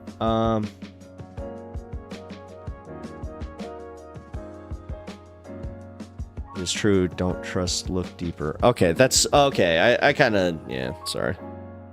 Missed what you were saying for the full context there. Give me one sec. Where the hell is this?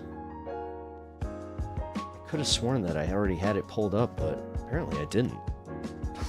You gotta love that. Alright. I had a video covering this video, which is great sometimes, but realistically, I would love to, wait. Piers Morgan exposed in interview. Oh, are you kidding me? Oh, okay. So Pondering Politics actually just released a video with BTC about his experience on Piers Morgan. He's doing a really smart thing with that. I gotta be honest, because if you go on Piers Morgan, it is like you get lumped into this like weird shit. Here, you know what? I'll do this then. And these weird arguments, like he really does kind of like push that. That's also why Hasan made a great point earlier where he was just like, yeah, that's why like it's entertainment. It's not for, you know, to have an actual debate. Diversity.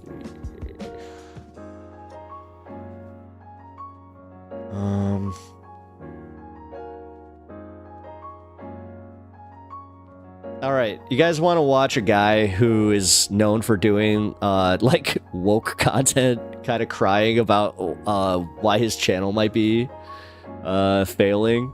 Because I'm not sure if you guys know about him, Shad Diversity. I just recently learned about him, but funny enough, when I went through some of his videos, like just on his page here, I had watched some of them, so I was like, oh, I just didn't remember, but he kind of crosses into the realm of, you know, if you're into D&D and, you know, Renaissance cosplay type of stuff, and if you're into swords, like he's really into swords, then you might know about him. But he also tends to be one of those, you know, anti-woke guys who, he's just, you know, oh, there's too much wokeness in history even. It's just like, wait. What?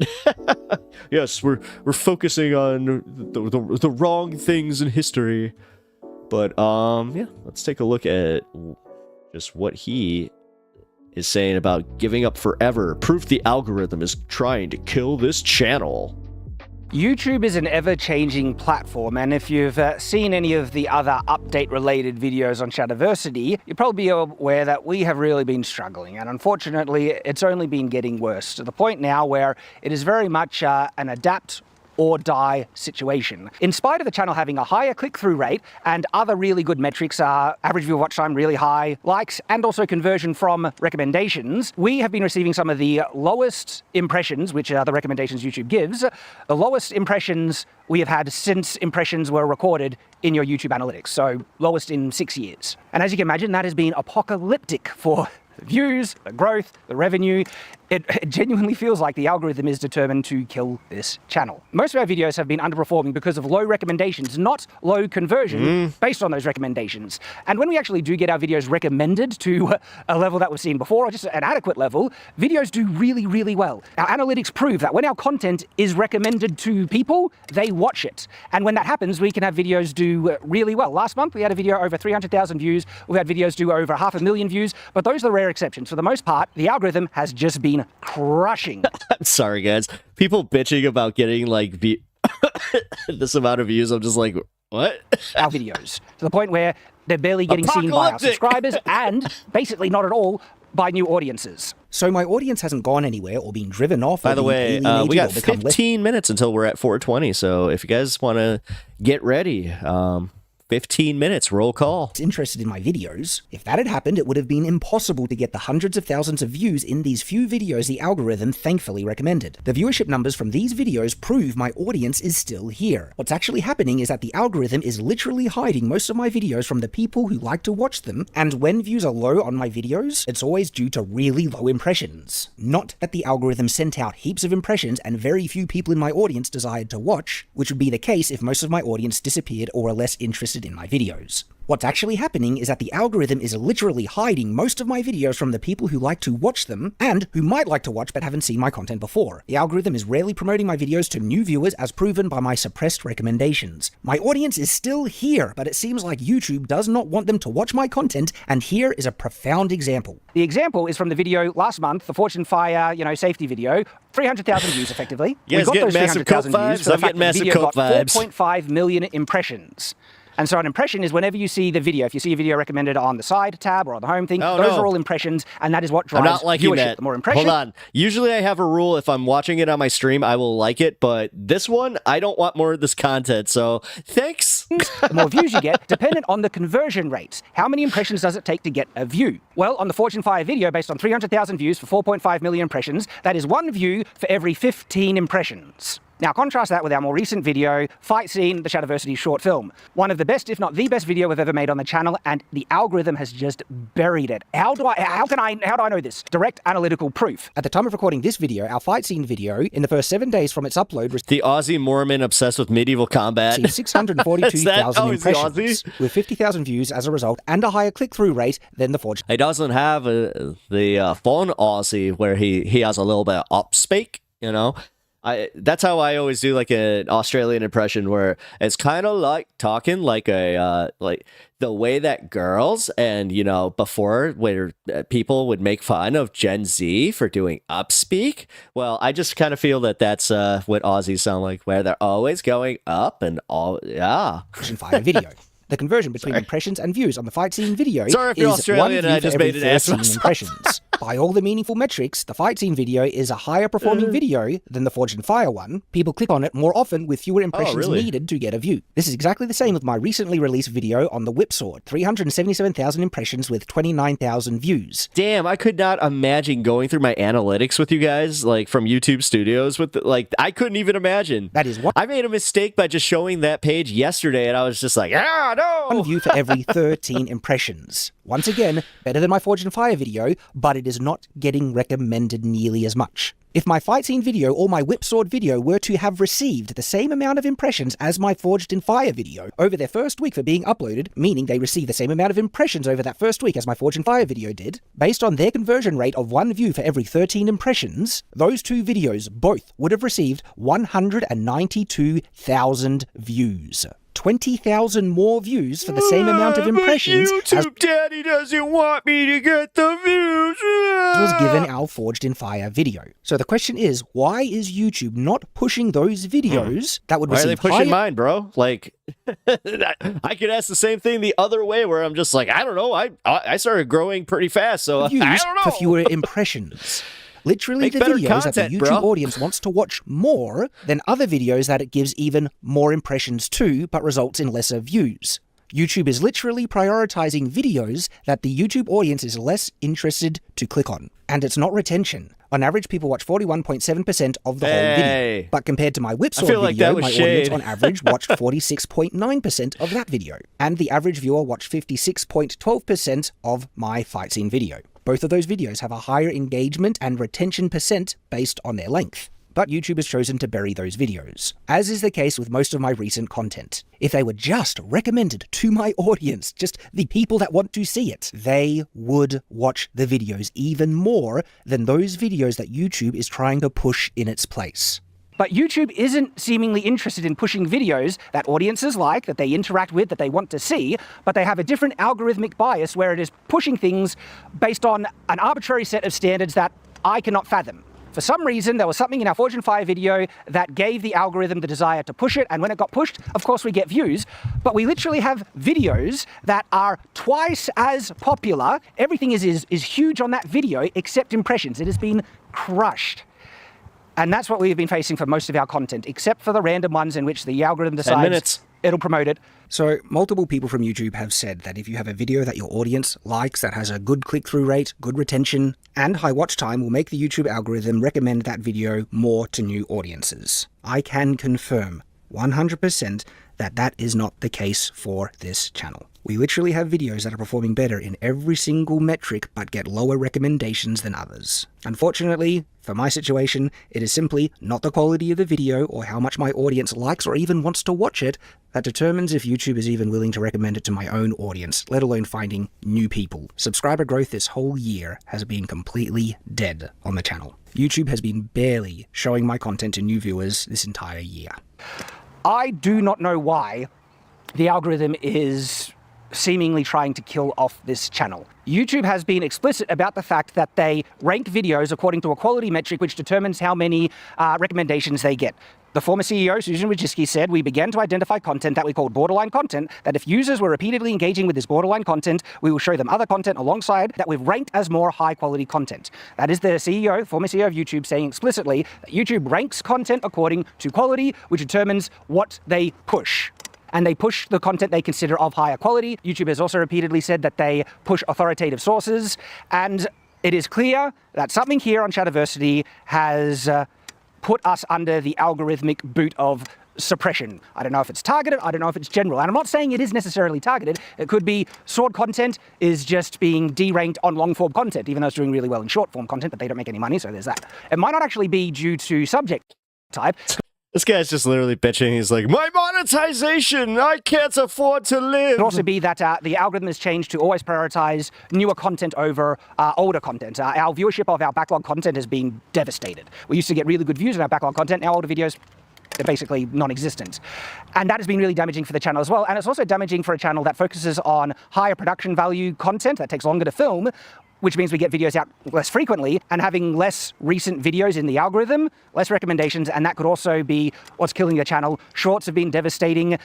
We have a lot of inactive subscribers because when we were doing shorts, we got about 400,000 subscribers from those shorts who don't watch long-form content. And so what is probably more likely, this is a compounding issue of multiple things that have just combined. So I inadvertently did the right thing by making my shorts just based on cats. So like when they see my broader content, they unsub. So I'm not going to have like this mass unsubbing because they were just like, oh, I don't even watch this long form content. Nah. That's, hey, cool. To devastate. Also, check out my shorts. My cat's awesome. Devastate this channel. So as I mentioned, we are in a state of adapt or die. And one of the only things that I think we can try now is, okay, if YouTube is prioritizing recent content, we've got to produce more content, which means restructuring the way that we produce stuff on Shadiversity.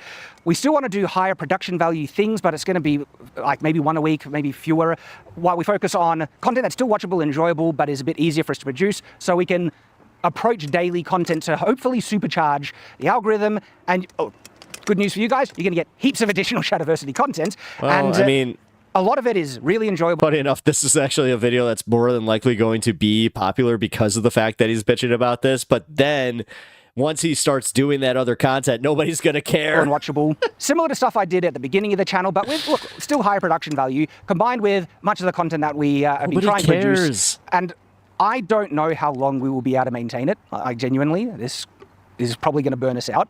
But it's the only thing we can do, and that's the reality of life. Well, also, how much sword content can you actually make before it gets repetitive? Because, like, again, I see just on my side here, it's like Forged in Fire and Competence, and then you got sword fight, then you have claymores. You know, it's like, look, it seems I'm not entitled too niche to have my views, my videos recommended to huge amounts. I mean, I would like equal treatment, fair treatment. I'd like my subscribers to get recommended the content that they have. This is the problem with bigger YouTubers. I really do think that they just got so complacent with their views that, like, honestly, like this is doing like exactly what it was meant to do. It's pushing new creators, and it's kind of making the older creators who got way too complacent with their subs and just started making, you know, redundant content. This is going to put them on the chopping block. I'm sorry, man. This is evolution they want to see. So I think that's unfair, and I wish that would change. But apart from venting about it, I can't do anything to actually change the situation apart from changing what I'm doing to try and adapt. The unfortunate reality is that unless you have a really, really high production, ability and you have the resources to invest to get. Bullshit. I have watched things with like some of the lowest production value and like CGI and all that. That's just funny. The thing is, just maybe, you guys should do some comedy bits or like incorporate comedy into your stuff, or do a little bit of a content pivot. I don't know. Really high production and a lot of content. People who spend more time on content are just getting crushed in the current meta. Like, genuinely, it's not the first time this has happened. YouTube restructured its algorithm to prioritize watch time, and that killed off so many animation channels. This has happened before. And so no, it did. Yeah. The fact that the changes with the algorithm is killing the channel at the moment is not because people aren't interested. That's what almost killed Saberspark's channel. In the content. If you don't know They're them. not getting recommended. Because when they are getting recommended our views are huge. And here's the thing, I am very well aware that this might backfire. It could make things worse. Things were not getting better with the way we were making content before, so we have to try something different. He's ignoring the fact that he pivot. The thing is, his content is actually political. Like, there are a lot of people who are right-wing chuds that watch his content specifically because of his political views. So even I know his political views. So that should tell you something. Try and really ramp up the amount of content that we want to try and push out. He's very anti-woke. See if doing daily content might resuscitate the channel. We simply can't make every video a higher concept, larger production, testing something really quirky or interesting that takes half a day to film. We especially won't be able to invest weeks of preparation time to do something like the short film, which is tragic because I would have loved to have done another one of even higher quality. But the video got buried, and nearly every video content type that we've tried recently that has gotten great views in the past, the recent battle scene autopsy, the recent sword fails videos, our weapon reviews, our pop culture weapons tested. Yeah, people are just less interested. I'm sorry. Functional fandom, analyzing lightsabers, all those types of videos that even just a couple of months ago comprised the foundation. You know what? There's another channel that I watch, Screen Crush, who was recently doing something like this, where they were just like, oh, it has nothing to do with that, with people watching Marvel movies and Marvel properties a lot less. No, YouTube's trying to bury us. I'm like, Backbone of this channel, the average views being 100 to 150,000. Yeah, Jeffrey Tilford. I used to watch this guy's channel until he started talking about Jordan Peterson. Exactly. See, has nothing to do with that. It has nothing to do with the fact that he has this broader appeal to, even people like me, where I'm like, I love swords. I love the Renaissance period. I play D&D. Like, I play Bloodborne. I will watch I would have watched his content, but funny enough, it was one of those, like, there's another content creator that I watched that even was just like adamant that they're like, no, do not watch his content because he said this. And then I was like, oh, okay. He decided to go and do the thing where it's like, well, I'm going to go and make political statements and then wonder why I'm losing my audience. 1,000 views per video, which was the amount that made the channel sustainable. This is why I'm always going to not wonder, where it's like, at least it's consistent. Employees and to invest in higher production quality for the videos. It's not the production quality that's making this suck.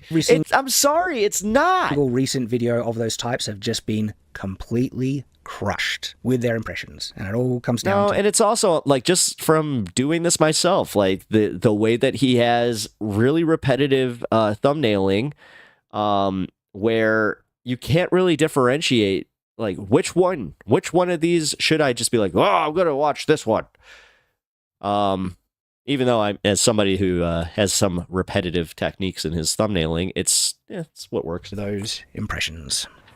So this is the announcement of what we will be restructuring. It'll happen to be eventually. They'll just be like, look, he's doing the same thing. We're not going to give him the same impressions. What we're doing here to try and course correct. 30 seconds. That's all we can do.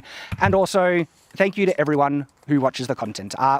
All I can do is encourage you to try and find the content as actively as you can. Go to your subscriber tab and rely less on YouTube recommendations, because that is the thing that's really damaging. You know what's really weird? In my personal feed, the Majority Report, anytime they go live, they never highlight it. It's the only channel that happens to, and I've been wondering why.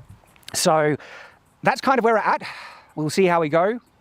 Please continue to show up and watch the videos, because your support is how we'll be able to make this work. And also, genuine massive thank you to our supporters who are supporting us on channel memberships, Patreon, Player, Subscribe Star. That's the thing that has kept us afloat, even though things have been getting so bad with views, recommendations, ad revenue, and all that stuff. It's our supporters that have saved us. Thank you, guys. I'm not giving up. I don't know what the future will hold. we'll just have to wait and see. So I hope to see you there.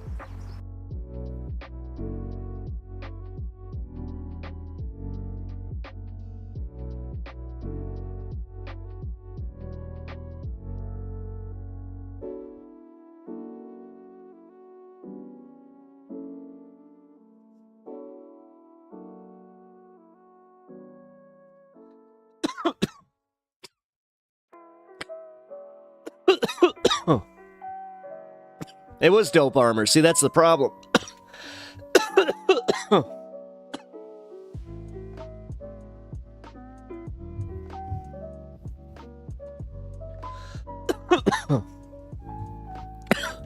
D of B ditto.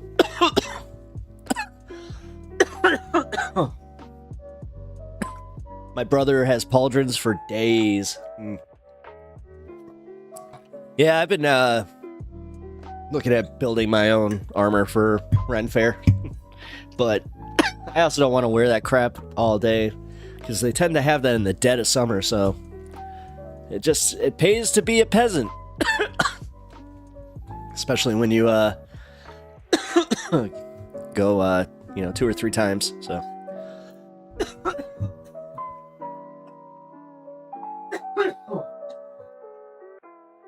God, that was a hell of a hit. Woo!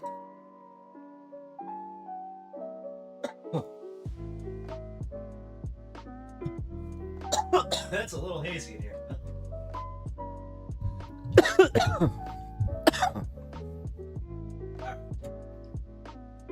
No, you missed a good video there, Duke. Surprisingly, like, he was going through all of his like YouTube impressions and why his channel's failing, which I hate to say it, man.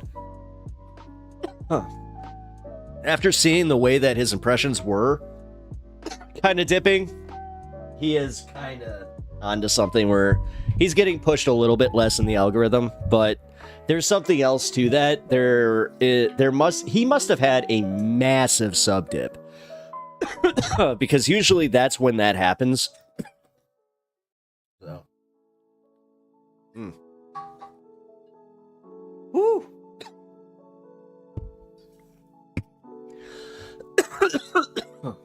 Wow.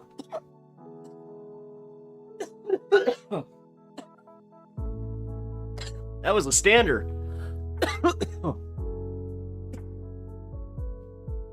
I'll be honest, I was not planning on taking that whole thing. But I did it. I did it. Jeffrey Tilford, his videos got more political when he should have stuck to sword talk. See, that's... I'm 120% there with you. Because, listen, as somebody that has a lot of hobbies, I had to choose what I was going to do. You know, I literally could make comic content, I could make Warhammer content, I could have made Godzilla content even, and that's still pretty niche. But, you know, political content was kind of what I'm more interested in. That's where I spend a lot of my time. So I was like, yeah, I'm just... So what I'm doing is literally built into my content. Also why I don't have to worry about the, losing impressions kind of thing. Excuse me, God. Usually that does not hit me like that. I am not an amateur, but Lord, I love this thing. I truly do. Duke, yeah, I feel the same. Or I feel like if I had a niche channel like that and wanted to start talking politics, I would make a separate channel for it and not ruin my cash cow. Well, even if you made that separate channel, the problem is then you're exposing your political views. Like, if you have a channel like that, it is super, super risky to alienate, like, dude, because you could technically say, like, that his stuff could have been geared towards kids. I'm not sure if he labeled it as such. I think he didn't. Which, if you're a smart YouTuber, you don't. Unless you're Mr. Beast and you just get away with labeling all your stuff not for kids, which What? I'm still confused about that one.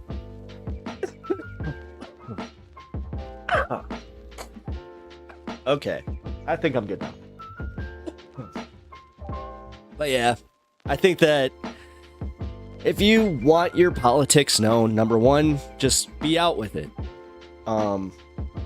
Like actually, Duke, I think that I have a pretty good solution to my problem, and it is what you just said: have a second channel, but do the politics first, so your core audience kind of knows. And then, if you guys are interested in some nerd stuff, then yeah, because I have a feeling, I'll be completely open with you, once I hit over 1,000 subs, I do kind of plan on doing a little sub channel, pep talks, whatever the subject. And I'm thinking pep talks comics.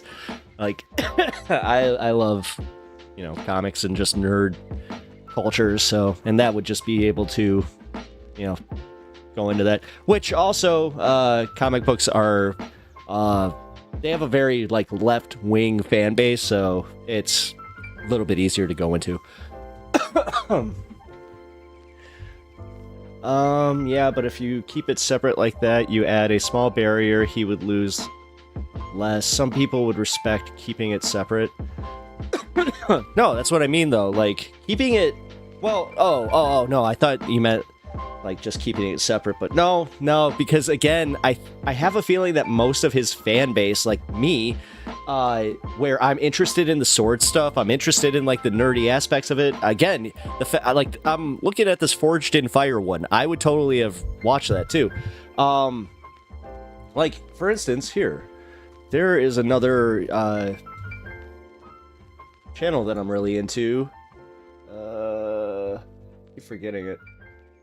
The name of it though, because it's got a weird name. It's not Viva La Dirt League, which, if you don't know, they do a bunch of D&D and video game type of stuff.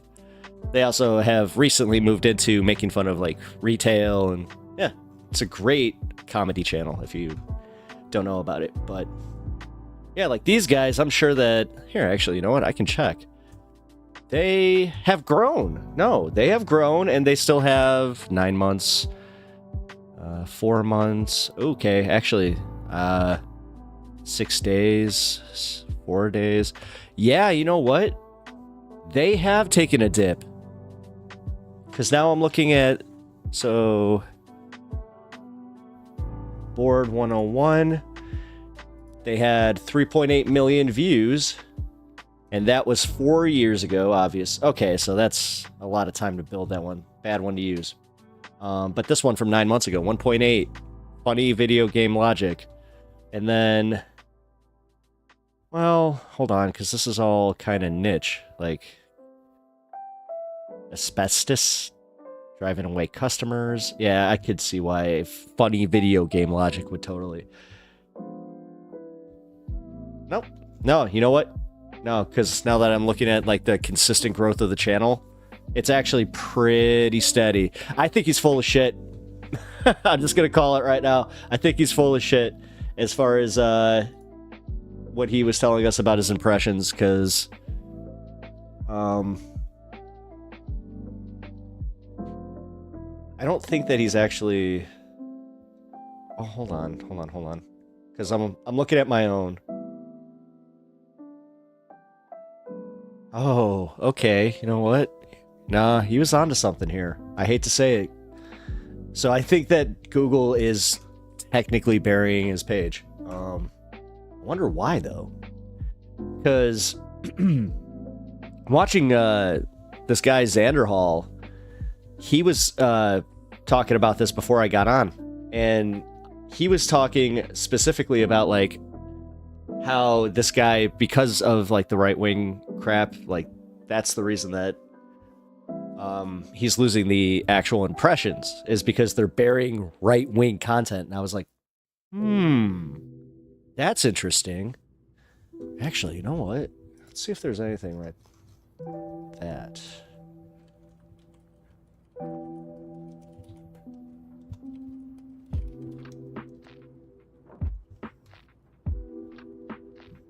YouTube pushes far-right content. Yeah, I know that. See, but right now I'm just like, ooh, Jessica Burbank.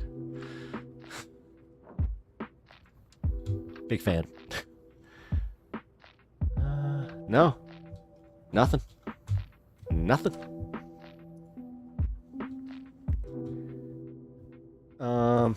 Is he complaining to fill content? I think so. Like, I think that is the case. Because he, like, here, let's see the numbers on this video specifically.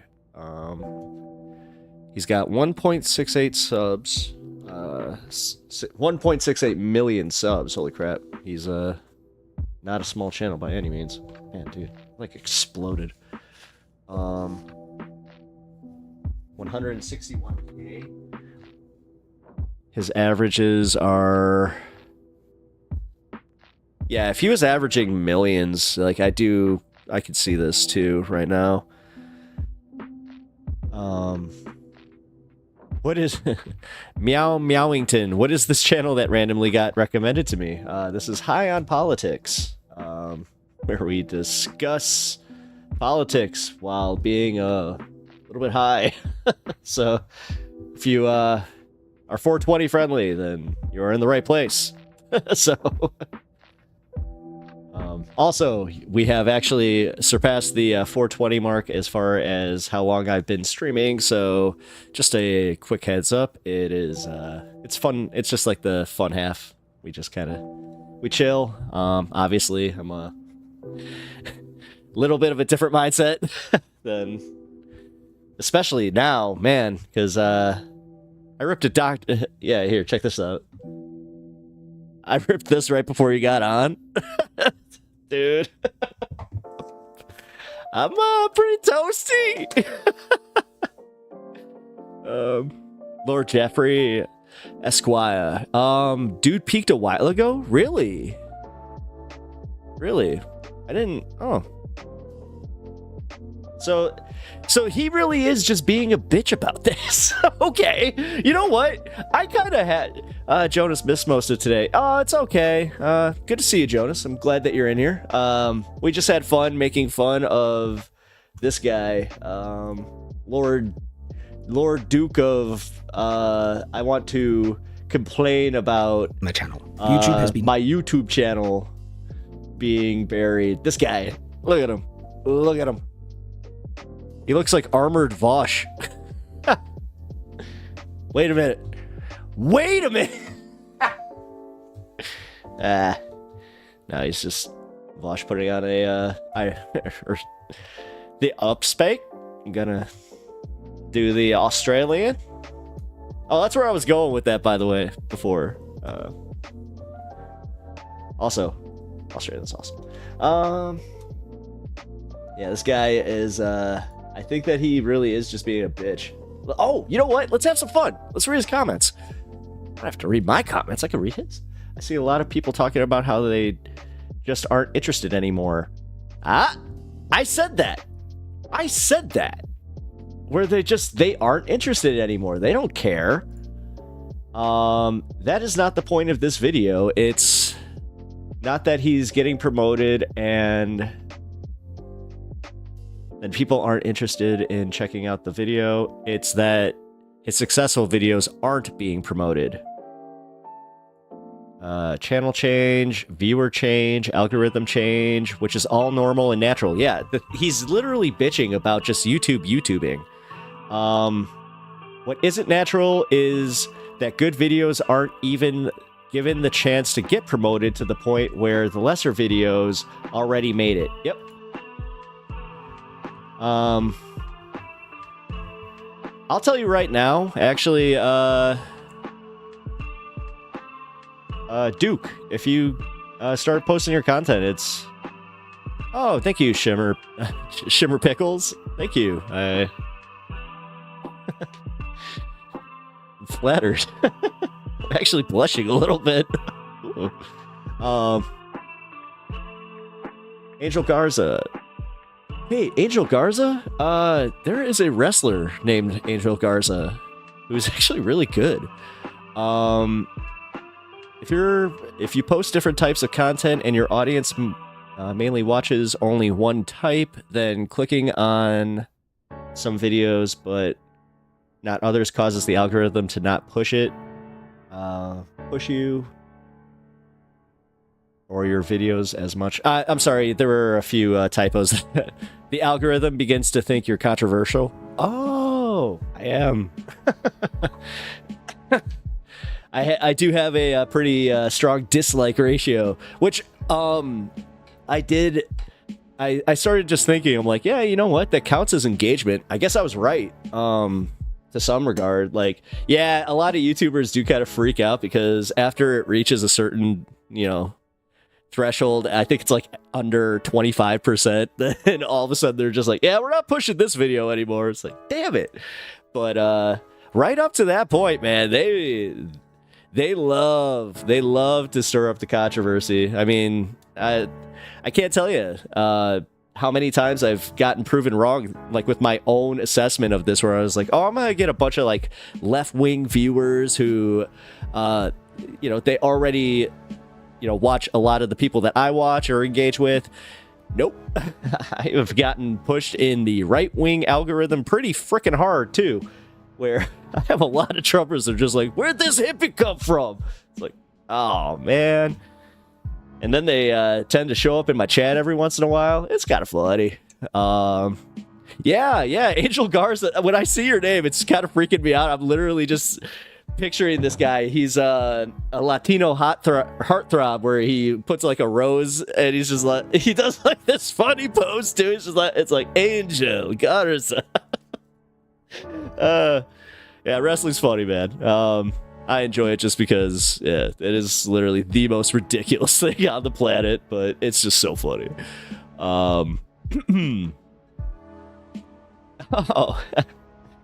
Disco Loops. Algo hit me right, I think. What's up, chat? Hey, Disco Loops. Yes, sub to the channel, like the stream.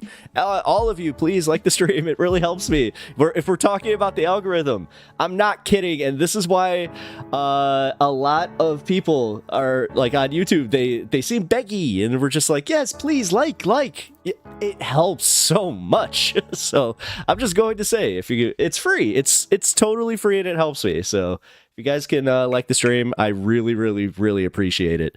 And also, yeah, sub to the channel if you're not already. This is a good place to be. I try, just full context, I do, news and politics and, entertainment, and I also just talk like an open book. Most of this is just me talking about like stories. I will literally talk to you about my therapy sessions pretty much, well, within, reason. But yeah, I like talking. So the stream just got pushed to all of us. LOL, good vibes. Hey, you know what? The funniest part is you guys all got like pushed at 420. That is wild to me. Dude. Because I saw all of you guys kind of pop up in chat like at the same time. I was just, whoa, that's crazy. So yes, this is definitely, I live up to the name, High on Politics is exactly what this show is. I get high and I talk about politics, but I also try to come at it from a not like centrist point of view. Like I got a leftist bias, whatever. Like I don't just look like a hippie. I am a little bit of one, but I also, I try to be fair with my assessments. I know I got a few Trump supporters in my audience, so I'm kind of like, hey man, we're cool. It's kind of weird. The more 420, like the more 420 friendly you are, it's kind of like you can get along with people a lot easier. The stream says it started in 4 hours and 20 minutes ago. Watching too. Oh, you know what? Here, give me a second. I gotta save that. I'm saving that comment. That needs to go in the books. I appreciate that, Shimmer Pickles, which your name is awesome. Shimmer Pickles. Yeah, my last name is legitimately Pepper. So this is Pep Talks. I'm not sure if you guys caught on to that one yet. But yeah, you got a pretty cool community here, man. Well, we got some regulars in here. Shout out Duke of Bread. He's like a day oneer. I think you are actually, Duke. I think you've been watching me literally since like my first stream. We got Distracting in the house. I'm not sure if they're home yet. Robin B holding it down. She's also actually, I could call her like a day sixer. I do know that she found my content before I even started streaming. So yeah, we got some cool people in here, man. Also Joffrey. That's a cool last name. Yeah, I kind of had to warm up to it. I had this situation, you know, when you grow up with that last name, there's a lot of Dr. Pepper jokes. Also, you know, every family reunion was the easiest, shirt to get. We all show up with a Dr. Pepper shirt. I mean, there were some benefits, but it was also like, oh, that's kind of... what day am I on? I am... Oh, as far as my schedule, I am on Monday through Friday, 4 through whenever I'm done.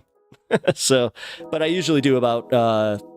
I try to go past 4:20 at least, and then we... Duke, that was my first stream, yeah.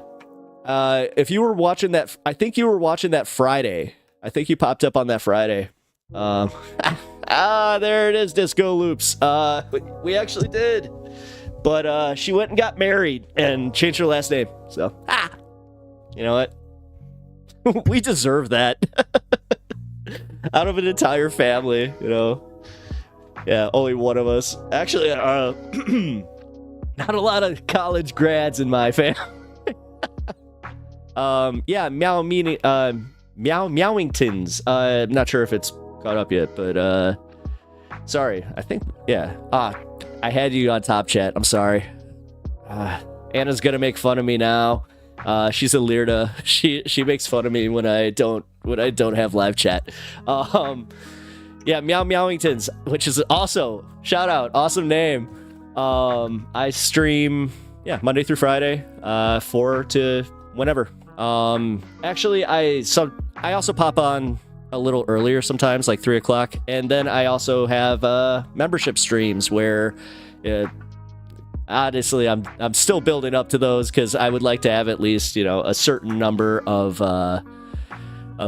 members cooking before, you know, I start doing my, like, you know, exclusive stuff, gaming streams, talking about the more spicy content, you know, with Pep Talks. Trust me, I know my branding. That's where I was going with the whole, like, yeah, I learned to love my name because I got an awesome editor in here. Shout out Wrecked Angel. Not sure if you're in here, but she convinced me of that. She was just like, you have the greatest name. You came up with one of the greatest names for what you're doing. Yeah, so I don't know. I think my marketing was strong, but a few people in here know.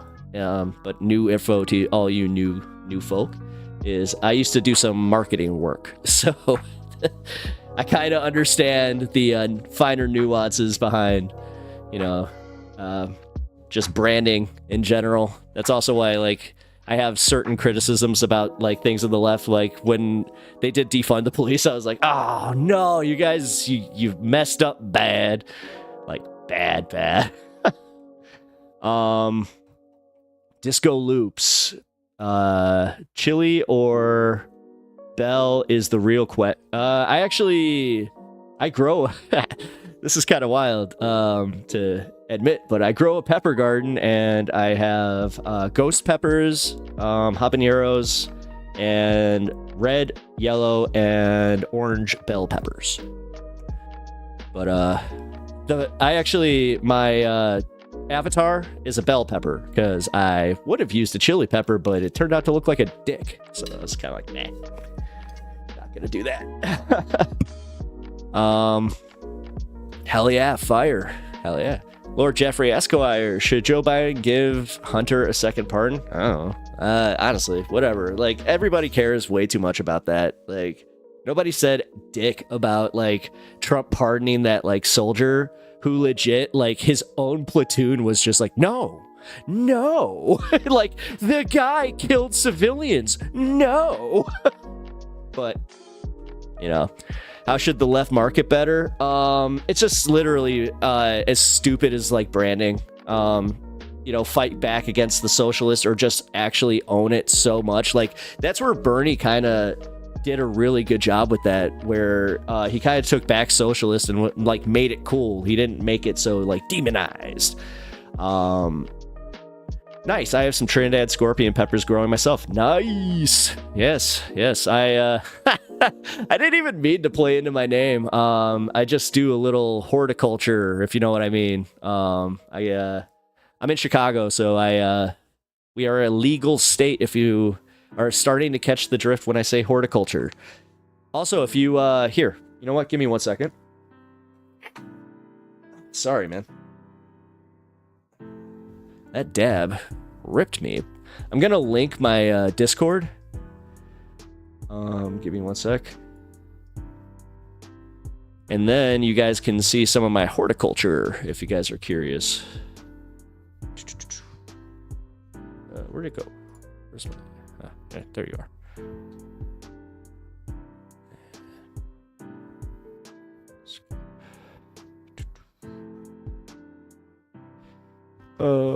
Here it comes.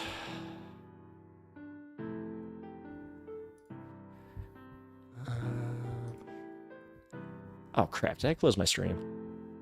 No, I didn't. Cool. Gardening is chill. It is. Also, when you do get good at it, it's one of those things where you're like, oh, like, I did good. Like, I did really good. Like, I successfully have my own, like, I accidentally did a crossbreed because I had a plant herm out. Well, not even herm out. It turned out to be a male. And I was like, oh no. And it also did the thing where it was just like, it actually did herm one of my smaller ones where I got seeds out of it. But because that happened, I had a happy mistake. You know, most people call them kids. I call them my plants. Sorry. I just realized I was like, I don't have kids and I may have just insulted some people. Hey, distracting. Welcome home. Time for tea. Yeah, time for tea. Also, I need to figure out the Discord chat thing. Because I'm not using OBS. So, Shimmer Pickles was herming. It means that you get both the buds, but you also get feminized seeds. So, it usually won't happen if you have just like straight female like plants, but yeah, if you make the mistake that I did, and it happens fast. It happens real fast. So things may get more expensive under Trump, so it's good to grow a few things. I don't think that's going to be one of the things to get more expensive under him. Funny enough, especially if you live like in or near legal states. Nah. Prices have gone down significantly since the legal market here in Illinois. So, Duke of Bread. I also think the right overblows these things. We need to control the narrative somehow instead of always defending. I've been saying that for a while, but the problem is, man, I also don't like. I'm not aggressive. I'm not like aggressive like that. Mass deportations might. Yeah, I mean, oh, well, no, because again, legal markets, surprisingly, they pay really well for cultivating, and no, you have to have like damn near a botany degree to do that stuff. I actually have a buddy that does it in California. Excuse me. You know what? Give me a second.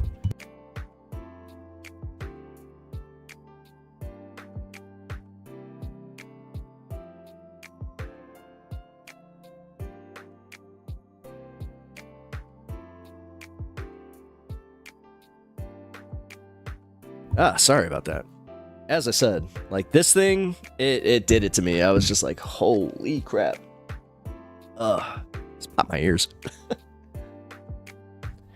But yeah, I do expect things to get more expensive. I hope they don't. You know, I'm one of those weird people where I'm just like, I hope it's all bluster, but doesn't seem like it is. You know what?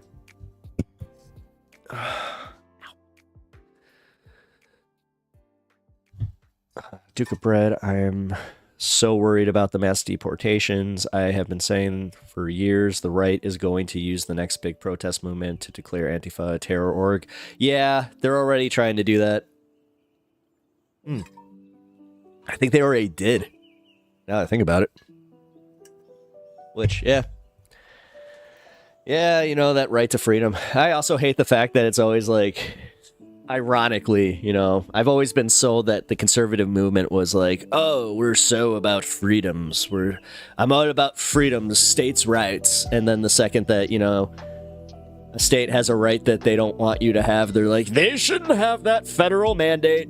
It's just like, you guys suck. You know, same with the abortion thing. It's just like, again, for the party of freedom, you guys are the only ones like, we need to ban books, we need to ban uteruses, we need to ban sex, we need to ban divorce, we need to ban.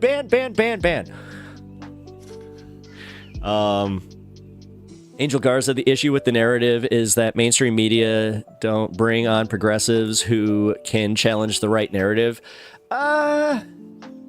Yes, but I don't know how much it's...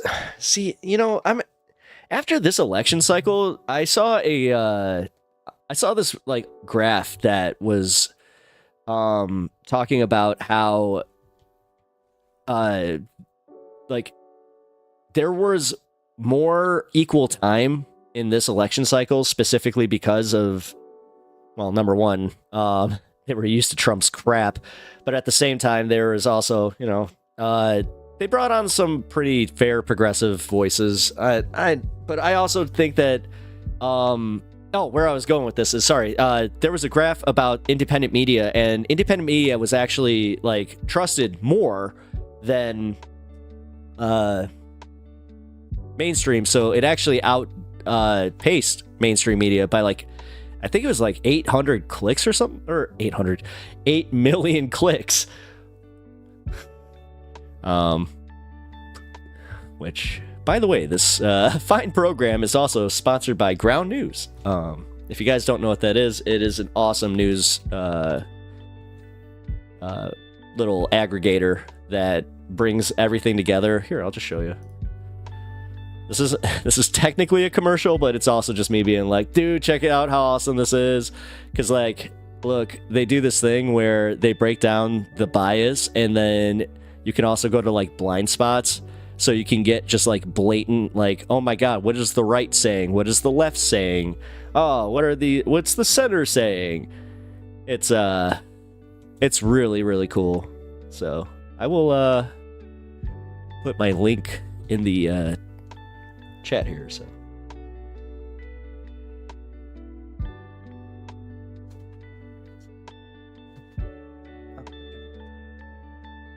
all right, and then Duke, haha, my sister moved to Texas, married her husband. That is largely why she is right wing.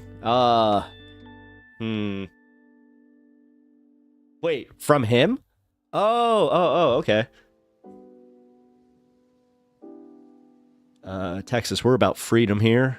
Also, Texas, no weed. Thank you. Like, that one has always confused me, where, like, and then you got guys like Rogan who are, oh, I'm moving to Austin. It's like, yeah, because they're not going to arrest you.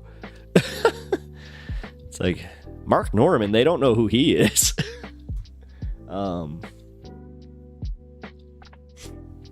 Disco loops also very important. Who owns them? Wait, what are you talking about? Oh, cool. I think that means like, yeah. At least I think I'm reading that right. We have this fun talk where it's just like, oh, sometimes things are lost in the context of text. But yeah, here I'm disco loops. Oh, yeah. Yeah, here I will link this. Sorry, I got a little distracted. Where the hell is it? No, where's my Google? There it goes. Okay. Sometimes, man, this thing just is like, it does its own thing. Just like, you don't need that. I'm just gonna hide it from you. Alright, and then live. Boom, boom. Paste. What games do I play? Depends what we're talking here. Well,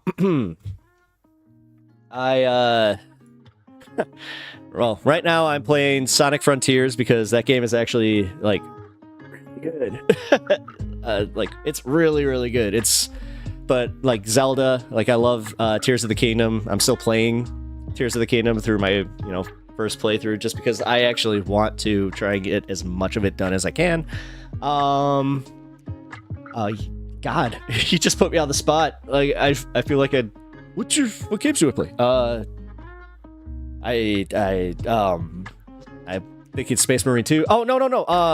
So I'm gonna be playing Alien Isolation. I never played it. I'm an Alien fan, and I get scared kind of easily from jump scares. So I just figured that was a fun way to do that. Sonic Frontier sounds fun. It's awesome. It's such a chill game. It has like the best soundtrack, and it's just so... You said you were going to stream them? Yes, I'm going to be streaming them for my members only content. Just because it's... we were talking about differentiating your content. Well, that's how I'm doing it. Where I'm like, but... And also, like, we get to talk about like whatever we want because it is a private channel. So, technically... Yeah, it is. Yeah, it's gonna suck. All you have to do is, as long as they ain't woke games, dude, it's like Asmongold but not evil. Hey, I'm better looking. I'm like the same age as him too. That's the scary part. Oh man, I just thought about that. I actually might be older. Damn. Sonic is woke. He's got blue hair. That's a good point. That's a really good point. Actually, Sonic is like woke, but it's also got the weirdest fan base. I gotta be honest. If you've ever just like looked into just even passive stuff where it's like, I've looked at like fan art of Sonic where I'm like, what the hell? Static Savage 78. Hi, first time here. Oh, nice. Hey, what's up, Static Savage? Ooh. We got a savage in the house, yeah. Little bit of macho madness coming at you because of the ranty savage, yeah. If you don't know who that is, then I'm ashamed. But that's all I could think of. And a way cleaner room. And your room is way cleaner. Oh, no, I appreciate that. No, it's funny. But I'm also like, I play everything. But realistically, I am I like solo games. I'm very chill, but now that I'm streaming, what are we smoking? Dr. Dabba. It's a strictly tobacco device that I do not condone smoking. Inhalation of smoke is bad for you, so sorry. Got something in my eye. I don't know what happened there. But yeah. Also, for my new viewers, welcome. Like the stream. I really appreciate it. The likes really help push me in the algorithm. So that's awesome if you do that. It's free. So, and then sub to my channel if you like this content. But here, Scaredy Bear. I have a little inside joke where I say that I'm getting scared. So it's my Scaredy Bear. Oh no. no, I just knocked something over. No, don't fall. Don't fall.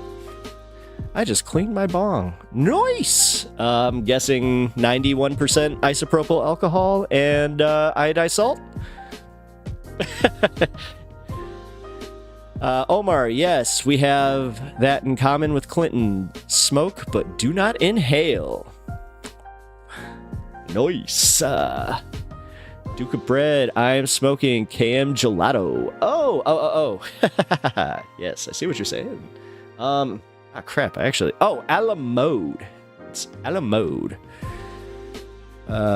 Static Savage, where are you staying at? What do you mean? Like... I mean, I say, like, the only method. What? Are you doing a Macho Man impression? Wait, I'm confused.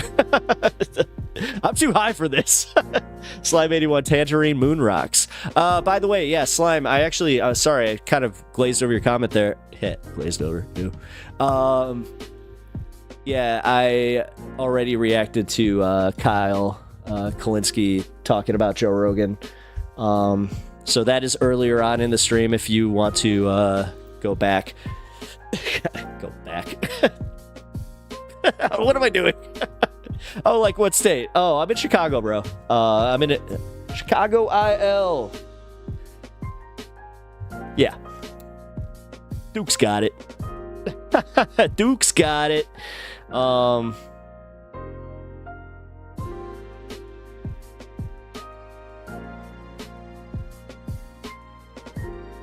Give me 1 second, sorry.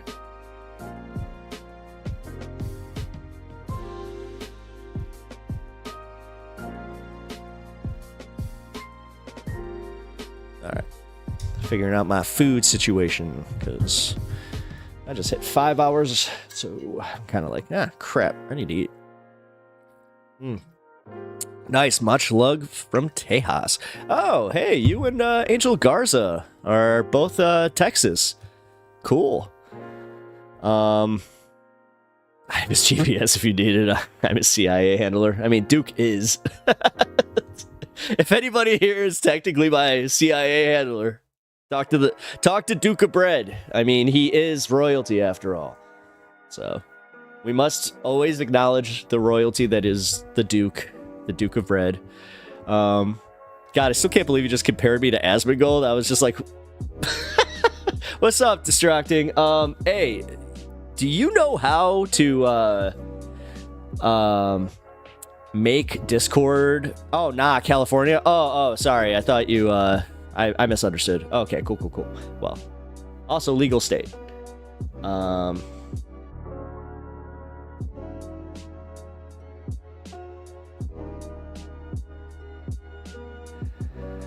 All right, but Distracting, I was just asking, do you know how to do the Discord call thing that and make it work through my YouTube or my Streamlabs, because I don't have OBS, so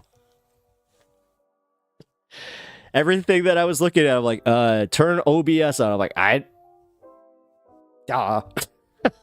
so, all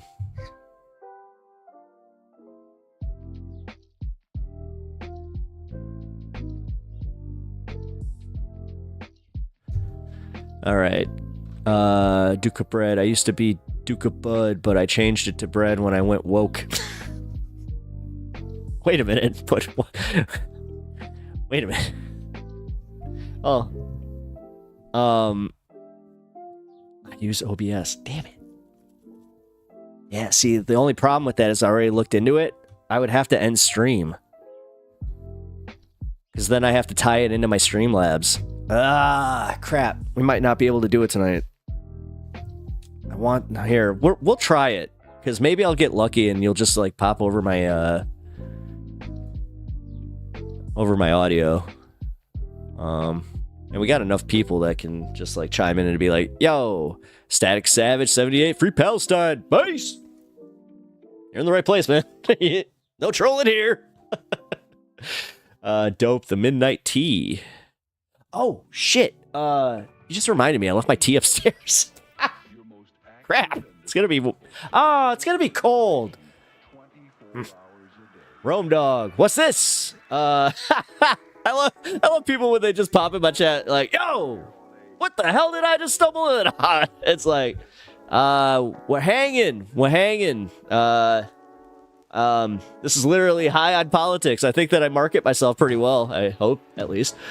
But yeah, we already are a little toasty here. So if Rome Dog, if you're 420 friendly, but dude, your name is Rome Dog.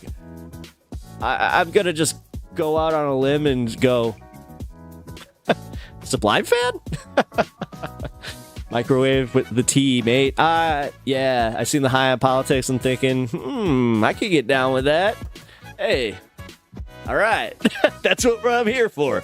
Like the stream and sub to the channel. This is a good place for you. Although, I don't know, man.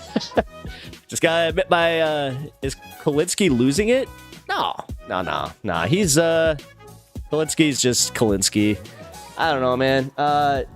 Funny enough, I think we're like the same exact age. Well, not exact, whatever. But yeah, 37. And he was just like, yeah, you know, he's just a little broy. He reminds me of that like kid that always wore like Abercrombie in like my high school days. Static Savage, the Hunter Pardon was so funny. I mean, it's funny the way that they're losing it. Like, dude, check this out. Again, got to shout out Ground News for sponsoring my program here. If you guys are interested, you guys can go to the link in the chat here and get 15% off, not 50. I kept saying that yesterday. I was like, oh. Somebody got it because I screwed up. But here, check this out. The Hunter Biden pardon. Here. Right here. Cool. How many times have you hit in the last 5 hours? A lot. So this one is it's strictly tobacco. So I hit this through stream, but this one it's like whatever. It keeps me just, you know, baseline mellow. This I hit when I hit 420 on the stream, and yeah, I'm a little toasted. So cuz I packed a little too much. I did the not just a little dab will do ya. I am pretty freaking high, guys. Who's counting? I don't. Not me. I mean, honestly, if I had to, Biden is old. He is done with politics. He don't care one freaking bit what people think of him. Partying is which again, I think that's why it's so funny. Like, cares? Who the fuck cares? Listen, I'm left of center, but dude, I don't care. I don't care about shit like that. I'm like, nah, we got Static up here saying, you know, free Palestine. Like, these are the things, you know, we're trying to be more like, you know, hey, let's not do genocide stuff. But yeah, cheers, chat. Oh shit, you going? All right, I'll take a mini. God, I'm gonna have such a headache when I get out. You know what? Oh. Feel like I just like released a backpack off. There we go.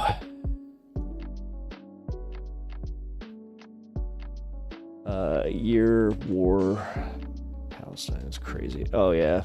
All right. Cheers. Oh shit. This thing has a battery saver, which I love, but it also is yeah. It's kind of a pain in the ass where you're just like, I want to take a little hit. That's what it is. It's just pearl clutching, man. Yeah, because here, check this out. So ground news, what it does is it gives you a breakdown of the different coverage. So like where you can see all of these guys are kind of marked as centrist, and then you get farther into the right-wing sphere. American thinker, go figure. But yeah, actually, a lot of like far left publications just don't give a crap about this story. So yeah, you're getting like a lot of like the far right. Flash, bam, Alakazam, a pardon dropped out of Automol. I don't know what. Okay, too high for that. Orange colored sky, as surreal as a Nat King Cole refrain. What the?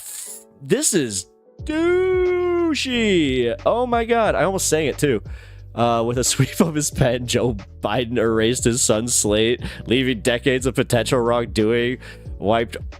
Oh my god, this guy, what a douche. What a douche. Judge tosses the lean right. Gun case dismissed by judge after full pardon. Oh yeah, see, now that one is just center. But yeah, it's kind of cool, right? Here, I can go back here.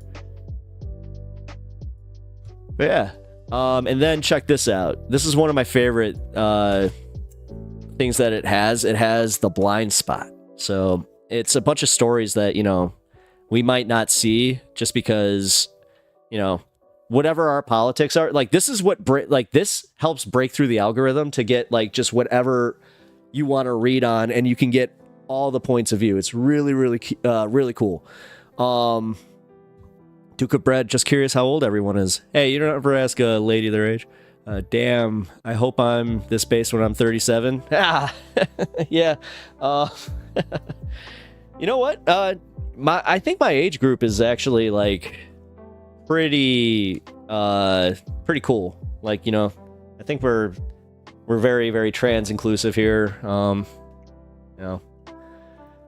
I do not tolerate the making fun of trans people. That's like the one thorough line I have, or through line.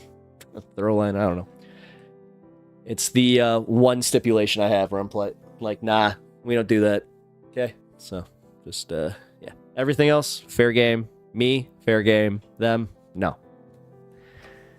36 and also love the trans. Nice space. Also, all right, glad that we got a similar age group here. Like, man, Meowington is making me feel a little like, so I call my the white hairs that pop in my my beard hair, I just call these my wizard hairs. They're like, when I'm getting a little bit wiser, I get a wizard hair. So that's the only reason that my beard's going gray. 26, fire, kids.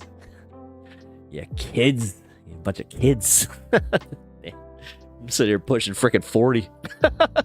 Damn. Static. As a non-binary person, I appreciate that. Hey, thank you. I also appreciate, are you them, they, or like, yeah, I mean, if you guys need to, sound off with your pronouns so I don't fuck up. But honestly, I'll call you dude. And that's more, the largest understanding here is dude is non-gendered. So we're just gonna, dude, man, bro. I'll if you say bruh though, might have issues. Rome Dog 48. Oh, we got an elder. I mean, like, you're elder to me, so. God, I hate when I do that, or I'm just like, I didn't mean you're old, bro. Like, 48. Fuck, man. I feel like I'm pushing there. Like, damn. Yeah, I feel it. Any pronouns? Yeah. Oh, okay, cool. My pronouns are pot and head. See, I did the thing, but it was even funnier. God, this sucks. I was supposed to have a dude is great. Oh, okay, yeah. Cool. Had me a little situation where situation. I actually didn't mean to say that. Situation. Where I got banned from the Majority Report Discord for making a dude joke to a trans person, which ironically I was standing up for another trans person in the chat because I was just like, trans or not, you can still be an asshole.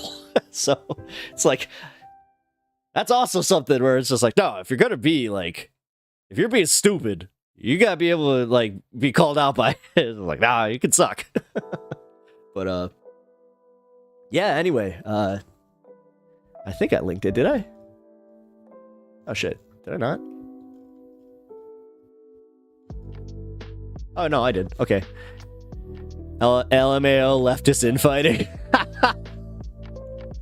I mean, hey, what would my job be if there was no leftist infighting? I mean, hell, the last week here has been... I don't know what I would have done without Hasan and Ethan going at it. I hate to say. You know, Duke of Bread, don't let him fool you. He deserves to be banned. He also plays children. Oh no. You're gonna... Man, you are gonna hold me to that. Damn. Oh, that's funny. I do not bully children. I mean, you got me pinned here, man. You got me pinned in a corner. I don't like it. Anyway, so yeah, real quick. This is so how they break it down. So you can see a bunch of this stuff where check it out, like this is all right-wing coverage, no left-wing coverage at all. Elon Musk's department says illegal immigration costs taxpayers $150.7 billion. The problem with that is it's also not including how much they bring in with, taxes to offset, like, that they pay in income and all that stuff. Asshole. Asshole is non-discriminatory. Neither is stupid. Unimoogle. Nice. Yeah. Hey, yeah. Duke of Bread, she's in the house. It's lore now. Oh, yeah. Oh my god, it is lore. Oh, wait a minute. I have YouTube lore now? I've made it. I've made it. I have somebody. Wait, I have a YouTube historian now documenting my fuck ups. Cool. Just don't call me late for dinner. Well, surely you can't mean that, bro.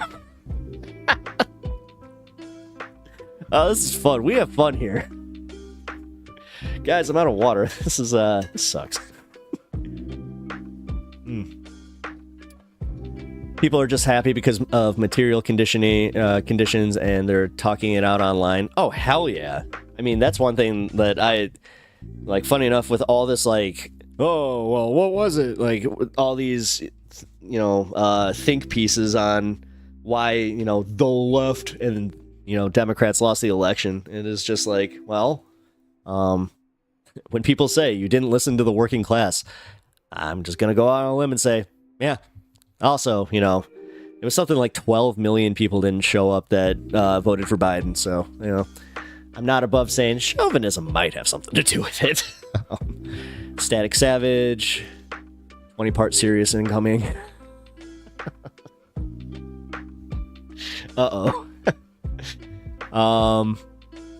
Distracting. Instead of saying someone is however many years old, my clients prefer it when we say they're however many years mature.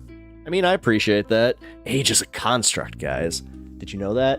Like, did you know that age is only a construct if you don't think about it? Oh my god. I'm sorry. Like, I'm playing with my hair specifically because I have like this weird, like, the earphones are like kind of like patted it down. I'm just like, oh man.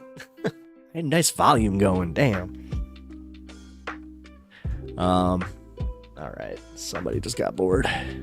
Distracting. I've never actually saw the ground news, what ground news looks like. It's pretty cool. Love how minimalist layout is. I love it. I'm not even kidding, guys. Like, I know that this is my sponsor, but I'm trying to be real with you guys. Like, the reason they're my sponsor is because I already use them. I did a trial period with them, and when that trial period ended, which they were real friendly with that. It was a 6-month trial period. But they also had a stipulation where I couldn't use it like on stream or anything like that. I was like, oh, like, damn. So, when it came time to renew, I put it out there. I was like, you know what? I use your product. I really enjoy it, and it would help me actually do my job. They got back to me like within like not even a few days. Like it was over the weekend, and yeah, they gave me the sponsorship, and they were just like, yeah, here. The hard thing for me to do is like follow the script. So like while I'm live streaming, you know, it's a little bit easier because I use it. Where I'm just like, no, guys, check this out. Like this is what I use, and I love it. I freaking love it. What they just said there about it being super minimalist, I love it. Just don't sell out if Kick offers you 100 mil. Oh boy, you know I don't got Hasan money to say no, but you know I'm just admitting that one. But I don't know. I mean, it depends. Like if I like actually had, you know, a comfortable amount of like revenue where I could say no to something like that, that'd be awesome. But also, I do not plan on going on Kick. I mean, hell, I just had to work out how I'm going on Twitch because yeah, their TOS is kind of strange. And then yeah, every once in a while I will accidentally watch, you know, a Destiny clip or something. You know, not a fan. I'm not a fan. I always have to stipulate that I am not a fan. But yeah, you know, or even Vosh, you know, like any of those guys that are banned, it's just like, what you gonna do? I'm sorry, Meow Meowingtons. You could be disappointed in me, but honestly, I'm trying to just be honest too. Where I'm like, no, I'm not sure. If that's real, it's not even realistic. I mean, maybe, I don't know. I gotta have some confidence. You know, Stack Savage. Oh, thank God. Hey, you know what? Let's put it this way: 100 mil. Man, I would fund some fun projects with that kind of money, because I don't need that much. Like, I came from a family like that. I found out that like my grandma was well off just like by accident because people kept coming to her for money. I'm like, Grandma, what's going on there? And she was just like, yeah, you know, this is what happens when you're a millionaire. I'm like, what? I was like, wait a minute, you're what? You're back up. Like she lived in this little ranch house, drove the same car for God, like a decade. Real humble woman. She was awesome. She actually, if you guys don't know what they are, there's these things called night crawlers where you would have to like stick them in the ground, and they would electrify the ground to get these little creepy crawlies out. At one point, she screwed up because somebody had like one of those underground hose lines, so she put it down and she electrocuted herself. She got certified as an electrician because she never wanted to have that happen again. So she also was a like not a certified mechanic, but she had certifications in like the Jiffy Lube type of certifications. Like she changed her own oil. She was a badass. Oh, sorry, I missed some chats here. I'm so sorry, Meow. I didn't mean to make you cry. I'm sorry. I hope you didn't leave. Is it heartbreaking? I mean, I did kind of feel bad when I was just like, hey, you know. But honestly, like, yeah, I just kind of want to keep Ground News up here just for a minute because I do really like it is awesome. And yeah, so if you guys want to sign up, I use code PepTalks TV, and yeah. But Static Savage, yeah, my grandma was a certifiable badass, man. Like for real, she was awesome. Rest in peace, Grandma. I'm sure she'd be very happy with me. Actually, she would be. She would be very happy that I'm just doing what I like doing. Also, you know, she is kind of the reason that I'm into like doing streaming, because before your day of streaming, kids, we used to have this thing called the radio, and on said radio you had FM and AM radio, and my grandma would listen to AM radio, where they would have the talkie. They would talk, and they would talk politics. So I'm thinking that's actually for real why I might be into politics the way I am. But also, like, I was very interested in just, like, DJs, like, the way that they did their job, and later on became a huge Howard Stern fan, and Opie and Anthony, which, they're a little problematic, especially their stuff now. Holy crap. I went back and listened to some old bits. I was like, oh, Cringe. But Jimmy Norton's based. He's married to a trans woman.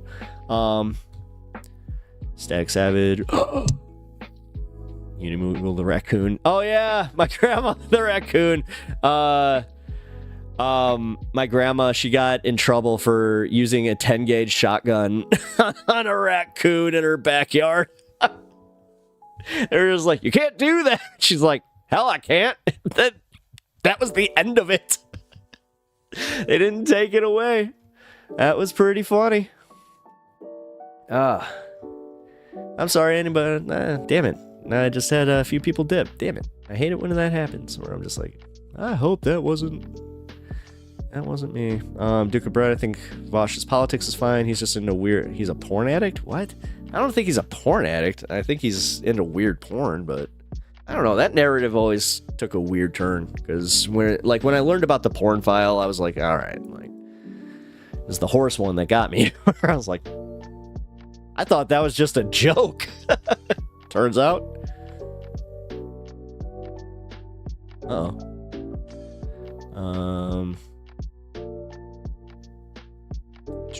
Sorry, my comments just actually caught up. All right, here we go.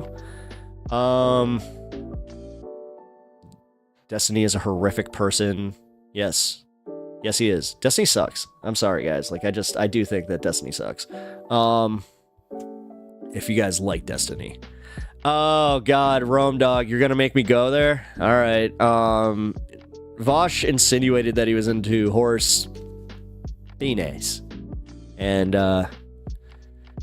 it turns out that he did the thing that I always dread, where where I'll have I did it yesterday, where I had my prawn yes, where I had my analytics open, and I was just like, you guys could see how many people are in my stream. What? That's not cool. You're not supposed to see that. That's like Wizard of Oz shit, where it's supposed to be behind the curtain. Lame. But yes. Oh, thank you, Static, Static, for taking care of that. I much prefer somebody else taking care of that. Oh, come on. Did you guys really just jump at the mention of this? I mean, sorry. Whatever. Yeah. Jeremy Hawk, that's awesome. Wow, why did all these come, in weird? I'm in live chat. This is odd.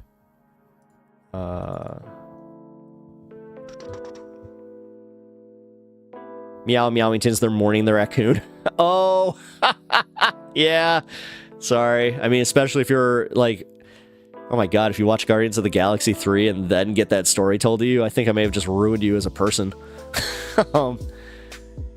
There's something there that's weird. Yeah. Duke of Bread, I was in chat when Tacoma wept. You're in a weird mood tonight, man.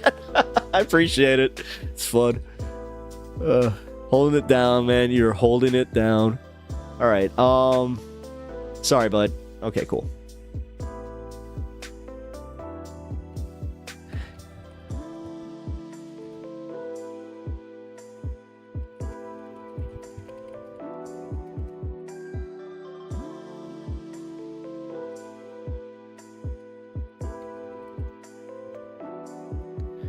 All right. I just hey, Strocting, I just DM'd you in Discord. Please check that out if you can. It's cold.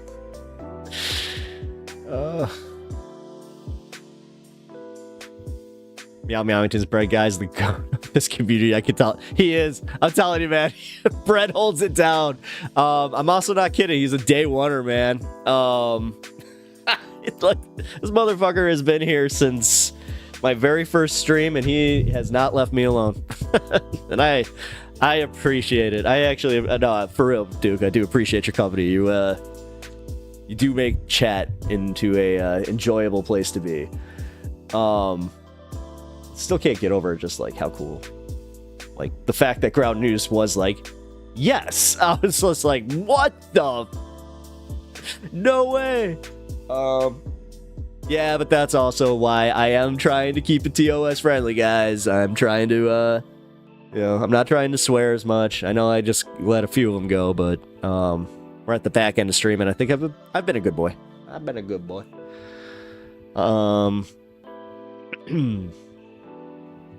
Yeah, you guys just went quiet really fast. And I have a feeling I know exactly why. Yep, that'd be why. Oh, nice. I support small leftist creators. I am politically brain broken. I mean, the fact that you jumped in my community and then you did this thing where you were just like, yeah, I'm going to pop in pretty much every stream. I was just like, damn. Like, you are, you definitely are a little bit of that brain broken, but at the same time, you're the right kind of brain broken. I don't know. I think that we got a pretty good, grasp on things here. I think that, I think we're fair. I try. I'm trying to be a fair commentator. I really do hate the fact that, things are as polarized as they are, even in the left. We were talking about this earlier, where the leftist infighting. It's funny as like the drama can be sometimes. It is like, yeah, man, I wish it wasn't like so prevalent. I kind of wish we could agree on more or agree to disagree on certain things and just be like, yeah, but trans rights are cool and healthcare is awesome and just stuff like that. But then again, if that was just the if that was the case, then Destiny would still probably be part of the left, I guess. I don't know, man. I think that he's gone. He's so far gone that he's just out. Like, I don't know. This whole thing with loaner boxes last week has kind of convinced me where I'm like, oh, he's prepare for it. He's gonna do like the viral video of why I officially left the left or whatever the hell. He's just building up enough content from leftist creators. Maybe I'll show up. Maybe my tags will work. We'll see. I'm a factory worker. I listen to all kinds of stuff while I work. It's so crazy that some people listen to me audibly. Like, where I'm just like, oh yeah, oh cool. It's technically the way that I was trained to do this. So yeah, the camera part of it is not that bad though. Got used to it. Static Savage, shout out to Blowback for breaking my brain. Distracting. Hopefully what I sent was useful. Likely it was already something you knew. Oh shit. Okay, let me check real quick. He was never a leftist. He was an opportunist. Yes, I kind of agree. I just want him and Hasan to hug. I just feel like that's never gonna happen. You get, even I would say even the three of them, like Vosh, Hasan, and Destiny into a room, and I don't think two of them are leaving. Although, especially with how jacked Hasan got recently. Holy crap, man! Good for him. But now I'm just like, oh, noodle arms, noodle arms. I just feel like Andre the Giant would just like noodle arms. Oh, again, sorry. Wrestling reference. Static Savage. That will never happen. LMO. Meow. Let me dream. Oh, I mean that's a. Wait, so Meow, are they like? Were they like the ones that kind of got you into the left, and you kind of just think of them as like the was it not the Mount Rushmore, but whatever, mom and dad kind of thing. I mean, dude, I don't begrudge that. Like, honestly, it's just the fact that Destiny just fucking, oh my god, his most recent turn was just, it was rough, man. It was really, like, the shit that he was saying about Palestine was so rough. Destiny is the truest cynical liberal. I think he is true to his ideals. They are just self-serving. Yeah. He propped up a Nazi. I don't want that. Yeah, exactly. Also, oh, we never fucking covered that. Give me 1 second. You know what? I got just enough time to. I went to college for it. No, LMAO. I've been into politics for. Okay, cool. Yeah. Static Savage 78. I used to be a right-wing shithead. I love when people like are just able to admit it. Oh my god, dude. Hey, welcome. Seriously, dude. Welcome to this community. I'm glad you're here. You're definitely in the right place. 'Cause, oh yeah. I love people that are able to admit their mistakes, and then I also love people equally that are willing to forgive mistakes and give people a new opportunity to be a better person. You know, I'm into reform. That's kind of weird, but hold on. Destiny.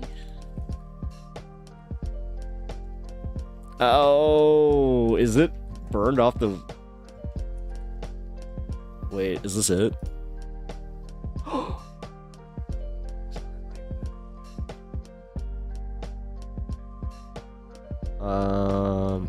Screw it. I guess I'll go to Daily Dot.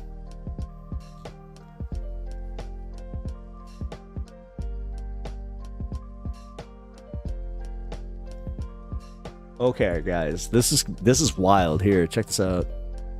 I was an avid Ben Shapiro. Really interesting. That's wow. Wow. I did not expect D-Man BJ arc. Ha ha ha ha ha ha. You don't ruin it. Fucking A, dude. Duke. As I said, you're holding it down, but you're jumping the gun. You're jumping the gun. All right. Yeah. All right. Let's go into it.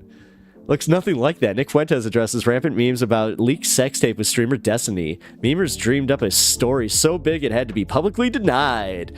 Memes, jokes, and wish casting are exploding online, falsely claiming that Steve Bernal II, the popular streamer known as Destiny, had an intimate relationship with a prominent white nationalist. The online bit first arose after a video purporting to show Destiny engaged in a sexual act with another man began circulating on social media in recent days.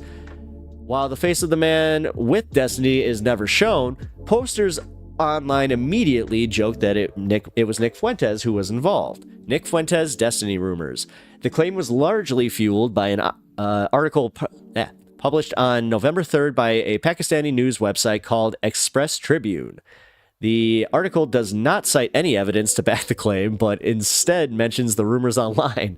But given the distaste many online have for Fuentes virulently... Fuentes is virulently... I can't get it out, guys. I can't get it out. It's one of those words. It's kind of like how Fuentes can't get Destiny's dick out of his mouth. Oh! We do this. Racist political movement, as well as his prominent boasts about being an incel. Posters were all too happy to run with the joke. Destiny came out shortly after and stated that an online account belonging to a friend had been compromised, confirming the video's authenticity. Although Destiny admitted that the video is genuine, at no point does he say who was involved.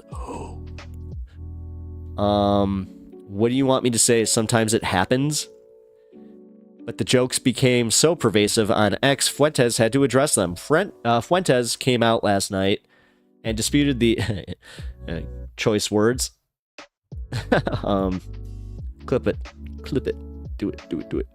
And disputed the unfounded claims while referring to Destiny as sick and a freak, adding that he's been feuding with the streamer for his entire career. Yeah, that's why, the videos exist of them, having, a very, very casual Waffle House dinner. People said it was my penis. Based on nothing, Fuentes said. They said, oh, that's Nick Fuentes, and everybody just believed it. He's salty, guys. Sorry to tell you, for all the haters out there who are spending their time on Thanksgiving watching that video, it's not me. Guys, I think it's him. The more he's denied it, the more I think it's him. Fuentes also denied that he ever wore a gold bracelet, which was seen in the video. Ooh. Despite denials from the two and no real evidence, the jokes persist. I mean, come on.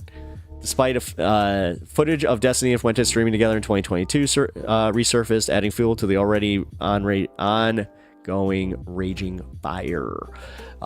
Destiny was kind enough to have his girlfriend serve perhaps the leading Jew hater in the U.S., Nick Fuentes, with special food during their stream. Watch as the I can't say that too much. For some reason, they're just like, nope. Oh, hey, I actually got there's a hyperlink there. Oh, crap. Talk about nuking Israel and the chat. What a crowd Destiny belongs to. Ooh. When asked about the leaked graphic footage on X, Destiny, in an apparent attempt to be humorous, vaguely alluded that the individual he was sharing many that the individual he was with shared many traits to Nick Fuentes. He never told me his name. He just identified and said he was of 91% Castizo blood, whatever that means.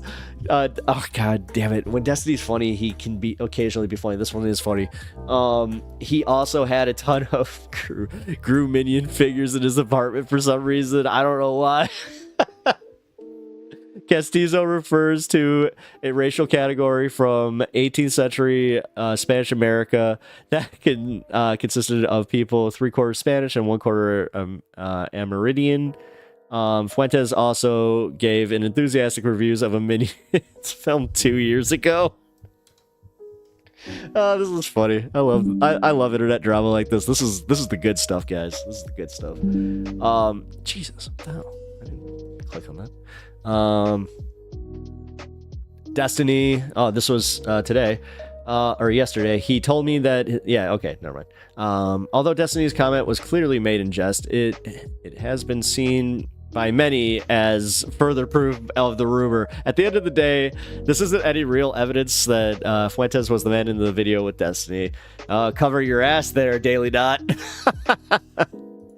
Yes, this is all alleged though. So I am also covering my ass. So this is all alleged, but also allegedly hilarious.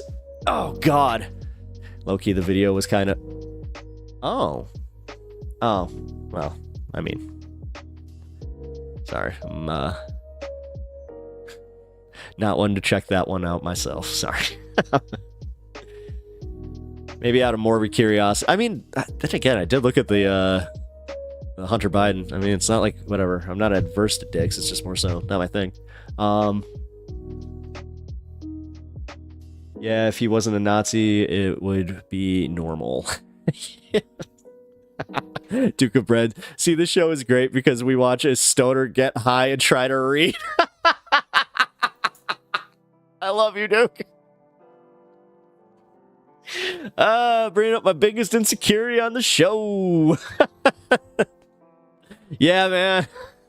I gotta be honest. I need new glasses. And I know that sounds like I'm just kind of coping, but no, for real. I need new glasses bad. It's been like 2 years and I have not been to an eye doctor, so it's getting kind of bad. Like that's why I'm also like always squinting at the chat where I was like, ah.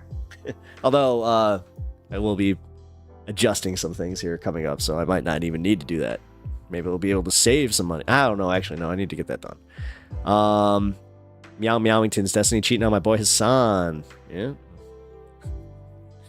I still can't get over your.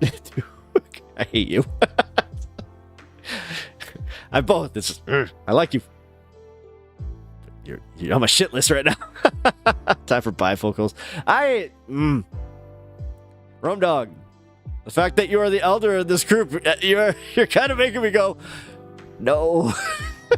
But maybe, yes. I don't know. I might need him. Some gal on TikTok saying she be pegging Mike Johnson, Speaker of the House. Really? Ooh, do tell.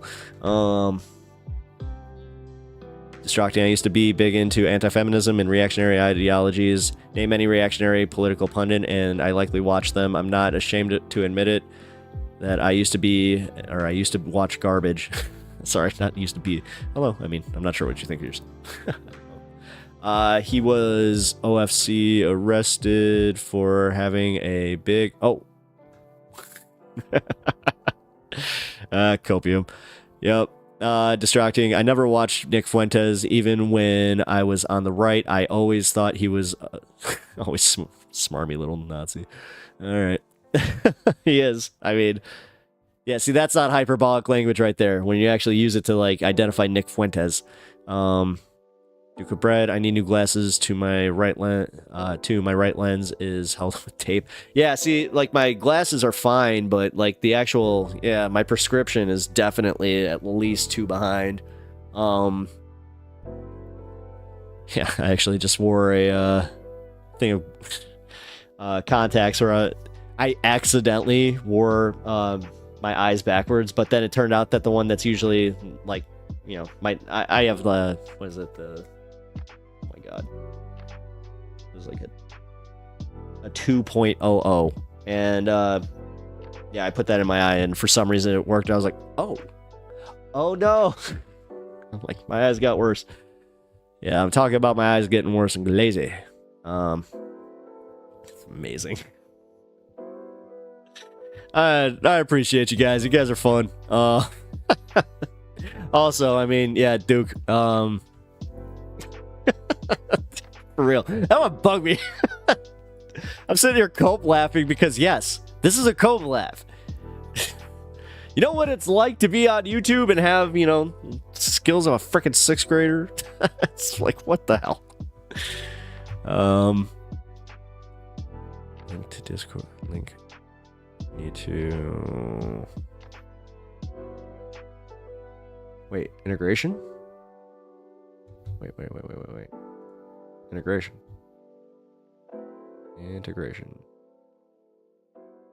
Give me 1 second here, guys. I gotta try and figure out if I can get this. Nope. I'm not hyperbolic when I say MAGA is fascism and Trump a scam artist using the ideology to take power and serve his class. I mean, just remember, he is scamming his own supporters. Like, he's not just scamming the country, he's scamming his own people. So, at least take some solace in that. What the hell is this?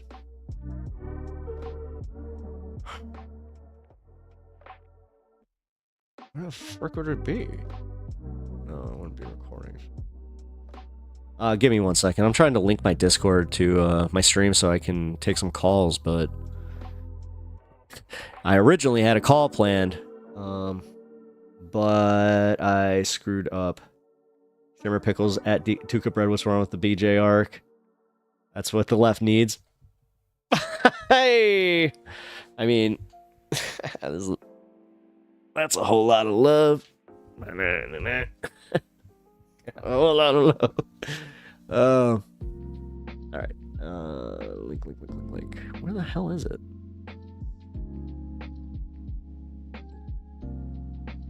Yeah, I'm in that.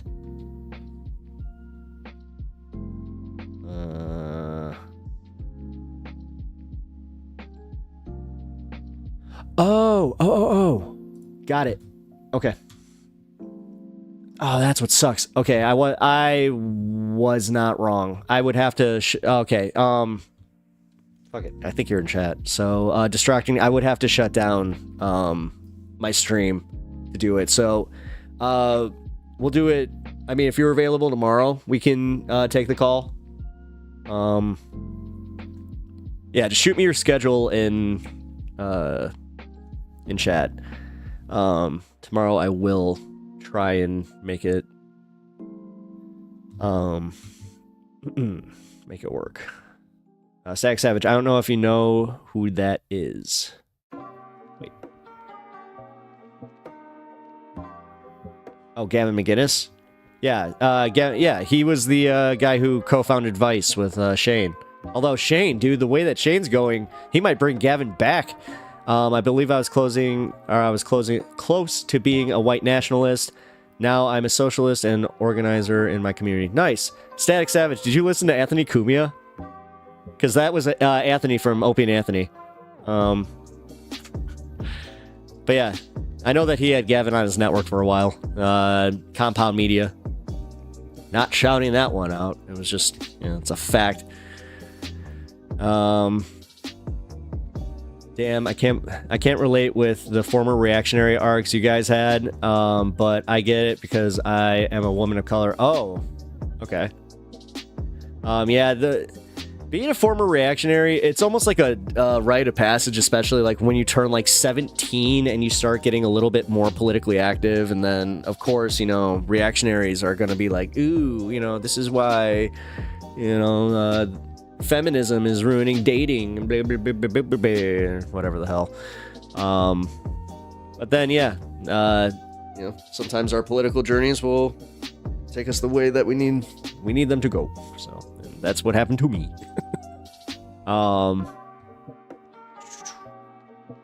Haha, Shimmer, nothing wrong with the BJ arc. Distracting. I always was vaguely interested in Gavin McGinnis. It was mainly because he was in an episode of Kenny vs. Spenny as a judge. Oh, you really are Canadian. Jeez. No LMAO. Oh, okay, so yeah, Anthony was close to Gavin. Gavin McGinnis, he's also a super hyper racist. Gavin McGinnis also started the Proud Boys initially. I know he had something to do with it. I know that he promoted it, but no, I don't think he founded it. I think there was somebody else that did. The ones from Charlottesville. Oh, yeah, that chapter, yeah. You're right about that. Yeah, you know what? Again. But what I was saying about like being a reactionary when you're a kid, also it's like comedy, like edgy comedy. It's all that stuff, you know, like it whatever. Teenage boys into like, dude, I wasn't like I'm not fully proud of the person that I am, was becoming until about age 30. Like age 30, I made this turn and I finally like realized I'm like, you know what? I don't want to be a piece of shit. Yeah, just at that time, not the start. Sorry. Duke of Bread. I was never on the right when I was a kid in Florida. They bullied me, so I went goth. I've always been in the freak crowd. I didn't understand it was political until later. Yeah, I mean, I've always been a little bit of a rebel. I was into the punk crowd, into the punk scene. Like, yeah. God, I still can't believe NoFX retired this year. That's crazy. Static Savage, yeah, just at the time, not the start. Meow Meowingtons, that's so true. I don't know what to do about my younger brother. Yeah, dude, I got a younger brother that's... Yeah, he's, oh God, he's close to your age. God, what is he? He's like 22. But yeah, he's a right-wing Trump lover who actually believes in like the abolition of women's rights. He's a very,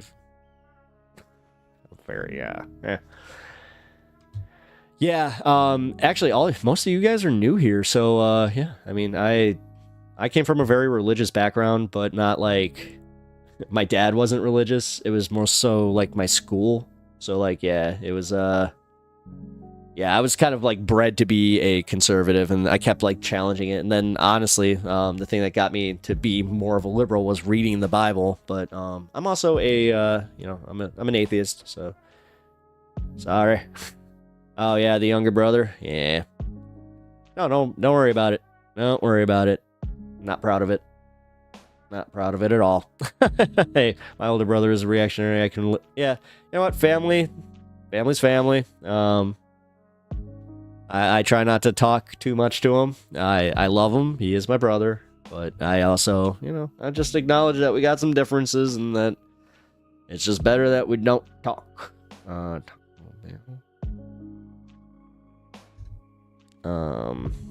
Stack Savage, I am not liberal. Same here. Oh, I mean, we're not liberal here. Technically, we're, I don't know. I mean, somebody called me a sock dumb at one point, but I'm like, am I? I don't know. I think that I'm pretty lefty, but, I am just trying to, still pretty blue. The rest of the state is turning red down here. Yeah, Chi-Town is, it's still pretty blue. I mean, we're always going to outweigh. I mean, if you're in Southern Illinois, yeah, we're always going to outweigh that vote. unless they secede the way that they want to. But yeah, God, I hear about that every we're gonna hear it in 2028 coming up here in the governor's election. It's gonna be same old crap. You need to see it from Chicago and their liberal policies. Although we did just elect a new, more hard on crime DA, to get rid of Kim Fox. So maybe they'll shut the F up about her finally. Although she did make some pretty good revisions that, it's like the cash bail kind of like there was a bunch of like questionable stuff that Kim Fox was doing where I was like, what are you doing? Like, you legit let murderers go. That's not okay. But yeah, no, it's still pretty blue here. Despite the fact that, I live actually, funny enough, in a little bit of a red area of Chicago, so we eat regular bacon up here. If you're talking about those little circles, I hit you in the nads. No, I'm just kidding. I have Canadian bacon in my... Isn't Canadian bacon just ham? Yes.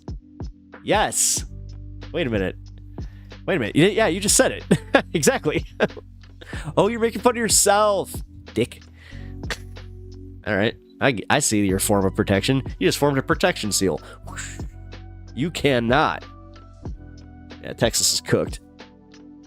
Yep. As long as you are anti-capitalist, you are not a liberal. I am, for the most part, anti-capitalist. Again, I am anti-capitalist, not just for the most part. I just recognize my need to live in said capitalism and try and thrive myself. So I'm also not going to, I have a very Hasan point of view on this one, okay? Throw some ketchup on that hot dog. Yeah.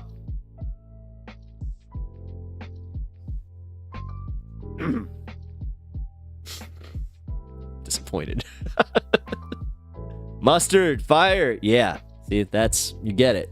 And also, relish, hot peppers, a little bit of onions, making me mad. Don't you do that. Don't you go talking hot dogs to a Chicagoan, all right? Gonna bring it out of me. No. It's the mustard! Ah, yes! Yes! I had a mustard meme in my chat today. All right. This is success. This is what success feels like.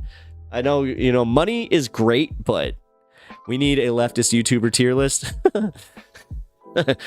Sure. As long as I know where I fall on that one. Uh-oh. I feel like... fuck. Although I'm doing all right here.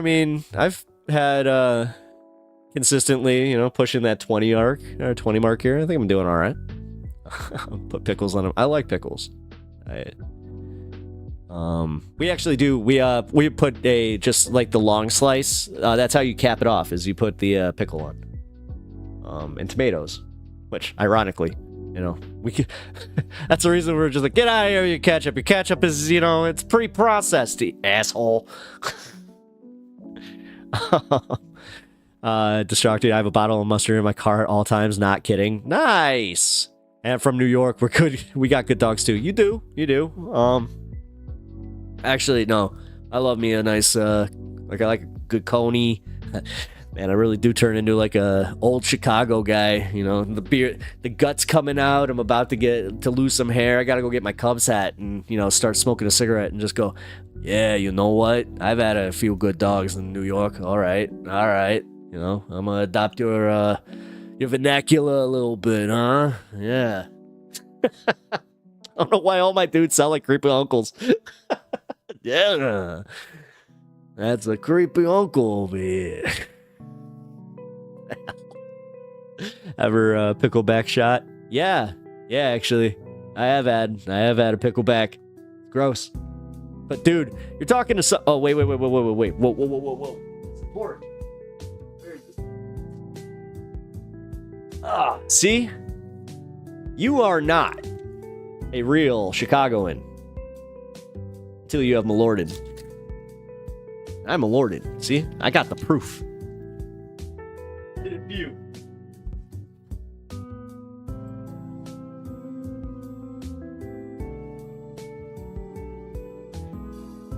Oh, man.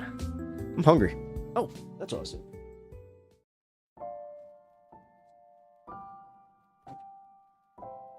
Oh, and trusty water bottle is empty. I go to L3. All right. You belong right between Mr. Beast and Alex Jones, my favorite leftist figureheads and avid political party defenders. Thanks, Static Savage. Thank you.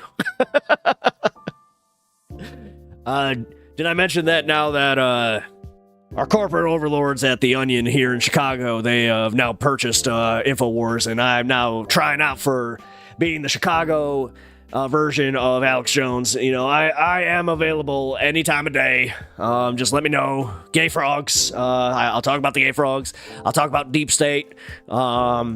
I'll also talk, you know, I'm not a big fan of Donald Trump after the Jeffrey Epstein. Gay frogs. All right. Is Jimmy's Red Hot still a thing? Yeah, it is. Jimmy's is all right. God, it's so weird to say it, kind of like with a little bit of an attitude. Yeah. I mean, I like it. It's just not my favorite dog. No, my favorite dog is from Superdog. It's a place off Milwaukee. Off Milwaukee Avenue, not in Milwaukee. Yeah. Yeah, it's best hot dog stand in the city. Well, stand, it's a drive-in. You know what, screw it. I'll show you guys. It's pretty cool. One of like the last drive-ins. If you guys have watched The Bear, it's in The Bear.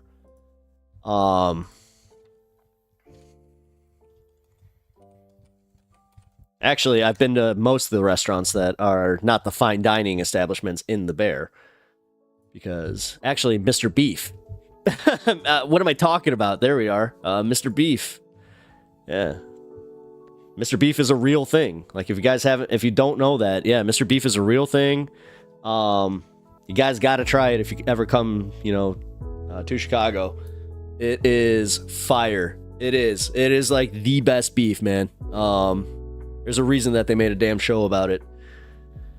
My uncle liked Jimmy's when I was a kid back in the 80s. The thing is, that does not surprise me, and damn it, when you say the 80s, I can literally picture this dude wearing wearing one of those starter jackets. Not the starter jacket, but like the bomber jacket. And he's got his Cubs hat, and he's just like, "Hey, we're gonna go get some Jimmy's, all right?" I love those guys, though. That's like, I grew up with those, those Fakatsons. The way the fries are in the box are the best. Yes. They put the fries on top. Here. Look. I'm in Texas, so the strain is whatever you got, whatever the plug got. Oh man, I love you, Static Savage. Oh my god, you just brought me back. God, I forget that you guys still live in like the early 1900s. Here, check it out. This is Superdog. It is the coolest fucking place. Here. That's Maury and Flory. They're famous. Yeah, you pull up here. You go and order your dogs, or right here under where it says Super Burgers, they got a little walk-in that you just walk right on up. Oh, sorry about that. Yeah, you walk right on up. Go get your dog. 11 p.m. You guys got me hungry. Okay, that looks good. Yeah. Yes. All right, so check this out. Here. Yeah, you can kind of see the dogs. Look at it. Oh, look at this bad boy. I'm hungry as hell. Oh my god. It just hit me like a brick to the face. I am so hungry. Food delivery, if you are listening, I would not say no to a Portillo's if you are on the way home. Food delivery. Sorry, I mean... my god. That's my uncle all damn day. See, I know these guys. Dude, if he smoked, he's got like he never smoked like hard packs. He would smoke the fucking soft packs and he would put them in like not even in his jacket pocket. He put it like in his front pockets. Dude, I knew these guys my entire like growing up. Oh man, I love it. Dude. Yeah, you just let my Uncle Eddie. Oh my God, you want to talk about somebody that is like quintessential Chicagoan? I actually had this funny situation happen where we were on a snowmobile trip up in Michigan, and I thought like I was hot dogging, ha ha ha ha, but I ended up crashing my sled, but I did it where I ended up like in a creek. But then all of a sudden, it was just like my Uncle Eddie pulls up and he's just like, "Oh, your dad's gonna kill you." I'm like, "Oh no." So he goes and gets my dad, and I'm just sitting there in the mud, and I'm just like, "Yes, my snowmobile is in the creek." And he's just laughing his ass off, and he just slaps me as hard as he can on the back. He's like, "Hey there, Creekside!" I'm like, "Oh no!" And it's stuck. It still sticks to this day. This asshole comes up to me, "Hey there, Creekside!" Oh, my food's home. My food is home. Oh, I am past the 6-hour mark here. You know what? Here, give me a second. I'm gonna pull I think I might have to pull Hasan here. Let's see. I mean, you guys can stare at this beautiful hot dog. I mean, that's a dog. But I wasn't kidding, by the way. See, the pickles with the relish and the mustard. Yeah, it's like the best dog. Although here, Bing. Freaking Bing.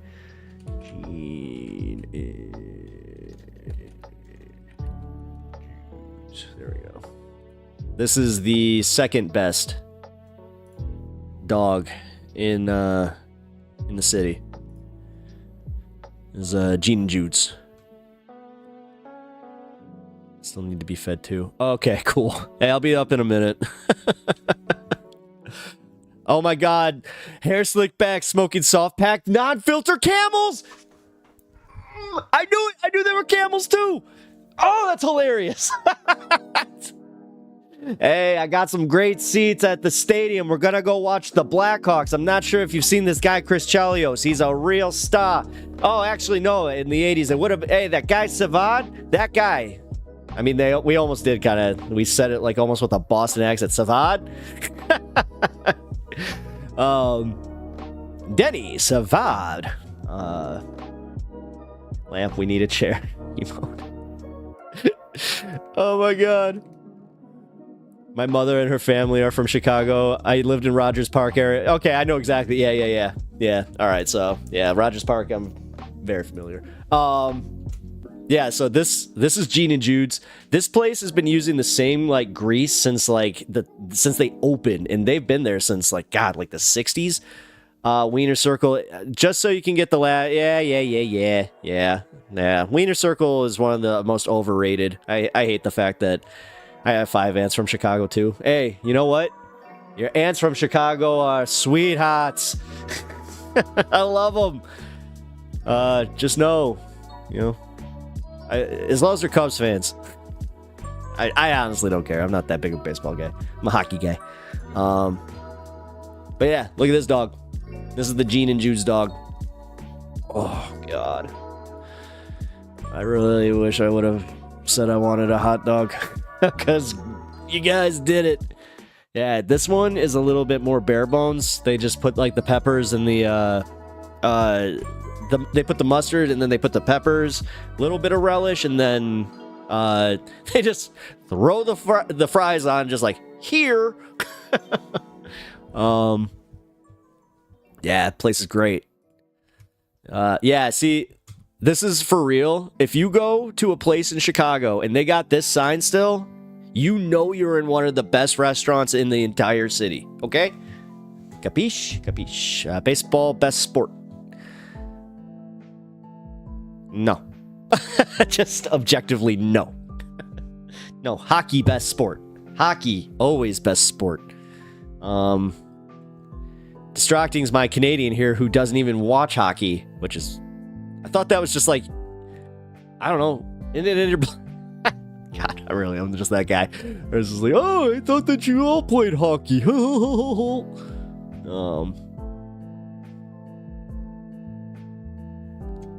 I know no one will agree. Well, it's just, dude, there's too much downtime, man. No, as far as like actual entertainment, like value, and also, I mean, playing value. I mean, if you can skate, I mean, that's kind of like half, 90% of the sport, but. Oh, man. All right, give me 1 minute. I'm going to pop up, get my food, and see if I have to go. Although I should probably start looking into that, because how long have I been on? 6.5? That's not that bad. Distracting. I'm not into the tribal aspects of sports. I get it.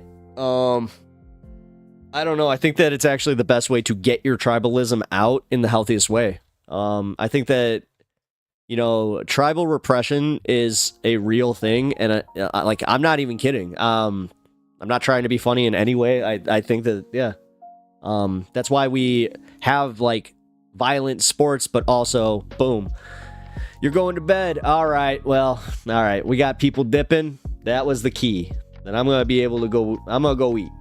But no, I appreciate you, Static Savage, popping in here. Yeah, try and hit the stream tomorrow. I'll be on same time, but yeah, I might be. Oh shit! Actually, wait. Tomorrow's Wednesday. Yeah, I might have to leave a little earlier. Crap. We'll see. We'll see. You have no food. I told you that. Oh, I have no food. Oh. Oh. Oh. Oh, so I need to go get food. Oh, crap. Good night, chat. Good night, Static Savage. It's good. I'm glad that you were here. I also have no food. No food for you. Distracting. Good streak. Keep it up, man. Oh, thank you, man. Thank you. Shimmer Pickles. Good night, Static. Yeah, say good night to Static. I don't have food, so I'm not gonna rush out of here just right yet. I'm gonna smoke this with you guys, actually. Come on. Yeah, there we go. All right. Cheers. Anybody? You never answered me. I did answer. It was just late. I'm sorry, Unimoogle. I'm sorry. I screwed up. I should have had the food. I should have had my phone on me so I could have done it. Hey, we're doing this. We're doing this. It's nicer when I can feel the vibe from other people. It's like, you guys are doing this too, right? Hiya!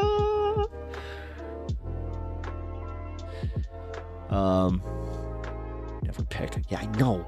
Damn it. Although, I have to take you to get food. I really want hot dogs. Oh, wait. That's what... Yeah, hot dogs. Guys, I think I might actually go get some Portillos. What time is it? It's 10:13? Yeah, well, 10:13. Chicago Standard Time. Chicago Standard Time. Central Standard Time.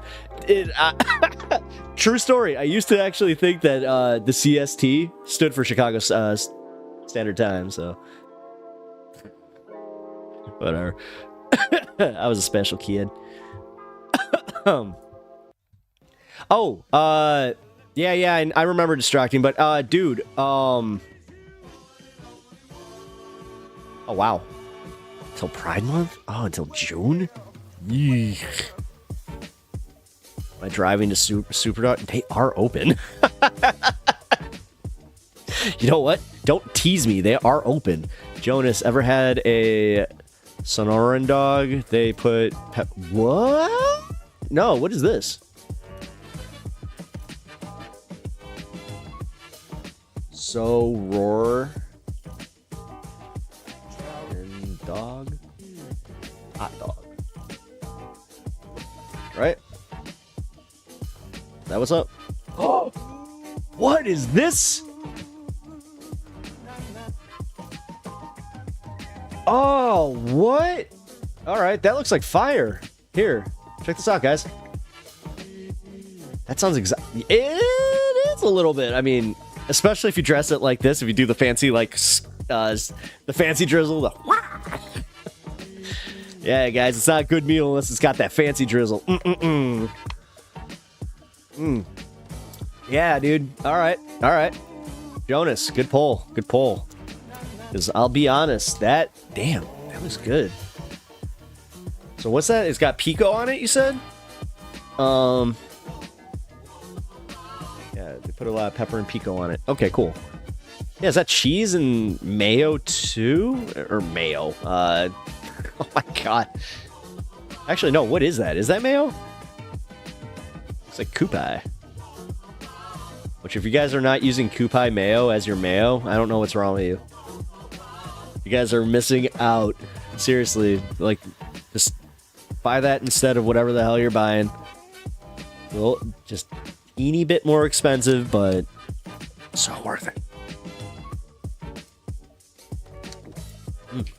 Jam's actually kind of cool. I haven't had this one pop in yet, so. Yeah, my crutch. Yeah, some douchebag was just like, oh my god, you're one of those streamers? You use a music crutch? Oh my god, I'm gonna be outraged by this and make you feel bad. Look at you, you've only been doing this a few months. Oh, it's queso. Oh, I'm an idiot. It's white queso. You know what? That makes a lot more sense with the pico and the yeah. Pride Month is best. Actually, you know what? This coming up here, I'm gonna probably be going to the parade with my friends because I want to support them. They deserve it. They've had a rough year, so my trans friend and my they're both technically my best friends, but they hooked up and came out as a couple, so. It's very, very cool. Very cool.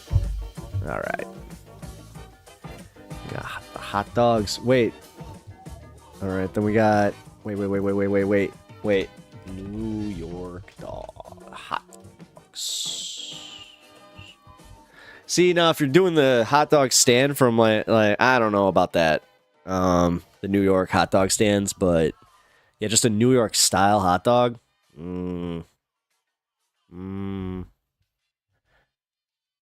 Although these are all recipes. Come on, I want one like actually from a place. Like, that's the wait, I think this is it. There we go.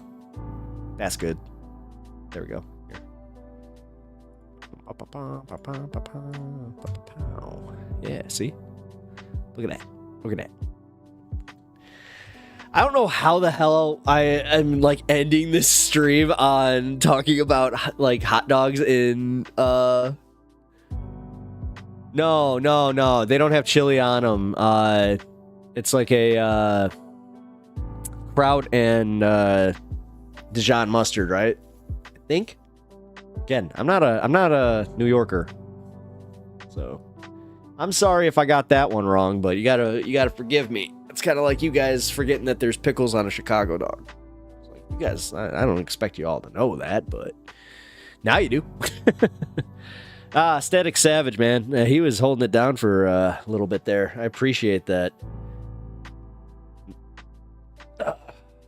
You guys have been awesome tonight, by the way. This gave a noob 100k in RuneScape. Nice. Nice. Very nice. You're a very nice person. Yeah, I mean, you guys can, by the way, I'm so bad at chilling myself because I just do enjoy, like, chilling with you guys. But if you guys have not already, leave a like on the stream. It really helps me out a lot. It helps me as a smaller channel get onto those front pages.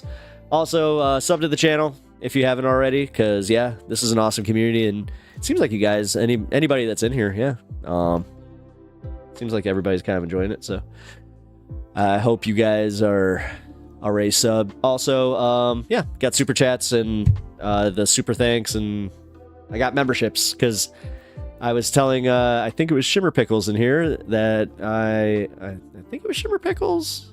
It might have been Meow Meowingtons. I don't know. I kind of lost track, but yeah, I'm going to be doing the video game streams, but want to keep that more for the members only kind of crowd, because yeah, I gotta play this stupid YouTube game. It's not fun. It's the reason that if you look at my titles and you see the capitals, just laugh. No, I'm laughing with you because I gotta play this stupid thing. Distracting. Some random guy gave me 1 mil the other day, so it's the least I could do. LOL. I mean, dude. Wait, what the hell is RuneScape? Now you got me curious about that.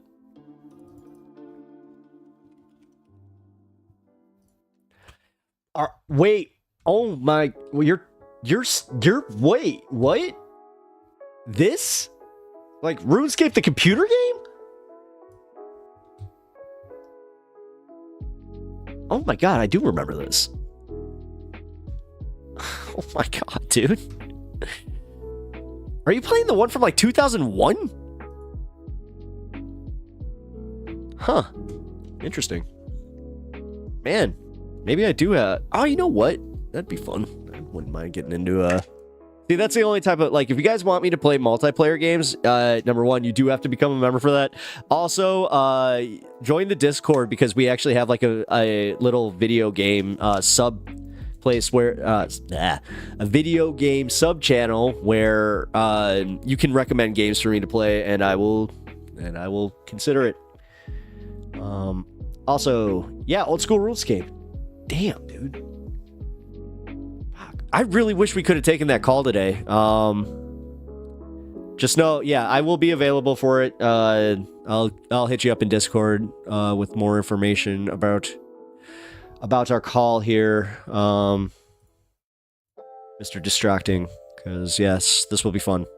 This will be fun. But yeah, I'm also going to link the Discord. Give me 1 second. Keep needing to do this. Not only. Yes, I know. Thank you.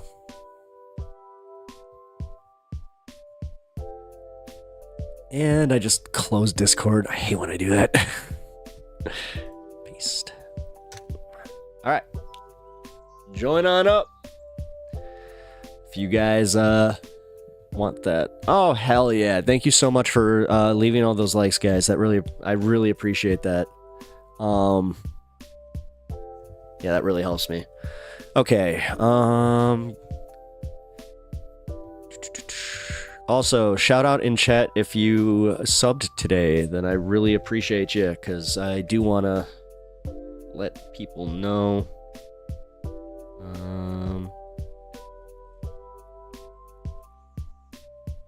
Wow.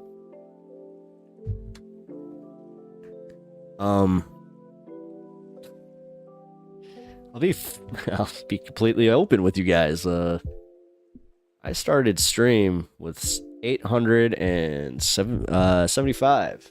We're at 886 today. All right. Cool. Edging closer. All right, guys. Well, I have a feeling that I got somebody upstairs that really wants some food too. So I think that I got to bail on you. I'm sorry. This has been a lot of fun, though. I do appreciate all of you guys hanging out with me for as long as you have. This has been a blast. Rome Dog, also, I hope that you stick around in my community. You're a cool dude. I appreciate you being here. Same with you guys. Shimmer Pickles, like, again, your name is so freaking awesome. I really do appreciate you being here and checking out my channel. That it is awesome. Also, the Meowingtons. I really appreciate you popping in here and having some fun with us today. This has been a lot of fun. Because honestly, once you guys all popped into my chat, like post 420, and again, that was hilarious how I saw all you guys come in at the same time. I was just like, that's crazy. But no, that was a kismet moment for me. Duke, also, you know what? Shout out Duke of Bread, my day one brother, and also, yeah, he's been quiet, so I'm calling him out. Jonas, I almost feel like I forgot you. I feel like I'm doing the credits for like a sitcom, and it's Jonas. Distracting. We need more elders. Your crude knowledge is an asset. I'm not kidding about that, man. We got this guy Les Wiseman, who's like an old fogue, who, like, the way he talks, I swear, I make fun of him, and I know he doesn't like it because he does not respond to it. But I literally said, I'm like, dude, every time you speak, I feel like you're just a disenfranchised hippie that, like, you have this white ponytail and this beard, but you're just so, like, he's so pro-Israel, and, like, he's a lot. He's a lot. But he hate watches me consistently. He shows up in my chat, and yeah, you know what? He's an elder, so honestly, I would like for someone like Rome Dog to, you know, come on in and just, you know, hold down the elder squad here, because, I mean, shit. After talking to you guys, I kind of feel like the elder squad today. But emotional damage. The hippies are not on our side. Dude, what is with that? I have had more fucking, like, hippie Trump conversations where I was so shocked. Because, like, I mean, screw me, you know, for thinking, oh, yeah, we're at a very, you know, hippie-friendly event. And then they start talking politics, and you're just like, this what you... And they're like, yeah, I'm a Trumper. I'm like, how did that happen? And then, like, you meet up. They're all of a certain age. And they're all like, yeah, from, like, if they say born late 50s, early 60s, immediately I'm just like, He also legit says that he hates me because of our generation. He's like, I hate watching your generation, you know? So, like, I purposefully, like, started getting him really mad with, like, Hasan content. He's just like, oh, you're gonna watch this idiot like everybody else, baby. Rome Dog, is that boomer mentality? Don't forget hippies are boomers. I mean, sorry, man. Oh, dude, I feel bad about that. I keep forgetting. I actually got scolded once by somebody in my chat where they were just like, you have boomers in your chat, you better speak about them with respect. I was just like, yo, because I literally was like, yeah, it's a boomer moment. It's like, dude, feel free to call it a millennial moment. I mean, again, this guy hate watches me. And again, he shows up almost every stream, especially the early ones. Like, he usually, maybe it has something to do with his age, I don't know. Yeah, but he goes to bed, you know, he's out of here within like the 2-3 hour mark of my stream. I don't know. There's one time that he was literally on until the very end. And I was like, distracting. That being said, SJW is just another thought canceling cliche. I mean, exactly. And they're doing that kind of crap.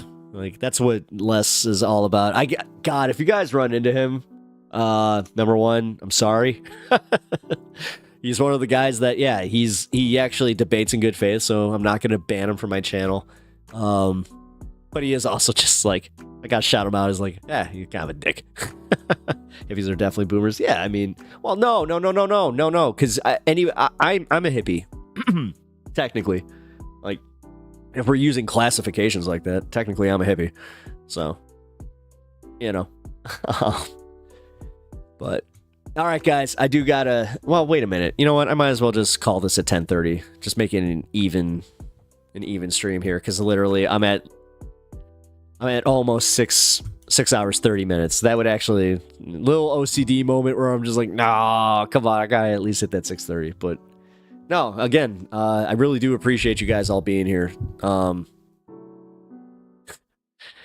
know what? Let's do one more hit, then I'm out. Remember, I do not condone smoking. This is tobacco use only. But not actual tobacco use. Do you not shower and wear patchouli oil? Well, patchouli oil, good for your hair. I do smell like Nag Champa a lot. But yeah, but no, I shower. So, but no, guys, I appreciate y'all. I finally hit that point, so I'm going to call it. Say goodnight to y'all. This is my Midwestern goodbye.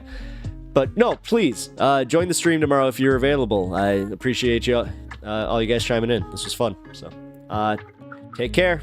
Cheers. Oh.